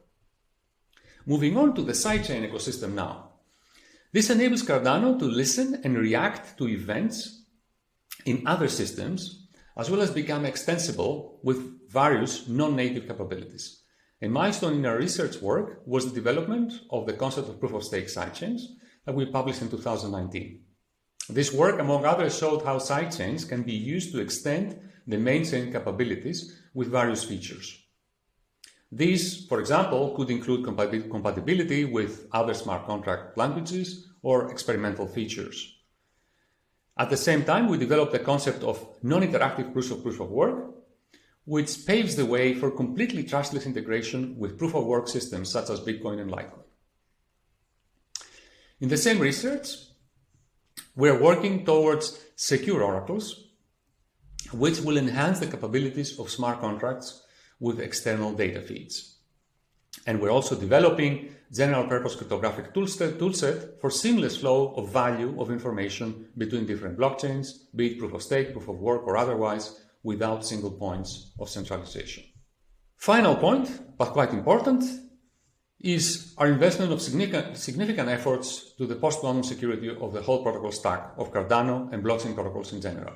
We've started this work, first principles, by studying blockchain security in general in the post-quantum setting for proof-of-work systems. In the future, we will be developing ourselves as well as collaborating with other blockchain system development teams and analyzing post-quantum algorithms and protocols for the Ouroboros protocol and other critical components that are related to the Cardano ecosystem. Note that this will not require the enhancement of the system with any quantum capability. Instead, the system will remain classical in the computer sense. However, it will use suitable algorithms whose security remains unbreakable even against all-powerful quantum adversaries. Now, this gave you an overview of all the questions that our research team handles at the moment, as well as the direction we're heading.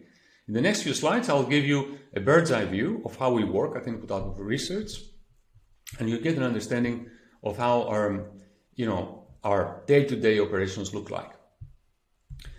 First, by numbers, there are some 50 or so researchers working at various levels, either part-time or full-time with Input-Output. There are people either embedded in universities, PhD students, or full-time in-house researchers at Input-Output. We have 4 senior research fellows that have worldwide recognition in the areas of algorithms, game theory, regulatory technology for finance, and programming languages. The core team numbers 7 full-time in-house researchers and 3 research engineers who are also forming the connective tissue between the research organization and the engineering team. Over the years, we published some 92 papers, co-authoring them with researchers from both industry and academia, while we have currently some 18 papers under submission for peer review. The research operations of Input-Output span the globe, and there are some 13 countries over which we have research members. Now, collaboration is at the heart of basic research, and this basis Input-Output is very proud to have established research protocols with a wide network of top academic institutions around the world. In terms of research dissemination, this happens under the auspices of established international organizations that promote computer science research in a number of areas. These include the International Association for Cryptologic Research, the Association for Computing Machinery, the International Financial Cryptography Association, the IEEE, and the Internet Society. We're now at a great point in time in the development of blockchain technology. Years of hard work has borne fruit, but we're not done yet. In many ways, it is now that things get interesting. So, what lies in the road ahead? In the next 3 to 5 years, we hope to contribute to solving all the problems that are necessary for blockchain technology to become the global foundation of all information technology infrastructure. And importantly, we hope to be able to do that in the context of Cardano with the support of Cardano community, who are the ultimate custodians of the ecosystem. Input-Output is committed to basic research. In order to meet our immediate research goals, we are expanding our team to build strength in a number of critical areas. These include game theory, social choice theory, human-computer interaction, economics, political science, management science, and financial regulation and policy. What you can see is how multifaceted and interdisciplinary is our agenda. These roles are in conjunction to areas of core strength of the research organization of Input-Output, such as cryptography, programming languages, and cybersecurity. If you do research in the above areas, or you just want to follow what the team is doing, keep an eye to iohk.io. This wraps up the input-output research overview. Thank you for joining this session.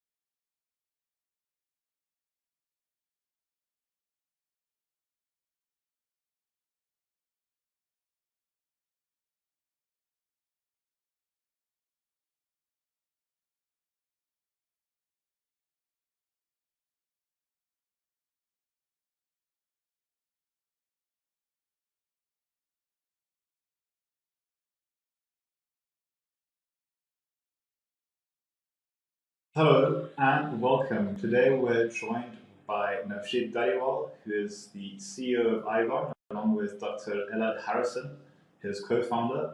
My name is Alex Maza. I work on special projects at the Cardano Foundation, and today we're going to find out more about Aigon, their social impact, why they chose Cardano, the technology behind it, and more especially the Agora platform. Navjit, take it away. Hi, nice. Thanks for having us. It's a pleasure to be here and a pleasure to present at the Cardano Summit. Aigon aims to bridge the gap between decentralization and compliance. Aigon has 1 academia and 2 enterprise pilots. We have grants from Innovation Norway and incentives from SkatteFUNN. Both organizations are government funded. We were first actually conceptualized in 2013 due to concerns regarding data privacy and protection to patient data. Myself being from the healthcare industry, I realized there were many flaws in how data was stored and how compliance was bypassed. In 2017, we started brainstorming the idea more, and we approached industry experts in their respective fields, including Dr. Elad Harrison, who is with us today. He's a machine learning expert and AI expert. Dr. Rohit Gupta, whose thesis paper in 2015 relates directly to what we're doing today, decentralized compute and AI. Rohit is also a former director of technology for Expedia. We also have Dr. Claudia Lima, who is the former CTO of Huawei in East Asia. These academics and myself make up the co-founding team in Aigon. We currently have 18 staff members, and we're looking to expand to 25 members. As we are a European-based company, privacy and data protection have been the forefront of what we know as GDPR. As we know, there are many blockchain-based applications in relation to decentralized storage and compute. So you might wonder, why Aigon? Why not the other applications, right? As a European company, GDPR has become highly relevant to the core of our platform. This has also led us to develop data compliance in accordance to data compliance worldwide. This means user rights are incorporated in the fabric of our technology. So what does that mean, you ask? This means Aigon is much different, actually, from current decentralized storage and compute applications that are currently on the market. Aigon focuses on compliance, which is very much lacking within the space today. We focus on the ease of use and smart management of resources. So what does that further mean? What does ease of use mean today? Today, let's say if you're looking at it, a lot of blockchain projects put the back end specifically on the foreground. And that doesn't help with adoption, understanding, and also doesn't help with that regular Joe. You have to be a tech to understand how to interact with the platform. And this doesn't further came to adoption, and we want to make it simple and easy to use platform. So how do we work on the GDPR compliance, and how do we tie in the decentralization? So today, what decentralized storage platforms do, they shard the files, which we do as well. We encrypt, which other platforms do as well, and we spread it randomly across to resource providers. And that's what other platforms do too. What we do differently is we do the smart management of these resources. So instead of spreading the shards randomly or the tasks and compute tasks randomly, we allocate them according to the user's settings. So the end user needs are met accordingly. So we learn the behavior of resource providers in terms of performance, availability, trustability, location, and we can even learn the behavior in terms of if the resource provider is using renewable energy. Why does this matter? This matters because for the end user, if they want, let's say, to be GDPR compliant, we're only sending out those shards or those tasks to EU resource providers. Furthermore, if they want to be green, we're only allocating to these tasks and shards to data centers or resource providers that are using renewable energy. And this is the premises in terms of how we are different in terms of ease of use and being compliant in a smart way. in terms of easy use, we can't highlight that more. We wouldn't want to take away from the centralized solutions like, for example, Google Drive, Dropbox, that have a simple interface that's easy to use and understandable. We don't want to take away from that. We just want to add to those applications and make them more decentralized and give the users their rights back in terms of data storage. We take it a step further even. So now we're working with a pilot customer to track the compliance of each file in a live setting.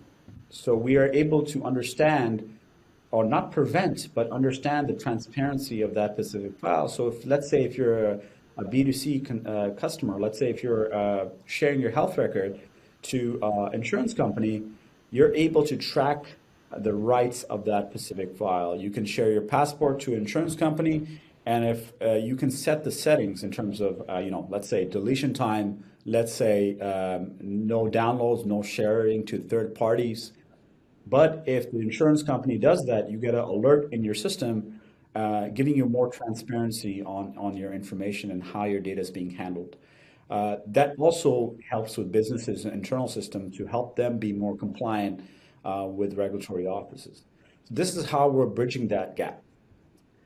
Also, now we're pleased to announce the new ecosystem here at Cardano Summit called Agora. The name Agora comes from public space in ancient Greece, which is the birthplace of democracy. This aligns very well with the ethos of Cardano and the strength of the Cardano community. And I'll hand it over to Elad, our co-founder, to explain more. Thank you very much. So the idea of introducing Agora, of which we are very excited to bring to the community, has actually emerged when we thought about sharing publicly different files and knowledge and sources of information by everyone. So the Agora actually brings a platform which enables everyone to upload his or her files, to share it with the community, to have it as a sort of a resource for knowledge, for learning, and for discussion. With Agora, we are able to upload the files, we can comment on files, and we can even organize the files as every user of the platform has these rights. So for example, a user can open a new file where land registry can be uploaded, in the case of government users, for instance, in order to validate and to assure the rights. In particular, in developing countries where these matters are quite administrative or maybe under some doubt. Another use can be, for instance, the verification of professional skills. So things that unfortunately in our world we have huge displacement of refugees due to disasters, catastrophes, and wars. And doctors or engineers are being displaced without their certificates, without their diplomas, and have to work in underqualified professions. And as a result, by uploading their certificates to the Agora, if any situation emerges or on a regular basis, they can provide a proof of their skills and start their life with high quality, which adheres to their qualifications everywhere worldwide. So these are two applications which we see, and of course we see other applications. For instance, journalists can upload materials in regimes where the regulation or a tyranny may prevail. Other situations may be situations where people would like to share ideas with the community, and so on and so forth. Now, in order to prevent the situation where people upload illegal or questionable materials and contents, the Agora has a mechanism in which members of the community that are certified for that, so they are active and so on and so forth, are able to vet and to vote the legitimacy of contents, whether they are illegal, they may facilitate hatred, or any other type of questionable contents as such. Additionally, we have a report mechanism which incorporates artificial intelligence in order to learn the voting behavior or the indication behavior of legitimate versus illegitimate materials. So we would like to remove or to question only illegitimate materials, and therefore this mechanism tracks the behavior of reporting and therefore prevents an integrated attack of users, a coordinated attack on some files or some contents which are actually legitimate. And this is done by the development of the AI algorithm, as I mentioned. So in general, the Agora platform is a platform that facilitates open discussion, it facilitates liberalism and democracy worldwide, and it facilitates also the quality of life for many people that have to share, have to certify their information. Thank you for sharing both these insights. So here's the Agora system in terms of what use case it can provide, specifically with the NFT marketplaces. So what we can do specifically is upload a file and you can mint it as an NFT, and you can have it also as a certified NFT, meaning that we're not pushing KYC, but it's an optional KYC. So if an artist wants the community to know that he's verified and that he or she is verified, they can go through a KYC process and become verified, and everything coming out of that folder would help the community engage that artist in a more unique manner as well, and understand that data that's coming from that specific folder is from that specific artist. That way also it eliminates any copyright issues, also eliminates any copycats as well. And this is kind of an example that we're going to be showcasing in the NFT marketplace, which is also going to be free to use. So you can mint NFTs. Obviously, you have to pay the contractual price for that NFT, but you can mint them and also sell them on the platform. And you can also, Aigon takes no commission as long as the user is a verified user and is staking on the platform. Aigon tokens, he's free to use the platform, and in terms of no commissions involved. Fantastic. And one of these topics in Cardano has been NFTs for quite a while, and it's heated up quite a bit recently.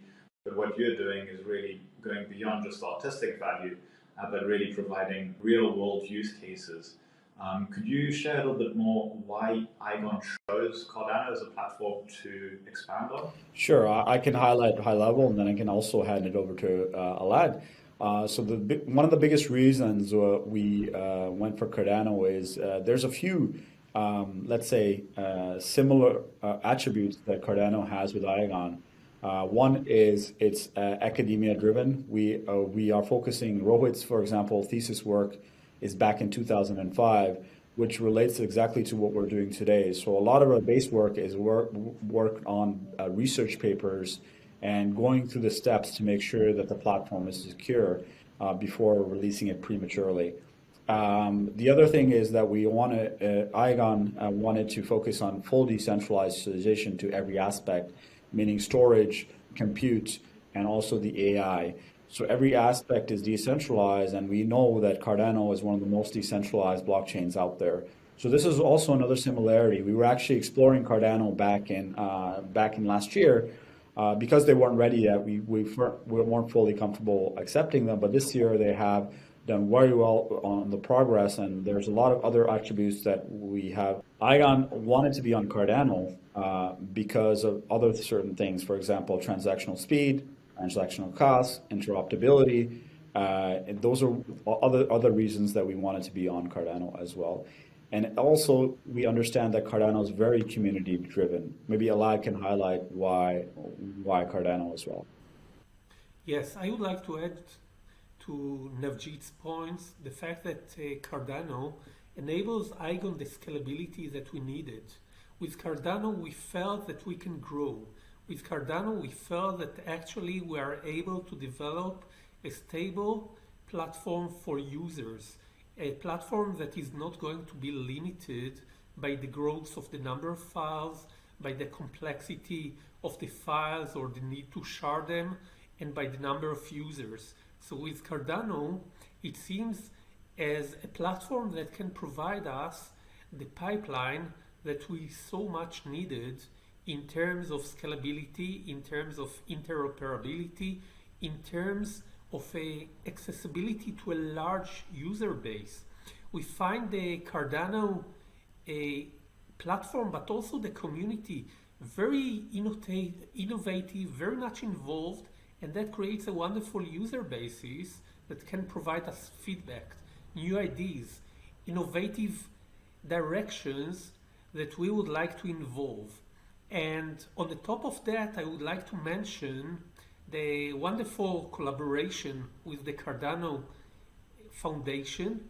We found them amazing in terms of the exchange of knowledge, in terms of, I would say, embracing Aigon as a provider of a cloud storage, decentralized storage, and decentralized use of resources that we actually offer. Thank you for sharing all of that, and welcome to the Cardano family. We're happy to have you. And maybe a question I'd like to ask a bit about the community is you run a decentralized cloud system. How exactly can community members interact with this? So there's plenty of ways we can interact. So right now, you have to remember that the storage solution is live. So you're able to use and interact with it as we speak and give us feedback on what issues or any problems that you're facing. Also, the Agora system is very going to be proactive and community-driven, community-governed. So it's definitely would require a lot of participation from the Cardano community in that aspect. So we will be releasing that information, and we will have a landing page for Agora, and you guys can sign up and understand when that's ready and participate and be one of the early testers. Fantastic. And do you have any closing words with the community about a way forward or plans for the future? We're excited to partner with Cardano Foundation. We appreciate the amazing support that we continue to receive, and we encourage you guys to follow us on Twitter at Aigon Official. There you'll find a link to our website and the sign up for early access to Agora. Wonderful. Navjit, Elad, thank you so much for sharing your time and insights with us. And yeah, thanks again. Thank you.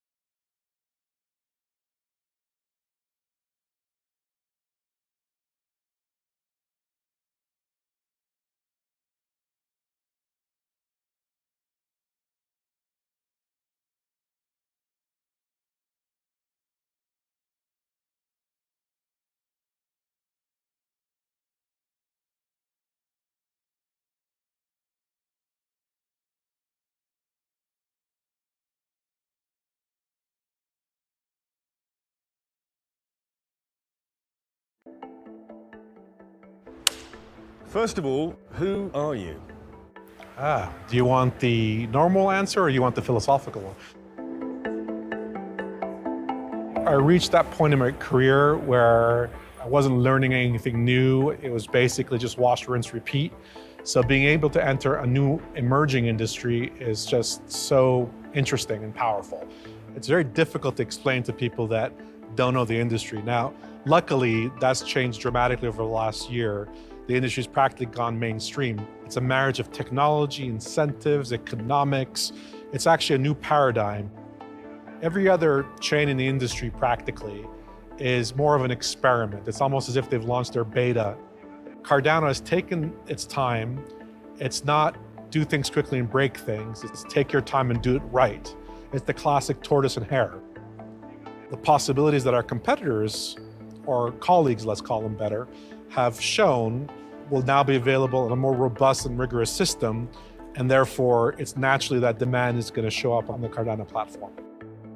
So up until now, we've been able to get traction on our layer 2 solutions, but right now we have the programmatics where you can program the logic of what you're doing into the base layer, and this basically opens up the world, essentially. There's many, many more use cases that can come onto the system right now because of the smart contract capability. Legacy systems are largely centralized systems.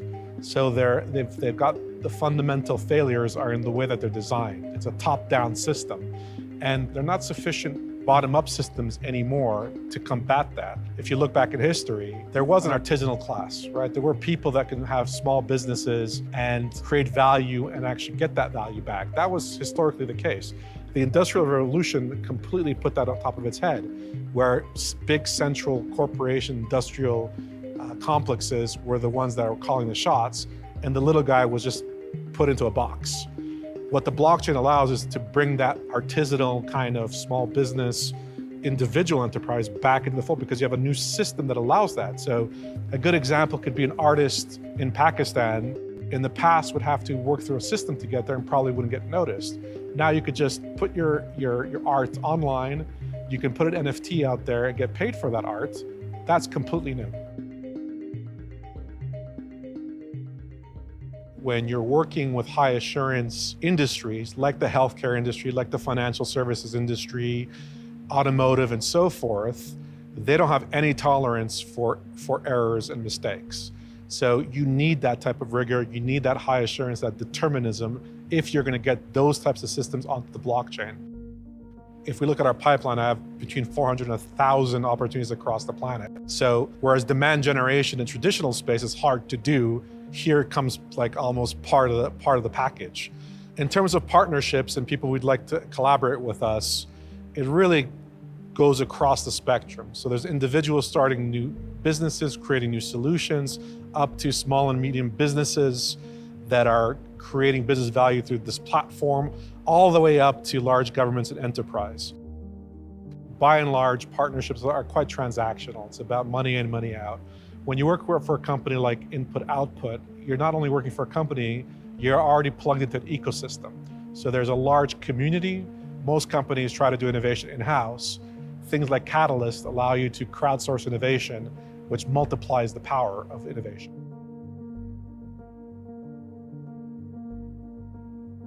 Of course, I'm the Chief Commercial Officer, so my primary role is to bring value to Input Output using the Cardano platform. But the projects that really get me out of bed are the impact programs, because we're helping people that are being left out of the system. So stateless people, people in poor countries that don't have access to services, it may or may not have a commercial aspect to it, but is providing good to the world. A lot of the things we do may seem invisible or may seem small, but over time, we find that some of these small things will grow to be very, very big things. So things like interoperability between chains, things like standardizations, things like educating the politicians about our industry. Right now feels like small things. It's just some time in your day where you do this, but over time that accumulates, and I think that'll have an outsized impact, not only for us, but for the industry at large. Seeing it around the corners in this industry is exceedingly difficult because it changes so quickly. So I think some of the big drivers like economic identity and innovation platforms and governance, those are timeless kind of topics. But understanding what the next big trend is going to be in the market is exceedingly difficult to do. So it's as much about being agile and flexible than being far-seeing. So the far-seeing stuff are those big topics, but you also have to be agile and keep up with the incredible change that this market is bringing. Some of the changes we can't foresee, so you have to just keep your pulse on what's going on to be able to capture those.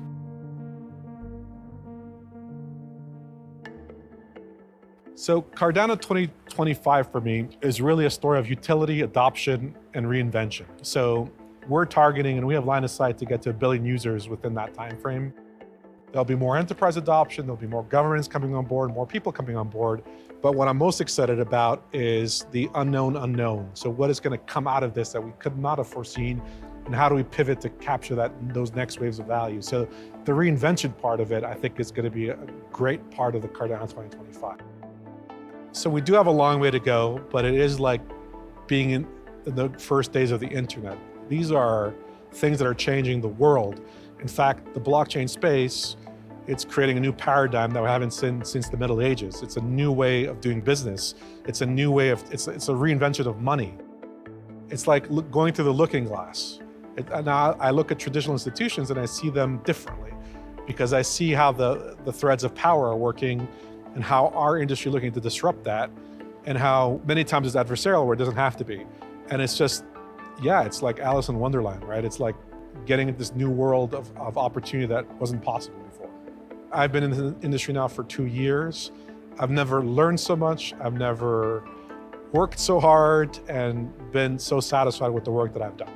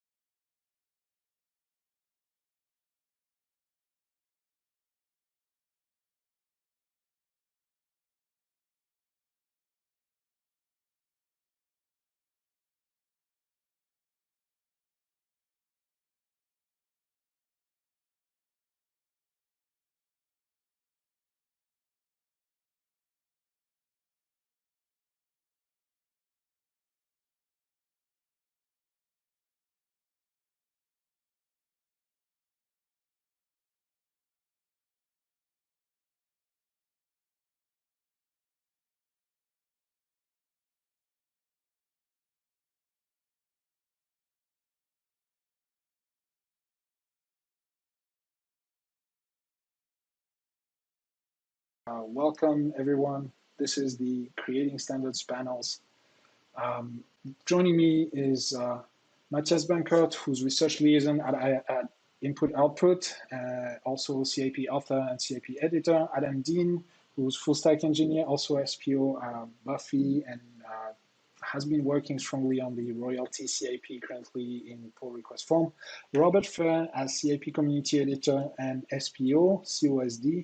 Alessandro Conrad, Spacebuds creator, CIP author, NFT standards, and SPO Berry.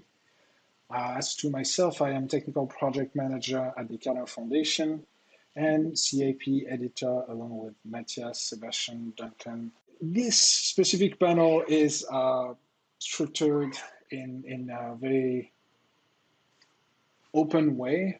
This is the opening up towards standards. So the Cardano community functionally has a need to coordinate and collaborate on standards, but how we make those standards surface is a little bit opaque. A lot of times people want to push one way of doing things, but oftentimes somebody else wants to do something some other way. One of those aspects has actually recently come up. This is also part of the reason why we've enabled the CIP platform. So the Cardano Improvement Proposals is a platform that is managed by the Cardano Foundation that enables participation from the community, from IOHK, and has so far seen some of those standards surface. So I'd like to ask Alessandro regarding the emergence of the standards for NFT, so non-fungible token. When this CIP came along, why did it actually come along? So you started writing the CIP, but I know that there was initially some struggle regarding coordination. Can you tell us a little bit more about that? Sure, yeah. So the general idea of this NFT standard is like to make it easy for third parties and wallets to integrate it and like make everything seamless and easy. But like initially there were different ideas, or specifically a lot of people were struggling how we could like create for these native tokens even a standard. Many were looking, or myself was looking at the standard over at Ethereum, the ERC-721 token, for example. And I thought like, okay, we need something similar on Cardano because this works pretty great on Ethereum, and we need something similar on Cardano. So I was talking to other guys, for example, also Adam, and yeah, we were trying to like find some standard, but all had like different implementations initially. But I felt very confident about. So my approach was to like take the multi-asset ledger advantage into the metadata, because every other standard was not really making use of it. Like with my standard, I was able to mint multiple tokens in a single transaction with different policies, token names, and all of this. And for the third party, it was seamless. So you could just do the process, the same process if it was just one token or multiple token in the transaction. It didn't matter. So this was like why I was pushing for this standard, because yeah, I felt like this was very important and it made stuff very easy. So I was basically proposing this idea on the Cardano forum. And yeah, I got a lot of feedback, good feedback. And but still others thought like their standard is better than mine, or like they didn't see like the idea behind my standard. So then I was basically launching Spacebuds and have integrated this standard into the Spacebuds NFTs. And afterwards, it got way more attention. And then people started realizing the potential and the idea behind it. And then I started basically to propose this my idea as a real CIP, and then we got more feedback, and this was slowly basically how this evolved as a standard. And for example, Adam then also contributed or asked questions. Adam, how was your interaction with the entire effort from the other side of the spectrum? Yeah, so the other side, I guess, that you could say was probably more closely aligned. We use 721 because we were kind of referencing ERC or EIP 721, I think it is, for that standard that we had adopted in CIP 25. But we had this kind of like other standard that was kind of closer to an 1155 token, where you can mint a whole bunch of tokens and have kind of a commonality between them. And we were, kind of everybody in those early days, right after SpaceBuds and right around that time, was going, well, let's try this. Let's put this in. It's JSON. I can just add any keys or whatever I want anywhere. And what that created was a huge problem for explorers to try to filter out what's going on here. Some people are using 0 for an index. Some people are using 1. Some are 721. And so, I became a convert. A lot of my early tokens used that other standard. But in talking to Alessandro and a lot of the other guys in the community, I realized how streamlined and minimal it is, but truly flexible and powerful at the same time. And so then, rather than fight against the current, I was like, okay, let's get on board, but then make sure that it accepts and is accommodating to all these different kind of tokens that we might want to make. It's like SpaceBuds had a image. What if I want an image and a PDF, like for Space Coins now, which we have, and we got there by collaborating and working together to create that standard, which is really awesome. Yeah, I hear you. I think that the entire evolution of those standards is something that we've not seen yet coming from everywhere, but the emergence of it on shared efforts, in this case, the NFT standards, is really something that comes up. But I wanted to open it up to either Matthias or Robert. Do either of you want to step up to explaining why you feel we might need standards, and maybe both of you, Robert from the community side and Matthias from maybe more the IO side, the technical side. Let's go with Matthias first. Yeah, so as Alessandro already touched upon a bit, we need standards mainly because people do things differently, right? So for a same problem, you would have as many solutions as you have people, at least. And generally speaking, that doesn't work for people that are trying to consume that information, right? So if you have two different ways of creating NFTs, and you have only one platform to show them, which one should they pick, right? So you could argue they should pick both ways, but then, as you add more ways, more application, that just doesn't work. So you need to come up with standards so that people can agree on one way to do things, or at least a few ways that are suitable for a particular set of problems. And then from there, you can build a whole ecosystem around the standard, right? Once everyone agree on how things should be done, and what's the recipe for tackling a particular problem, then it's easier to create applications that will either produce or consume some information according to that standard. Robert, do you feel that there's a different perspective from the community side, or is this a different mindset when you think about standards and emerging those?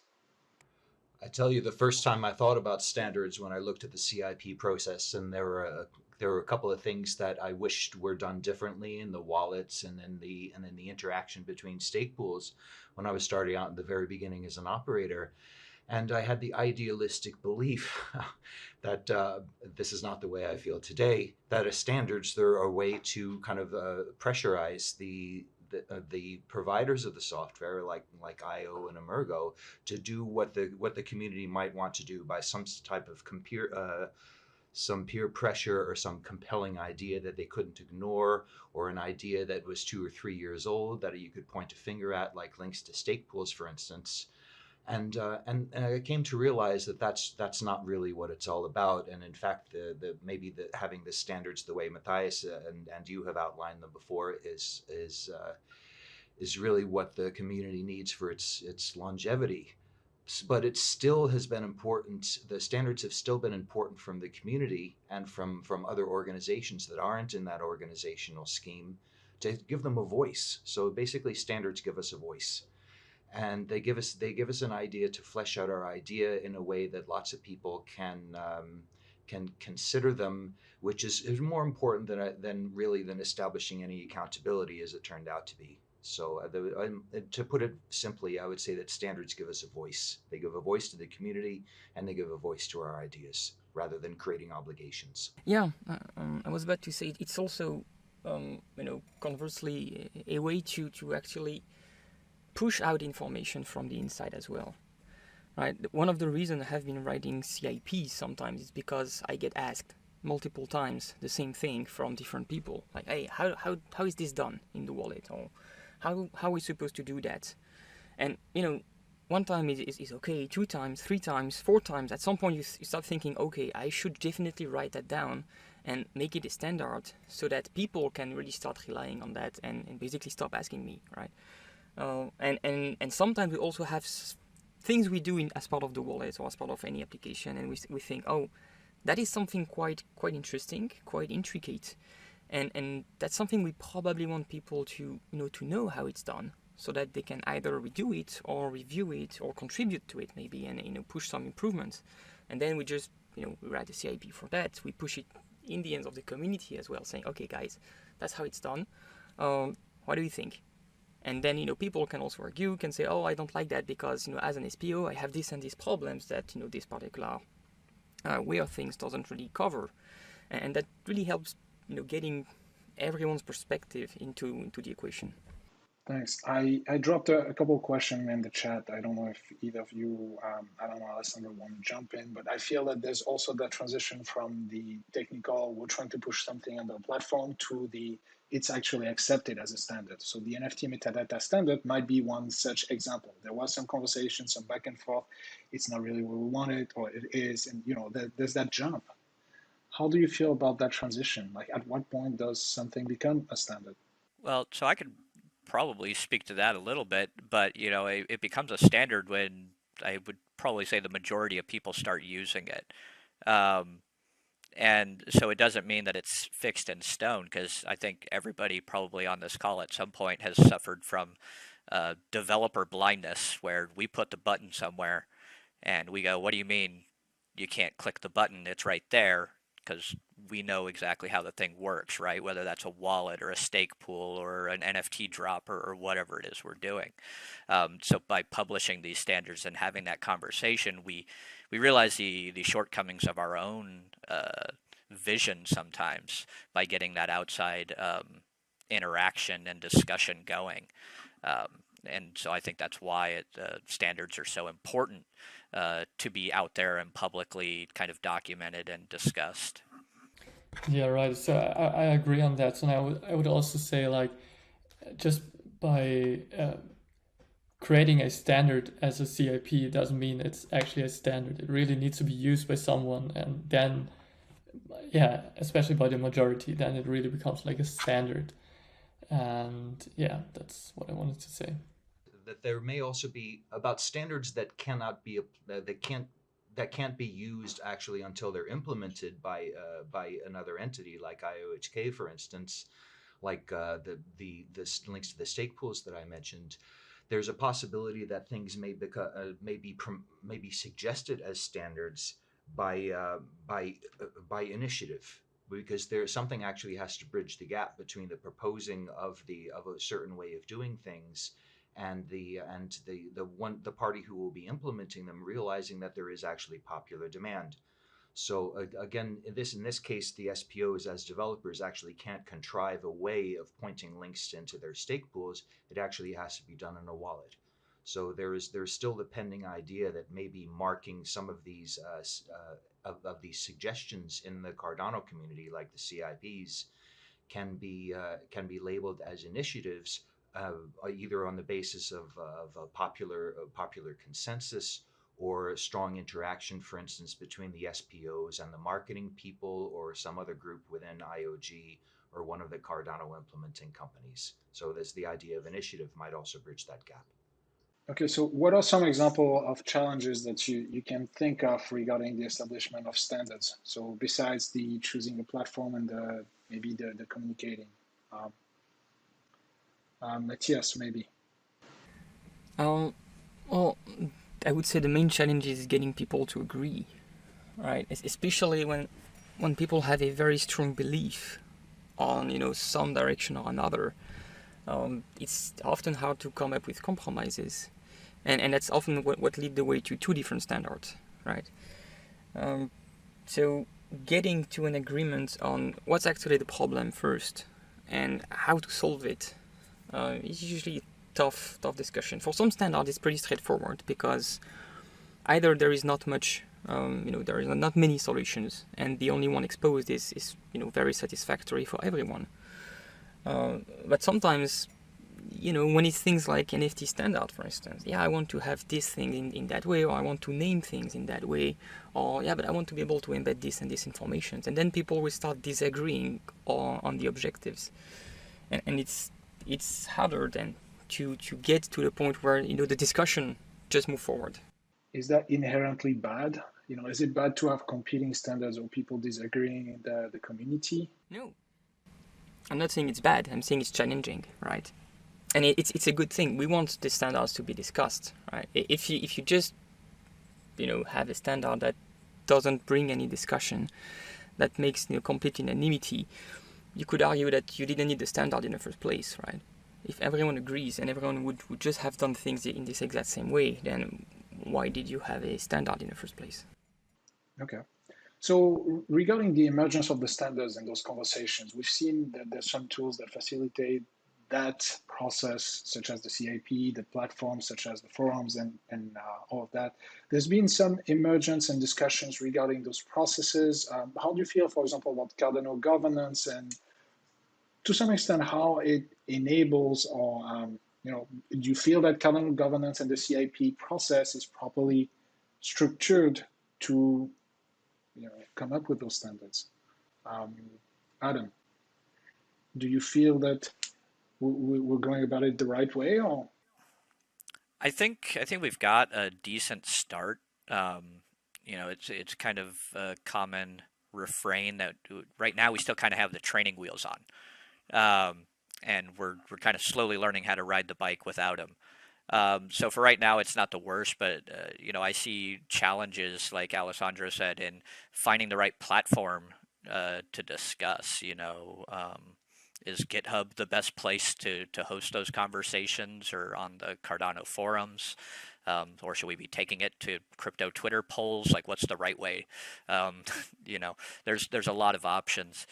But right now, yes, we have this kind of overarching centralization by the big three that I would really like to see go away and somehow become more of a community-based initiative for at least not necessarily the establishment of standards that affect the core blockchain level, but kind of all these things that we're building on top of it. I don't think that we need oversight from IOG or CF. I've certainly never asked for it. I don't think Alessandro did when he created CIP 25. We just kind of went out there and did it, and then we explained our decisions and why we made those choices, and kind of better to beg forgiveness than to ask for permission.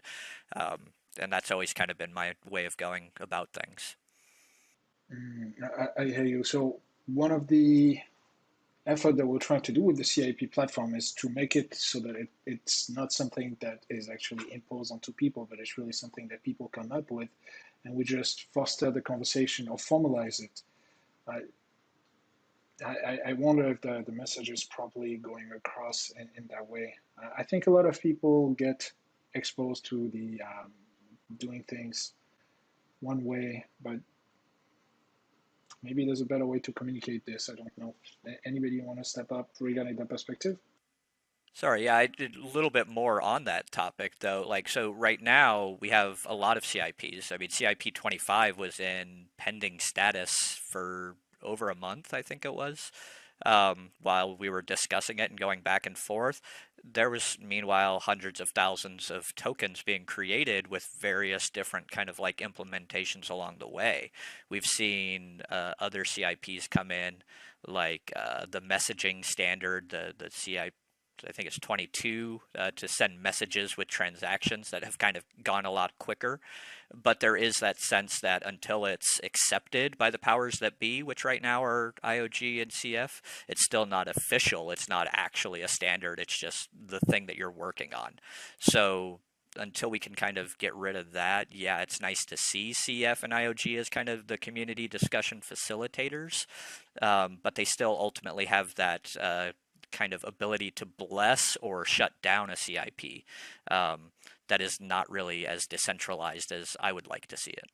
I also think that many people are not even aware of CIPs in general. So when I put out the NFT metadata standard, and if I would have just put it on the CIP repository, probably no one would be aware of it. But I actually pushed it on Telegram, Twitter, Discord, and Reddit, and so people got aware of it. But I think if I would just go like the official route, I would say, probably not many would have even known about it. So I think we need some kind of like common platform. Everyone can get used to it. I definitely felt the same thing that Alessandro was feeling, because I wrote the CIP and that I was talking about before, and then I was wondering why I just sat there and did nothing. And then it actually took, thankfully with some help from Frederick at the Cardano Foundation, there was after a few months, we managed to get IOG marketing involved in that, in the links to the stake pools proposal, which was obviously, it was of interest to a lot of SPOs, then only really more than a handful of them knew about it. There were thousands that have come in at this point, and there were really only maybe 7 or 8 of them that were cheering it on because they found a way of paying attention on Twitter or some other way, some direct messages or whatever, but it really was just pushing, able to circulate with a small number of people. And I think this applies to a lot of the developer proposals as well, because people may be developing without knowing about the CIPs, just like they're starting stake pools without knowing about some of the standards that either affect them currently or could affect them someday, or that they would be interested in having. So maybe taking some of the CIPs and maybe some other presentations of standards, and then putting them into like a chapter in the Plutus Pioneer program, putting them in the documentation that's given to the stake pool owners, so they can actually be aware of this body of pending standards from day one, and they can start implementing them in their own business and development and operational planning. Yeah, so I agree. I think there's a disconnect, but I'm also hearing that there's, on one side, we want standards to be established and agreed on by IOHK or CF or whichever organizing body decides on things. And on the other, we want to have decentralization. The thing is, we're not going to get one or the other. We're going to get like that cross in between, and we get to leverage those platforms, I feel, as best we can. The CIP, we want to get the community involved, but oftentimes people don't particularly want to get involved. And at the same time, it's very hard when you're in a position of full control to relinquish and enable that conversation for a greater community. It's very frustrating from my side, from the foundation. We're really working to enable the community opening up, and but at the same time, you can hear it in your discourse when someone says we want IO to implement it or agree. And I think we're getting there. I think it's just a tedious route, and I think that Catalyst is working towards bettering that road.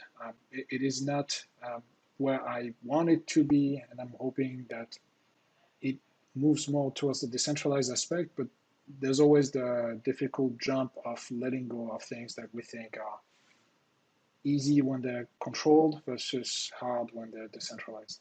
Anybody want to speak a little bit about this? Yeah, actually, I think we have some really good examples, prime examples that have come up recently. we had Alessandro create this metadata standard, mostly by himself, but with feedback from the community. But we didn't see the wallets go anywhere, right? Daedalus and Yoroi still only have rudimentary support for NFTs in the standard that's now an accepted CIP. So what did we do? The community went out and built wallets that can show NFTs and have NFT collectors show off their collection. Both Nami by Alessandro as well, and then there's CC Wallet, and there's a bunch of others that are all in the pipeline, and they're coming down.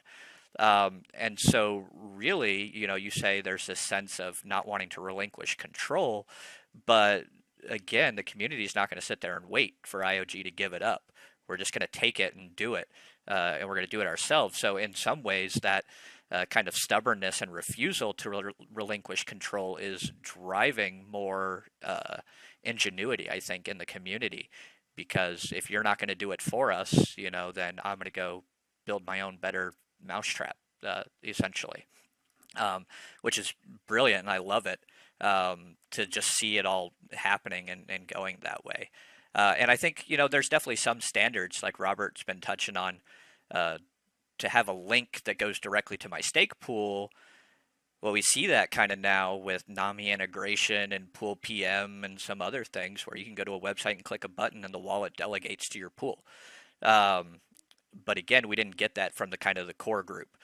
And so we have the power and we can use it. So I don't know. We don't need that blessing from on high, I guess, to make things happen. But there are some things. We see other CIPs around protocol parameters and things like that, where ultimately, for right now at least, it's going to come down to whether or not IOG or Emergo or some of these other people implement it at a blockchain level. I totally agree with what you just said, Adam. And at the same time, I don't think there is, in the case of the CIP at least, it's not so much about the blessing of the big three, than it is about getting some technical overview on this, the solutions that are being proposed, right? The role of the editors is really not to block a CIP or to prevent people from submitting standards. The role is really just to make sure that the solutions being proposed are sane and technically sound, right? So I would say, for lack of a better person, at this stage we have created a panel of editors from the various entities at the foundation, Emergo at the time, now this is Spark, and IOG, with the end goal in the end to also open that up to the community and to technical members of the community.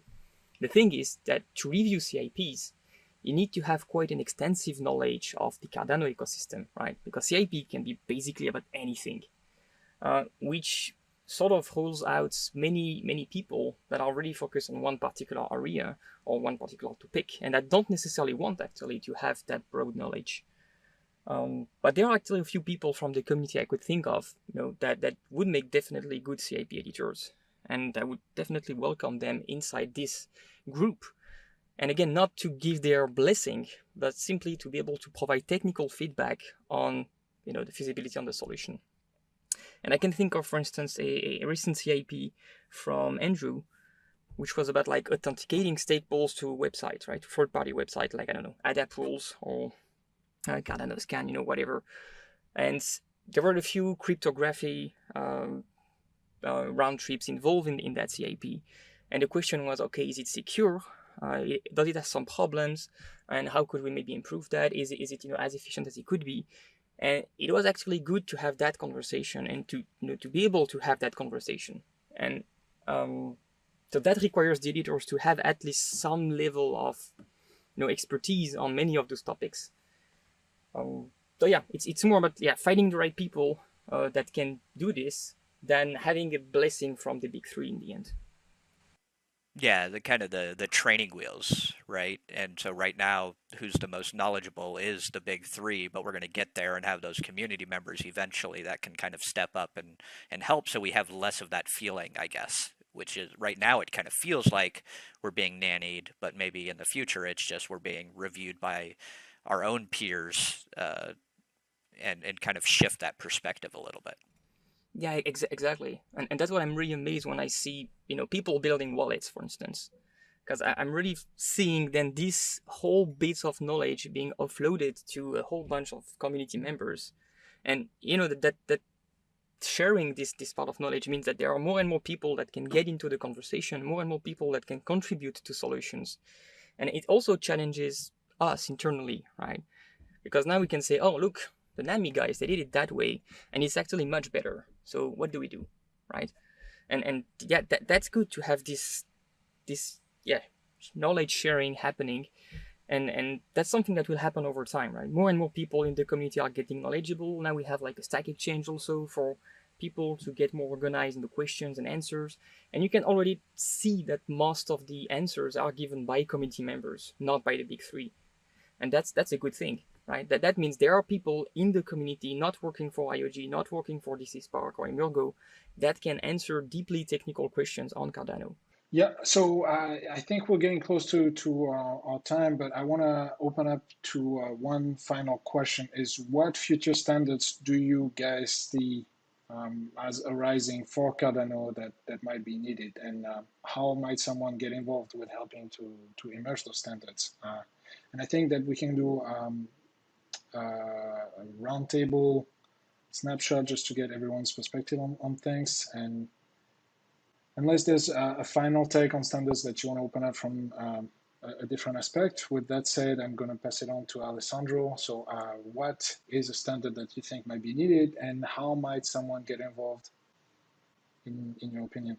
So what standard I'm currently involved in, and I think this is a very important one, is the DApp connector, like the bridge between the wallet and the browser. I think this is a very important one because this opens up brings the masses into the ecosystem. And yeah, I think this is a very important standard we need to improve and build on. And how would you suggest someone get involved with the standards? Is it a matter of digging in the forums, looking at the CIPs, specifically working on wallets? Yeah, I would say the Cardano forum was definitely also the place where I started looking for standards and CIPs. But basically, you can find a lot of stuff on any of the social media platforms, like also Reddit. You find also very valuable information. Yeah, but basically Cardano forum is the best place to start with. Okay. Adam, do you have any standards that you're currently working on? Do you have any advice for people wanting to get involved? Yeah, so I've never actually used the forums very heavily, but I'm in GitHub all the